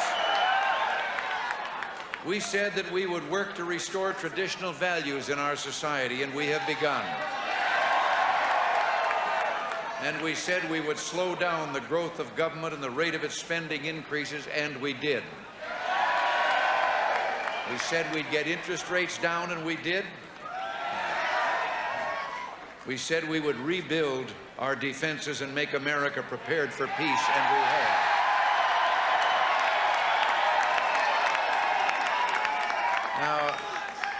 Now I wish I could take credit for this, but the credit belongs to the American people, to each of you.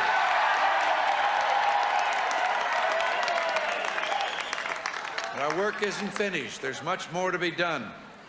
We want to make every family more secure, to help those in our inner cities, on our farms, and in some of our older industries which are not yet back on their feet. And the recovery will not be complete until it's complete for everyone. By rebuilding our strength, we can bring ourselves closer to the day when all nations can begin to reduce nuclear weapons and ultimately banish them from the earth entirely.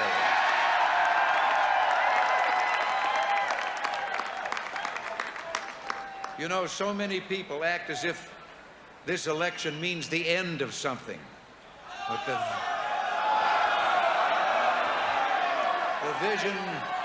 The vision we outlined in 1980, indeed the passion of the fire that we kept burning for 2 decades, doesn't die just because 4 years have passed. To each one of you I say, tonight is the end of nothing, it's the beginning of everything.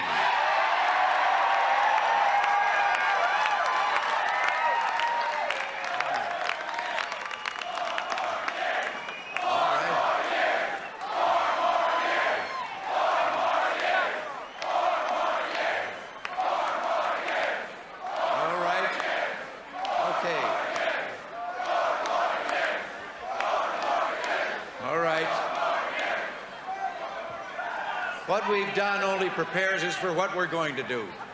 We must continue not only into those next 4 years, but into the next decade and the next century to meet our goal of sustained economic growth without inflation and to keep America strong. Our society is a society of unlimited opportunity which will reach out to every American and includes lifting the weak and nurturing the less fortunate. We've fought many years for our principles. Now we'll work to keep those principles in practice. That's what we have to leave to our children and to their children, and they are what this campaign was all about.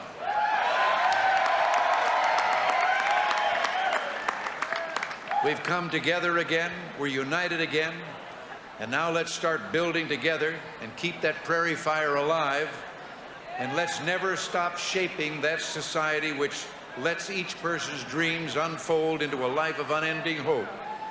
America's best days lie ahead. And you know, you'll forgive me, I'm gonna do it just one more time. You ain't seen nothing yet. God bless you. Thank you all very much.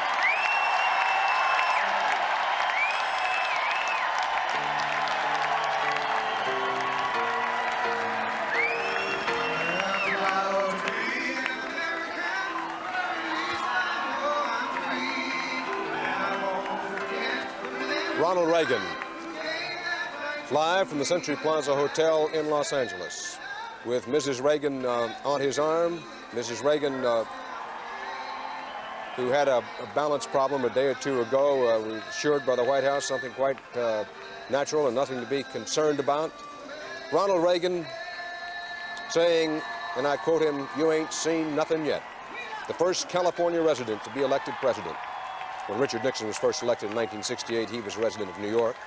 He's the first native son of Illinois to be elected. Abraham Lincoln, you recall, was born in Kentucky. At age 69, Ronald Reagan was the oldest man to be elected to his first term. He's now 73, the oldest man ever to serve as President of the United States.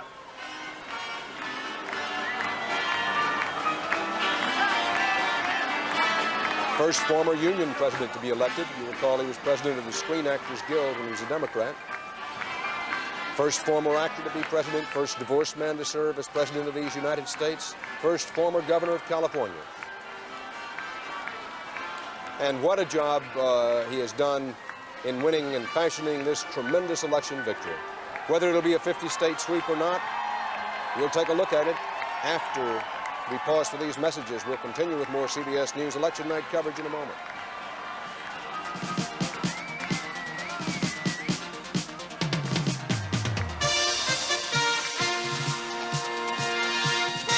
Election headquarters in Houston, Texas.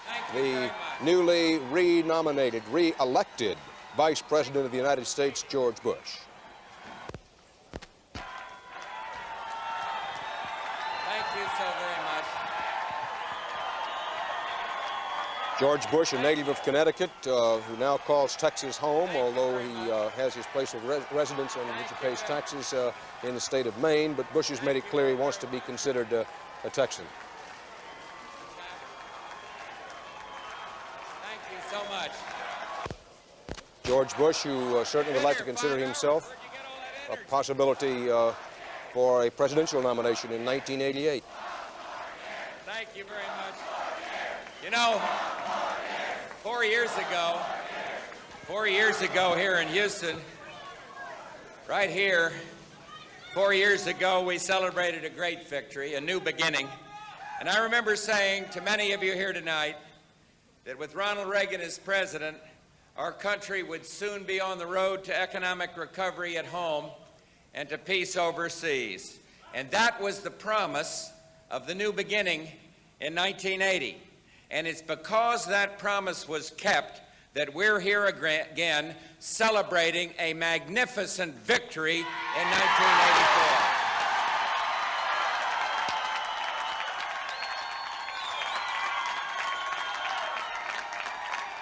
To our friends and neighbors here in Houston and across Texas and across this country, Barbara and I and the entire Bush family, thank you for the help you've given us, not just in this campaign, not just these past 4 years, but for all the years we worked together for community, state, and country. And to all the dedicated workers at the Reagan-Bush Committee in Texas and in Washington and all across this country, and the thousands of volunteers, this is your victory. You made it possible.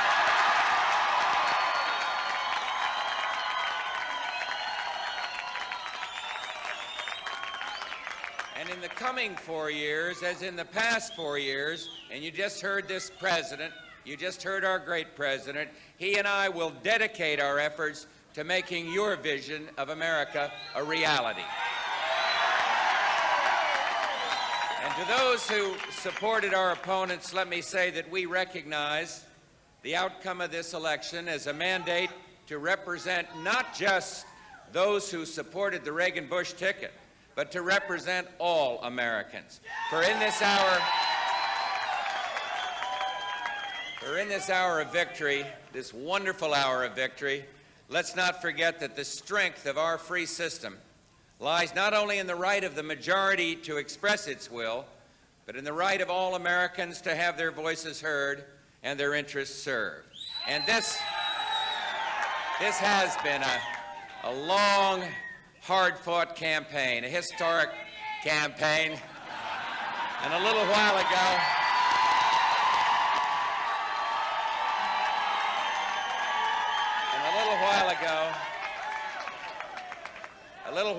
I had a most gracious phone call from Geraldine Ferraro. She campaigned hard. She was a strong opponent. No, she worked very, very hard. A strong opponent. Barbara and I both talked to her and thanked her and sent our best wishes to her and to her family.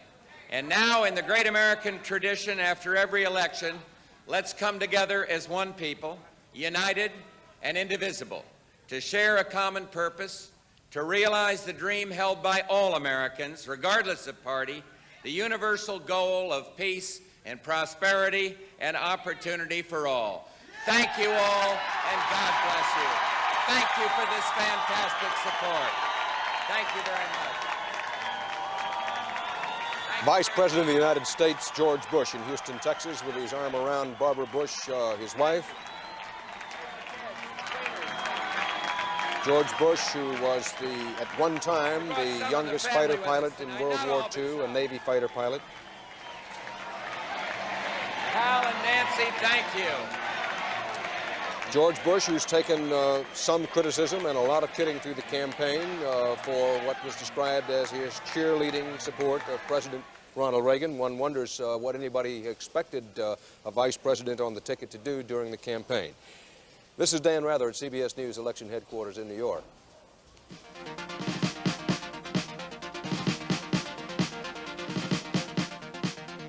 A little pause for some of our affiliated stations to do what they have to do. Now, back to business at hand. Johnny Cash used to sing a song that went, how high is the water, mama?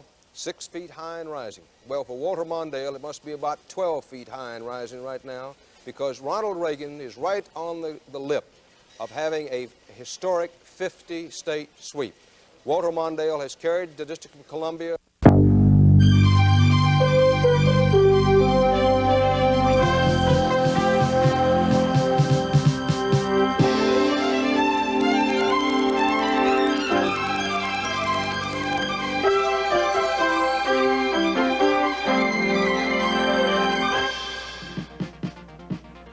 CBS News coverage of Campaign 84 election night continues. This portion is sponsored by Epson, a leader in computers and computer printers. By AT&T, we're reaching out in new directions. And by Manufacturers Hanover, the financial source worldwide. Now from CBS News Election Headquarters in New York, here again is Dan Rather. And hello again. Good morning to those of you in the East. Good evening to those of you in the West, in our wonderful United States of America, where we're celebrating, and it is a celebration, the re-election of a president, President Ronald Reagan. The magical, mythical, never-before-achieved 50-state sweep, still looming tonight as a live working possibility for Ronald Reagan.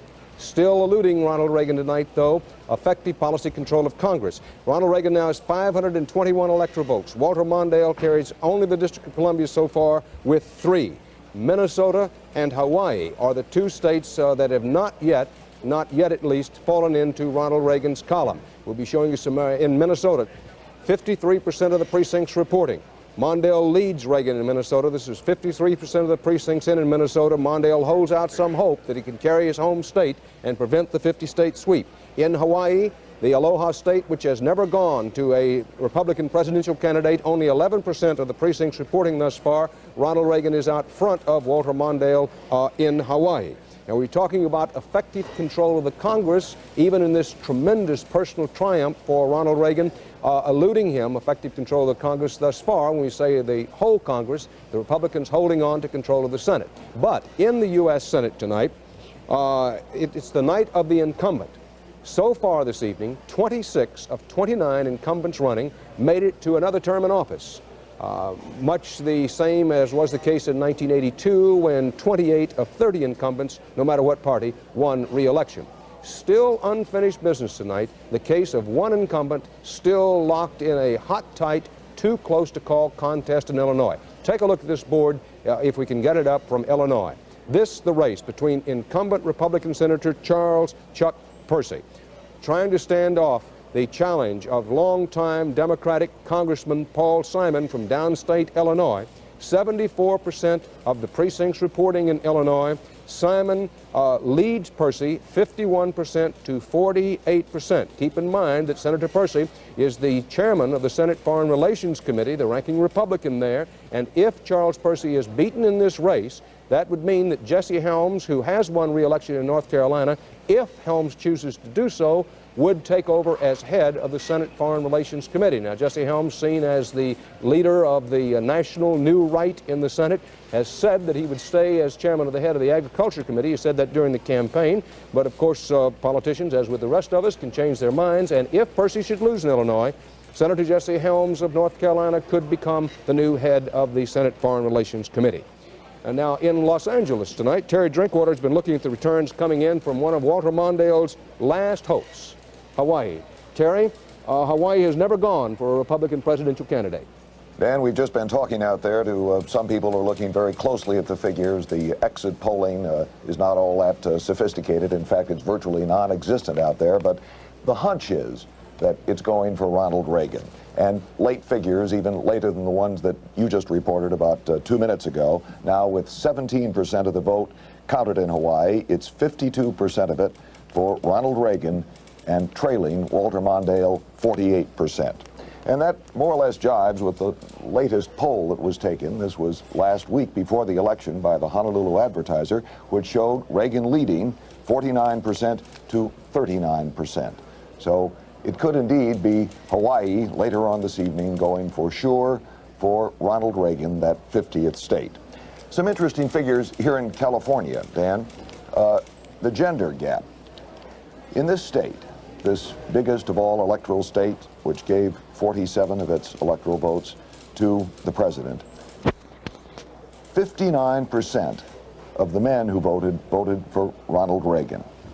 38% of the men who voted for Mondale.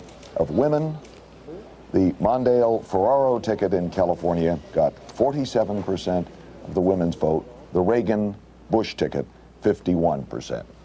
And a return of interest to those of us in this state and across the nation, the lottery, the most hotly contested issue on the California ballot, appears to be leading, Dan. Terry, one thing I want to correct right away. We've said a couple of times this evening, partly because I was told that Hawaii's never voted for a Republican presidential candidate, but didn't Richard Nixon carry Hawaii in 1972? I think I stand corrected on that. I think they did go for Nixon in 72. I'm sure that's right. Well, I'm going to paraphrase something Mark Twain once said, which is, suppose you were an idiot and suppose you were an anchorman. But then I repeat myself. Meredith Vieira is at our CBS News election headquarters in Chicago. Meredith, good evening and good morning to you. In the Midwest, Ronald Reagan, the only state, and perhaps the last state standing between Ronald Reagan and a complete sweep of the states, is Minnesota. Otherwise, it was all Ronald Reagan in the Midwest, with every group, with the possible exception of blacks. Is that true? And the blue-collar union group, which went to Mondale handily. The economy was the key issue here, Dan, among the voters. And when it came to the economy, the majority felt that Ronald Reagan was doing a pretty good job, and they showed it at the polls. About half the voters said they were better off. And among the young voters who chose Reagan, the figure was even higher. Mondale had hopes early on in his campaign that he could capture the Midwest farmers who were struggling, that they would do for him what the blue-collar voters had done for Reagan in 1980. In other words, switch over. But no, the farmers did not do that. In fact, 3/4 of them went to Ronald Reagan, according to our CBS News New York Times exit poll.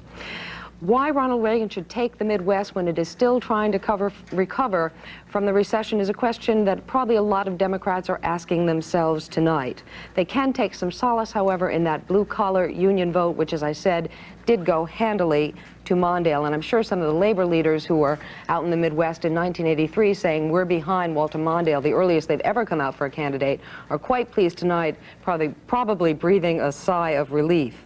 We are still sitting, of course, on two cliffhangers here in Minnesota and the Percy Simon race, the Senate race here in Illinois, which will probably not be decided for several more hours. Some votes are slow and trickling in. Final words here. I think back to something Governor Celeste of Ohio, who was running the Mondale campaign here, said a while back when talking about the campaign. He said he was optimistic, but you can't swim totally against the national tide. Well, the Democrats could not do that in the Midwest. Ronald Reagan took it. He took it easily. Bernard Goldberg is in the South. Thanks, Meredith.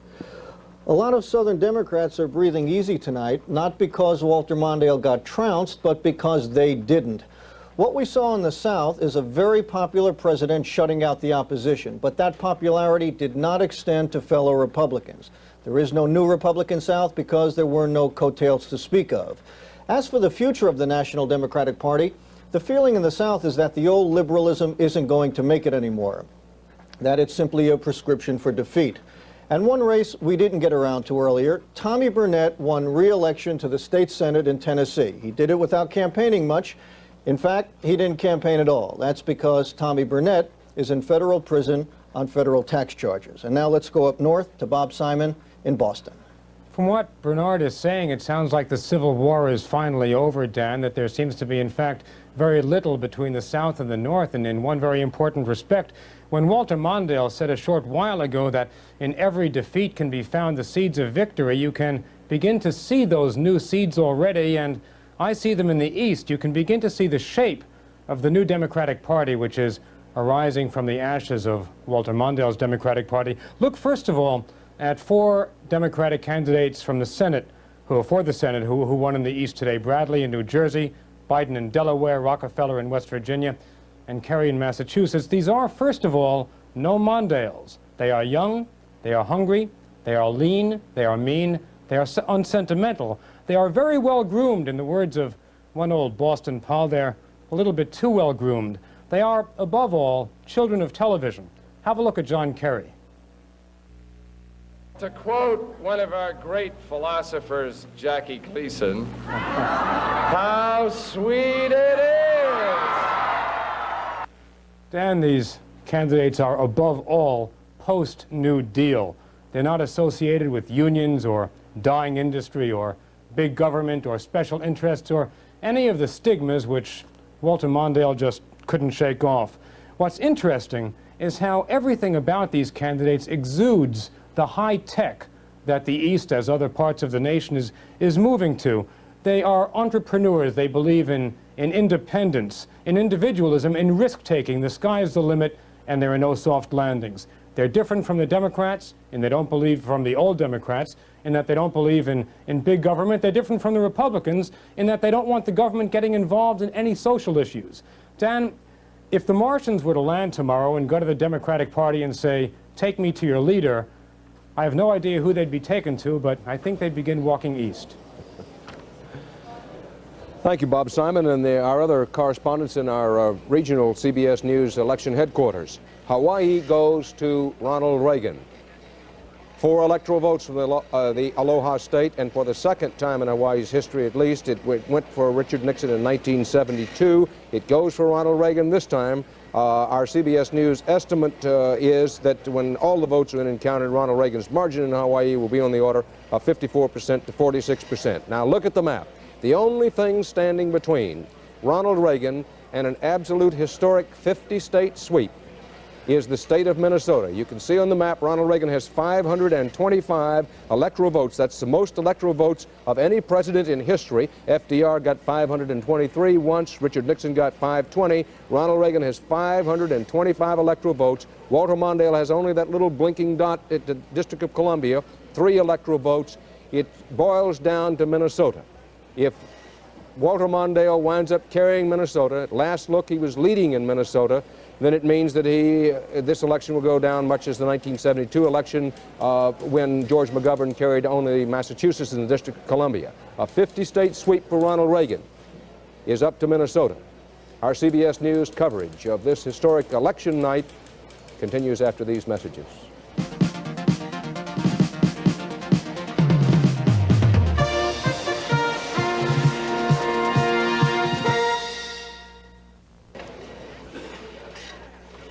Let's take a look at the National Vote Board back at our CBS News election headquarters in New York. Now, these are actual votes in and tabulated. 71% of the precincts from around the nation are reporting now. Ronald Reagan's percentage lead over Walter Mondale, 59% to 41%. Remember that the all-time high in terms of the percentage for any president, Lyndon Johnson in 1964 with 61+%. Ronald Reagan has 38.5 million votes to Walter Mondale's 26.5 million plus votes. That's the way the national vote stands at the moment.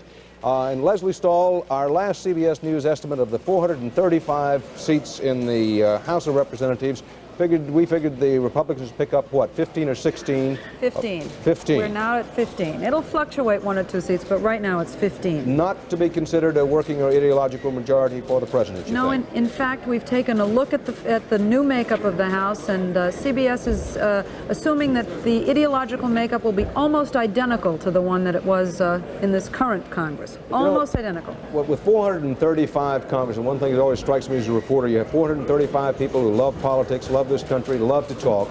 A lot of well-known names in the House. Let's go over the winners and losers among them. We have a lot of leaders who have won. Tip O'Neill, whom you interviewed before, was unopposed. He's won re-election. Jim Wright, the majority leader of the House from Texas, he was unopposed. He's won re-election.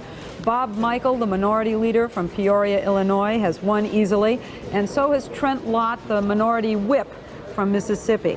But we do have some leaders who are in trouble, and at least one who has lost. From the state of Maryland, Clarence Doc Long, the chairman of the subcommittee on foreign aid, has lost his seat in Maryland. He was in the Congress for 11 terms. He has lost to a woman, Helen Bentley, a former journalist at the Baltimore Sun. This was her 3rd run against him.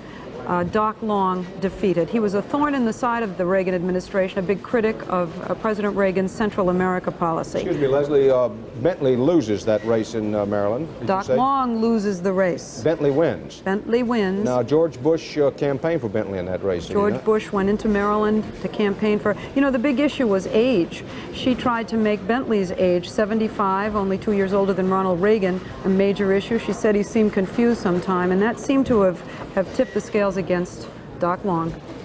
Another leader who is in trouble, the race is too close to call, is Jim Jones of Oklahoma, the chairman of the House Budget Committee.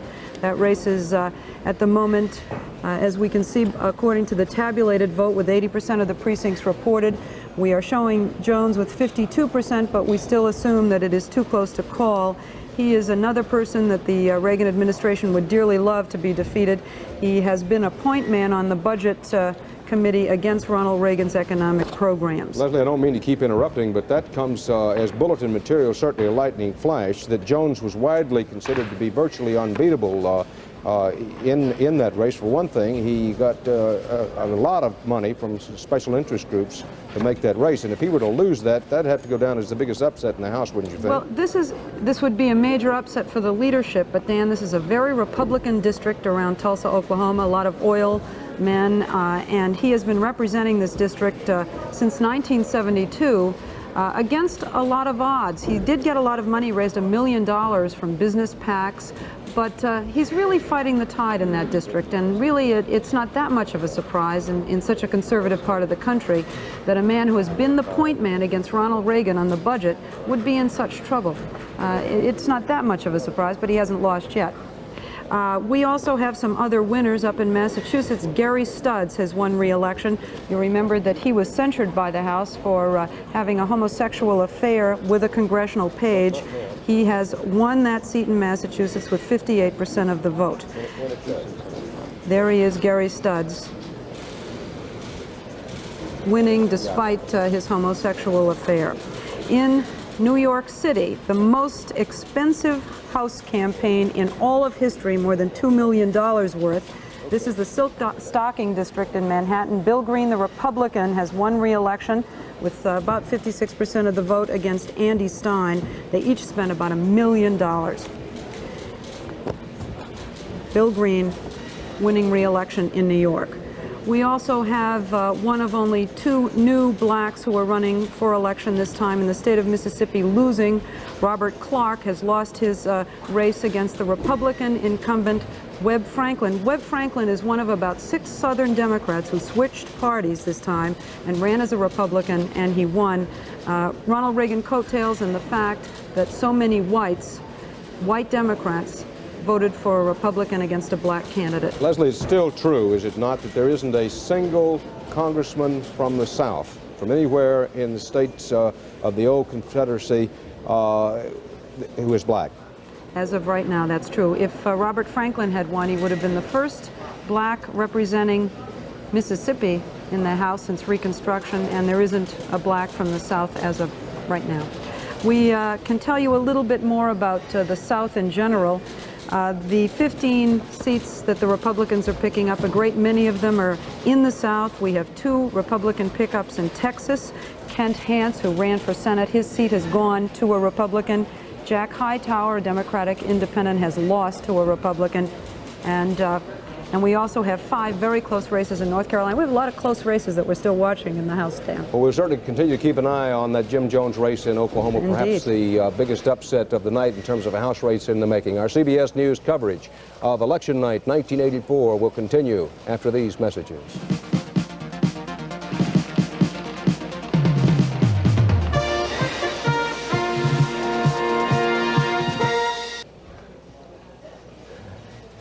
Getting ready to talk to CBS News correspondent Diane Sawyer. This is Dan Rather at CBS News election headquarters in New York.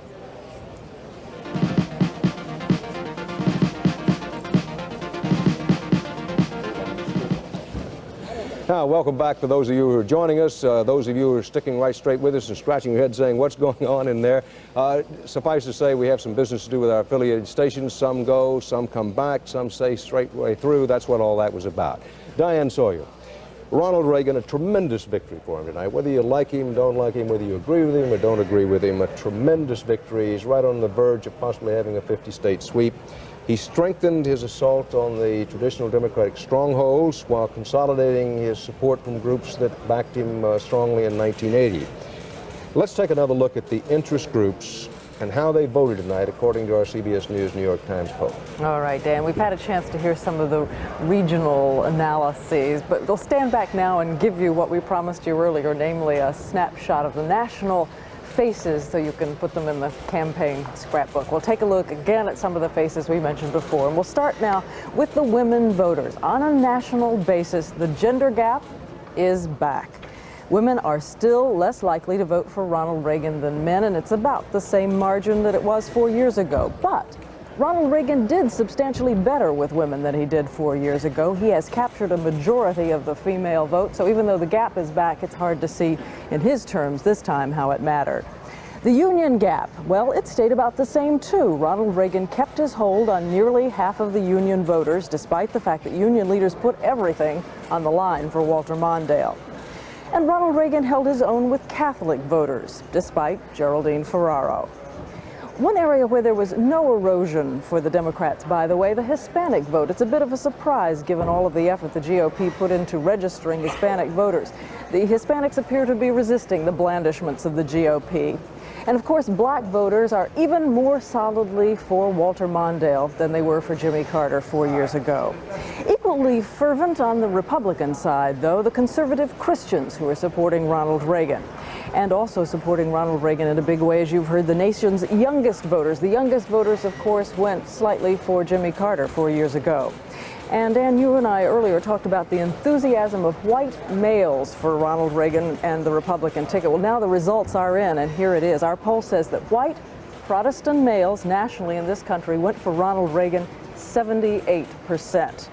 Our computer wizard also punched up Italian-American women to see what the Ferraro factor would mean there, and we discovered that 54% of Italian-American women went for Ronald Reagan. And speaking of computers, a little known but important and growing interest group in this country, people who use computers at home or at the office. They voted almost 2-1 for Ronald Reagan. So the hackers have spoken, whatever it means.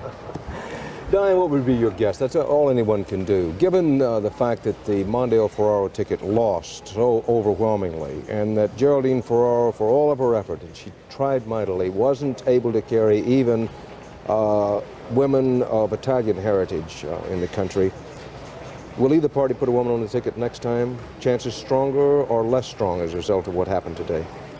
Everyone you talk to argues that in this case it's not a referendum on gender. In this case it is a referendum on that ticket and on that woman. And so that the Republicans are still talking about their own women. They're still talking about women like Jean Kirkpatrick with the possibility of adding them to the ticket. I think it's all going to be in what the polls show. It's all going to be in where the women's registration stands. It's all going to be in the demographics by the time you get there in '88. I don't think that this election is conclusive on the issue of a woman on the ticket yet. And you can certainly look at it the other way. And every woman that you talk to in an official capacity on the Democratic side pulls you aside and says, one thing I want to make sure you know, you can't blame Geraldine Ferraro for what happened here. We have only a few seconds left, but if you had to point to one thing more than any other, what hurt Geraldine Ferraro the most, other than the fact that she was running on second place on a ticket that didn't stand much of a chance?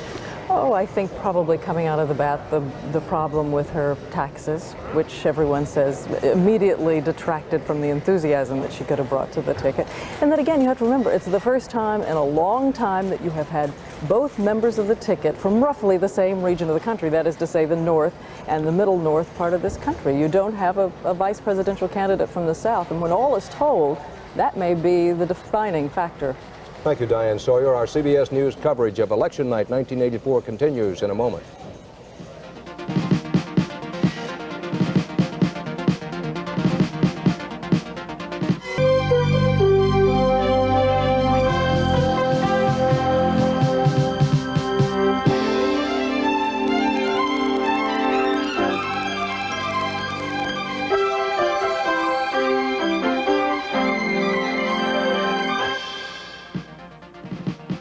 CBS News coverage of Campaign 84, Election Night, continues. From CBS News Election Headquarters in New York, here again is Dan Rather.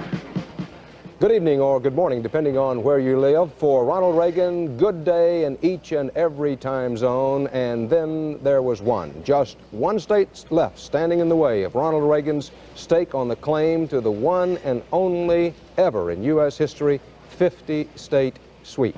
The one state between Ronald Reagan and history, the still too close to call Walter Mondale home state of Minnesota. Now, if possible, we're going to, with 270 electoral votes needed to win, Ronald Reagan has 525, the most electoral votes any president in history has ever achieved already. Walter Mondale has carried only the District of Columbia, marked by that little blink on the right-hand side. He has only 3 electoral votes. Only Minnesota has yet to be decided. Every other state has been decided in favor of Ronald Reagan. Now, if we can take a look at the national vote totals, and I'm not sure that we have those national vote totals up. Yes, we do. With 74% of the precincts reporting now nationwide, Ronald Reagan with 59% of the national vote. These are ballots actually counted. Walter Mondale, 41%. Reagan with almost 40 million votes now. Walter Mondale with nearing soon 28 million votes. Ronald Reagan already is the first president in history to have 525 electoral votes. He may be the first president in history to sweep all 50 states. We'll know when we know about Minnesota. He, at the moment, is not running in record proportions in terms of his percentage of the national vote. It's a terrific, tremendous lead for him in terms of the percentage, but a number of presidents, at least 3 and possibly 4, I'll have to double check this, have run higher percentages than 59% of the total national vote. With us now in Washington are 2 political analysts and commentators that we haven't had a chance to talk with tonight, and we want to. Democratic strategist Mark Shields, Republican strategist Kevin Phillips. Gentlemen, the end of the New Deal coalition, the beginning of a new alignment, is it, isn't it? Where do we stand? First, Mark Shields. I'd certainly say, Dan, any party, as the Democrats have, that has sustained 3 blowout elections in the last 4, have to be looking at their whole card. They could explain easily and conveniently the past defeats on Jimmy Carter as an outsider, George McGovern as an insurgent anti-war candidate, but Fritz Mondale was and is the distilled essence of the Democratic Party. The first choice of organized labor, of the teachers, of environmentalists, of feminists, of the Speaker of the House, and most Democrats in the Congress who made a choice. So their defeat it is tonight, as well as Fritz Mondale's. Kevin Phillips. Yes, I think it clearly is the end of the New Deal coalition, but of course this isn't something that just started happening yesterday. We're not looking at the beginning of a new conservative trend. The Republicans have won 4 out of the last 5 presidential elections now. When Ronald Reagan's term is over in January 1989, they will have had Republican presidents in the White House for 16 of the previous 20 years. I think we're really, we're not seeing the springtime of the conservatives so much as really we may be seeing the Indian summer. I suspect that the conservative trend will start yielding to a different sort of trend in the next 4 or 8 years, and the Democrats will have perhaps another chance, but they're going to have to come back with something that in no sense is the old New Deal coalition. Kevin Phillips, you wrote an extremely interesting piece, I thought, for the Christian Science Monitor, in which you made the point that Ronald Reagan, even if he gets an avalanche win in the election, had better be careful because the history of second-term presidents elected by wide margins is not all that encouraging. Yes, there are 2 problems that the Republicans face. The first is something that we call in American politics the 6-year itch. And that's when you're 6 years into a regime like either the Eisenhower presidency or FDR or Nixon and the Nixon-Ford combination, you lose a lot in the midterm elections, and that would be 1986. The second ingredient here, which the Republicans face, is they've almost always had recessions in time for the midterm elections. And if we have a recession by 1986, which a lot of people think we may, that would add to the Republican problems. So I think from the perspective of the ways the Republicans have suffered at the polls before in the midterm election of a second term of a Republican president, there's a lot to be nervous about. Mark Shields, what do the Democrats have to do to win a presidential election, and what are their chances for the rest of this century of winning one? Well, I think Fritz Mondale and Geraldine Ferraro both be commended for at least touching tonight and in their campaigns on one theme that's been missing from Democratic campaigns basically for the past 10 years. They spoke about what a wonderful country America is, and they spoke rather comfortably about, unself-consciously, about patriotism. That's something the Democrats have not been able to do. They've not been comfortable with optimism either. Both of those kind of national characteristics and traditional American values have been forfeited to Ronald Reagan. And he's run away with them, quite frankly, become the king of optimism and sort of the prince of patriotism. So I think that those are two elements. The other thing is the Democrats have to rethink, very frankly, what the role of the federal government should be in the last 20 years of this century, as well as what the definition of fairness ought to be in our society. And we obviously need some new ideas. There's no two ways about it, and I think nothing goes through American politics any quicker than a set of new ideas, and Bradley Gephardt's modified flat tax strikes me as one whose time has come. I think Kevin is right. There are great danger signals for the president. Basically, the Republicans have bought the Democratic welfare state, Dan. They've simply refused to pay for it. Thank you very much, Mark. I hate to cut you off. It's been a pleasure working with both you and Kevin Phillips. Look forward to doing it again. Right now, we want to go to our veteran White House correspondent, Bill Plant, who's in California with the jubilant as an unfurled flag Reagan campaign, and why wouldn't they be jubilant? But Bill, I think the question may be, there's a mandate here for Ronald Reagan. The question is what he feels the mandate is and what he wants to do with it in, let's say, the first 90 to 125 days of his second term. Dan, there's no question that the Reagan people will try to interpret this as a mandate. And the utmost urgent priority on their list is protecting the economic expansion, and that means dealing with the deficit. Now, arms control is certainly high on the list, too, but you say in the first 90 or 100 days of this administration, well, that's the legislative window they have. They've got maybe 8 or 9 months. They would say a little longer, but we think probably just until the Congress goes home for its first summer recess to get an economic program through the Congress. Well, what does that mean? Well, it means cutting spending, because they don't think that the last dollar has been wrung out of the spending towel. And they will go for programs, any program that the president hasn't specifically pledged not to cut. Now, he's pledged not to cut Social Security, but he didn't say anything about Medicare and Medicaid. They could go into that. They could go into retirement funds for government workers and veterans. There are a lot of places still to look. Now, of course, David Stockman, the budget director, said, and you'll remember this, that there were no places left to cut. I asked an administration official about that today, and he said, yes, Stockman said that, but he said that with an awareness of the political situation in the third and fourth years of the first term. Translation, now that we don't have politics to worry about, we can cut more.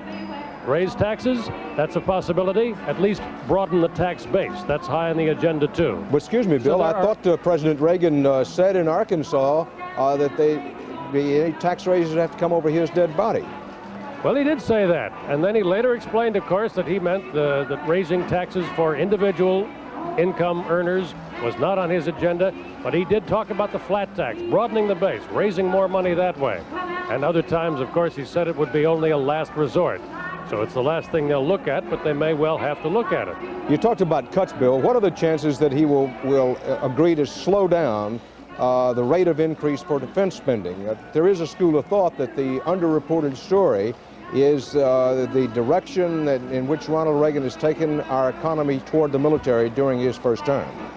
I think there's a good chance that they'll slow down defense spending, particularly if there's a sense that Congress wants it, and it'll depend on what turns out in the House and the Senate. But there's every expectation among Ronald Reagan's aides that defense spending will get slowed down the way it did in 1983 when they held the increase to, say, 3%. So they don't say that, but it's an understood, a given, that they're not going to be able to grow as fast as they would like to. So that's another place they can get some money. Bill, you talked about the possibility of some arms control agreement. How can a president who prides himself on keeping his word and who over the years has said time and time again, you can't deal with the Soviets because they don't deal honestly, how can he expect to strike any arms control deal with them? Well, the president believes that the military buildup that he's put into place in his first term will allow the United States to safely negotiate an arms control agreement, but you can bet that he'll deal with the Russians at arm's length, very, very cautiously, just as you've suggested from all of his public statements. But he wants to do it, and I think that's the key, Dan. He wants to go down as a president of peace, and he's going to have most of this last term to work on that, because he's not going to be, as a lame duck, able to get much legislation through after the first 8 or 9 months. Bill, congratulations to you on a terrific job, and I think you have some work to do, so let's get to it. Thank you, Dan, and I believe that we're going now to Susan Spencer in St. Paul. Well, I was asked to sort of reflect on this campaign, and actually, if you look behind us here, this is the scene where Walter Mondale had his rally compared to the scene that Bill was standing in front of, and that's sort of the way that this campaign ends.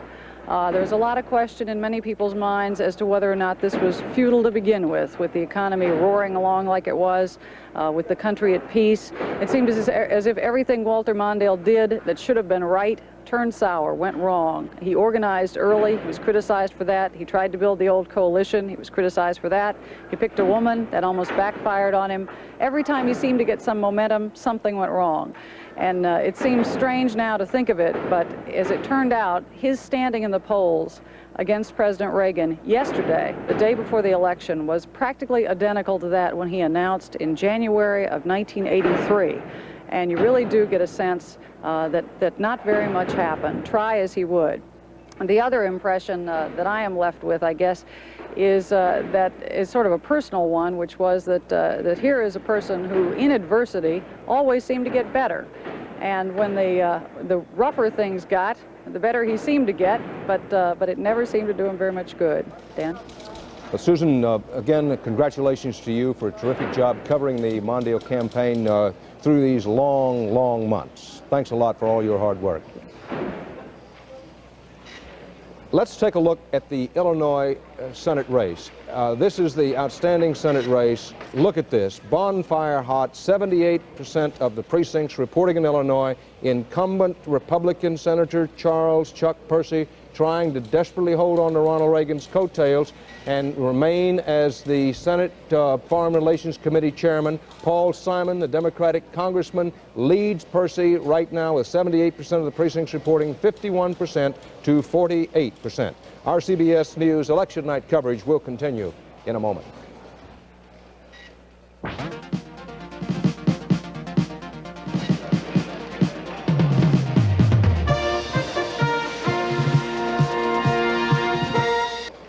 Round table. Now we're going to try to run our version of Tumbleweed Thompson's famous no-huddle offense. Gentlemen, 2 minutes, final thoughts about this election 1984 day. Bruce? Well, Dan, I think a lot of change is coming from both parties. You probably hit me in the head for reminding people that the '88 season is now underway, but it is. Cliff White, the old Republican strategist, architect of the Goldwater nomination, who's no kid anymore, was just jumping up and down a couple of months ago saying, boy, '88 is going to be more fun. And the reason is that both parties have some thinking to do. The Democrats have lost touch with the middle class, lost touch with white voters. They've got to find some positions that appeal to the mass of American people. But they're not the only ones with a problem. The Republicans could all get together this time because of Ronald Reagan's enormous personal popularity. But they, too, are going to face a choice down the road between kind of laissez-faire conservatism, government leaves you alone, or the new right's more religious conservatism, the government leaves business alone but tells you how to live your personal life in a number of areas like abortion and school prayer. The younger voters the Republicans got this year, the younger voters they want to keep next time, are not likely to want to go along with that more religious kind of conservatism. So new thoughts for both parties and some new voices. Some of the new senators we've talked about tonight, some of the Democratic governors in the West, Babbitt in Arizona, Lamb in Colorado. Lots of new people, I think, on the political scene. Bob Schieffer, your time to run the down-and-out pattern. And I think we ought to say one thing that we haven't talked, in my view, enough about tonight, and that is, let us not forget, when we talk about coalitions falling apart, when we talk about realignment, let us not forget that the economy in this country looks in pretty good shape, and Americans are generally very reluctant to vote against an incumbent president when the economy looks like it's in good shape and when the country's at peace. Having said that, the Democrats simply have to find some way to run a national campaign. This was not a national campaign. It was a campaign aimed at the Northeast, and it did not work. And that's why so many Southerners were worried about Geraldine Ferraro being on the ticket. Not because she was a woman, but because she came from the same part of the country and had the same ideological beliefs as Walter Mondale. Let me tell you, there's something going on out there that we may not know about yet, and that is what has happened to these tickets below the governor and the congressional level. I called home a while ago and found that a Republican is leading in the sheriff's race in Fort Worth, Texas. They have never had an elected Republican win a county-wide office in Fort Worth. So there may be something going on there that we haven't known about yet. Now, I knew you were going to talk about Fort Worth. If you start talking about the TCU Horned Frogs, it's finished for you, my friend. Leslie Stahl, final thoughts about this election night, 1984, and what happened in the House and elsewhere. Well, all I keep thinking of right now is Bob Dylan's line, which is something is happening here, but you don't know what it is, do you, Mr. Jones? Ronald Reagan wins by a big landslide, but in the House, we see something different. Only 15 seats change. That is considered not a very impressive move for the Republicans. We have some exit polls that show that while the president won by a wide margin, a plurality of the voters don't want to see spending cut for the poor. They like the nuclear freeze, and only 24% say they want to see abortion illegal. So I think we have two different things, and I might propose that what the voters said tonight is that they like the status quo. They like Ronald Reagan in the White House, but they like to see Democrats in Congress sort of checking that so that the Ronald Reagan revolution doesn't go too far. Let me just tell you where the Democrats were able to stop this Republican drive. Two Democrats won in Pennsylvania who were considered very, very vulnerable. Bob Edgar won around the Philadelphia suburbs, and Peter Kosmaier won also around Philadelphia. Those are pretty Republican areas. They are bringing Democratic incumbents back. 3 Democrats have won against the odds in Ohio. Ed Feighan has won in Cleveland. A Republican has been defeated around Youngstown. Lyle Williams went down to a sheriff traffic hunt. You just see something going on where the public is saying, we like the way it's been for the last 2 years. Let's leave it the way it is. Thank you, Leslie. Bill?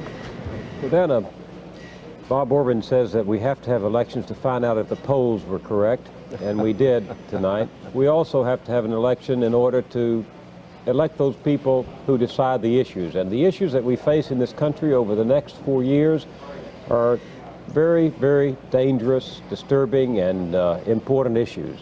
The deficits, they have to be faced. Military spending has to be faced. What are we going to do about Medicare? Has to be faced. What are we going to do about this moral drive that's pushing for the abortion issue? Has to be faced. Very divisive potentially.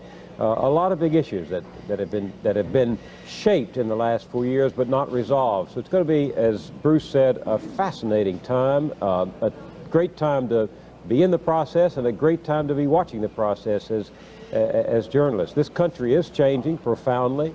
A popular conservative president has won another 4 years.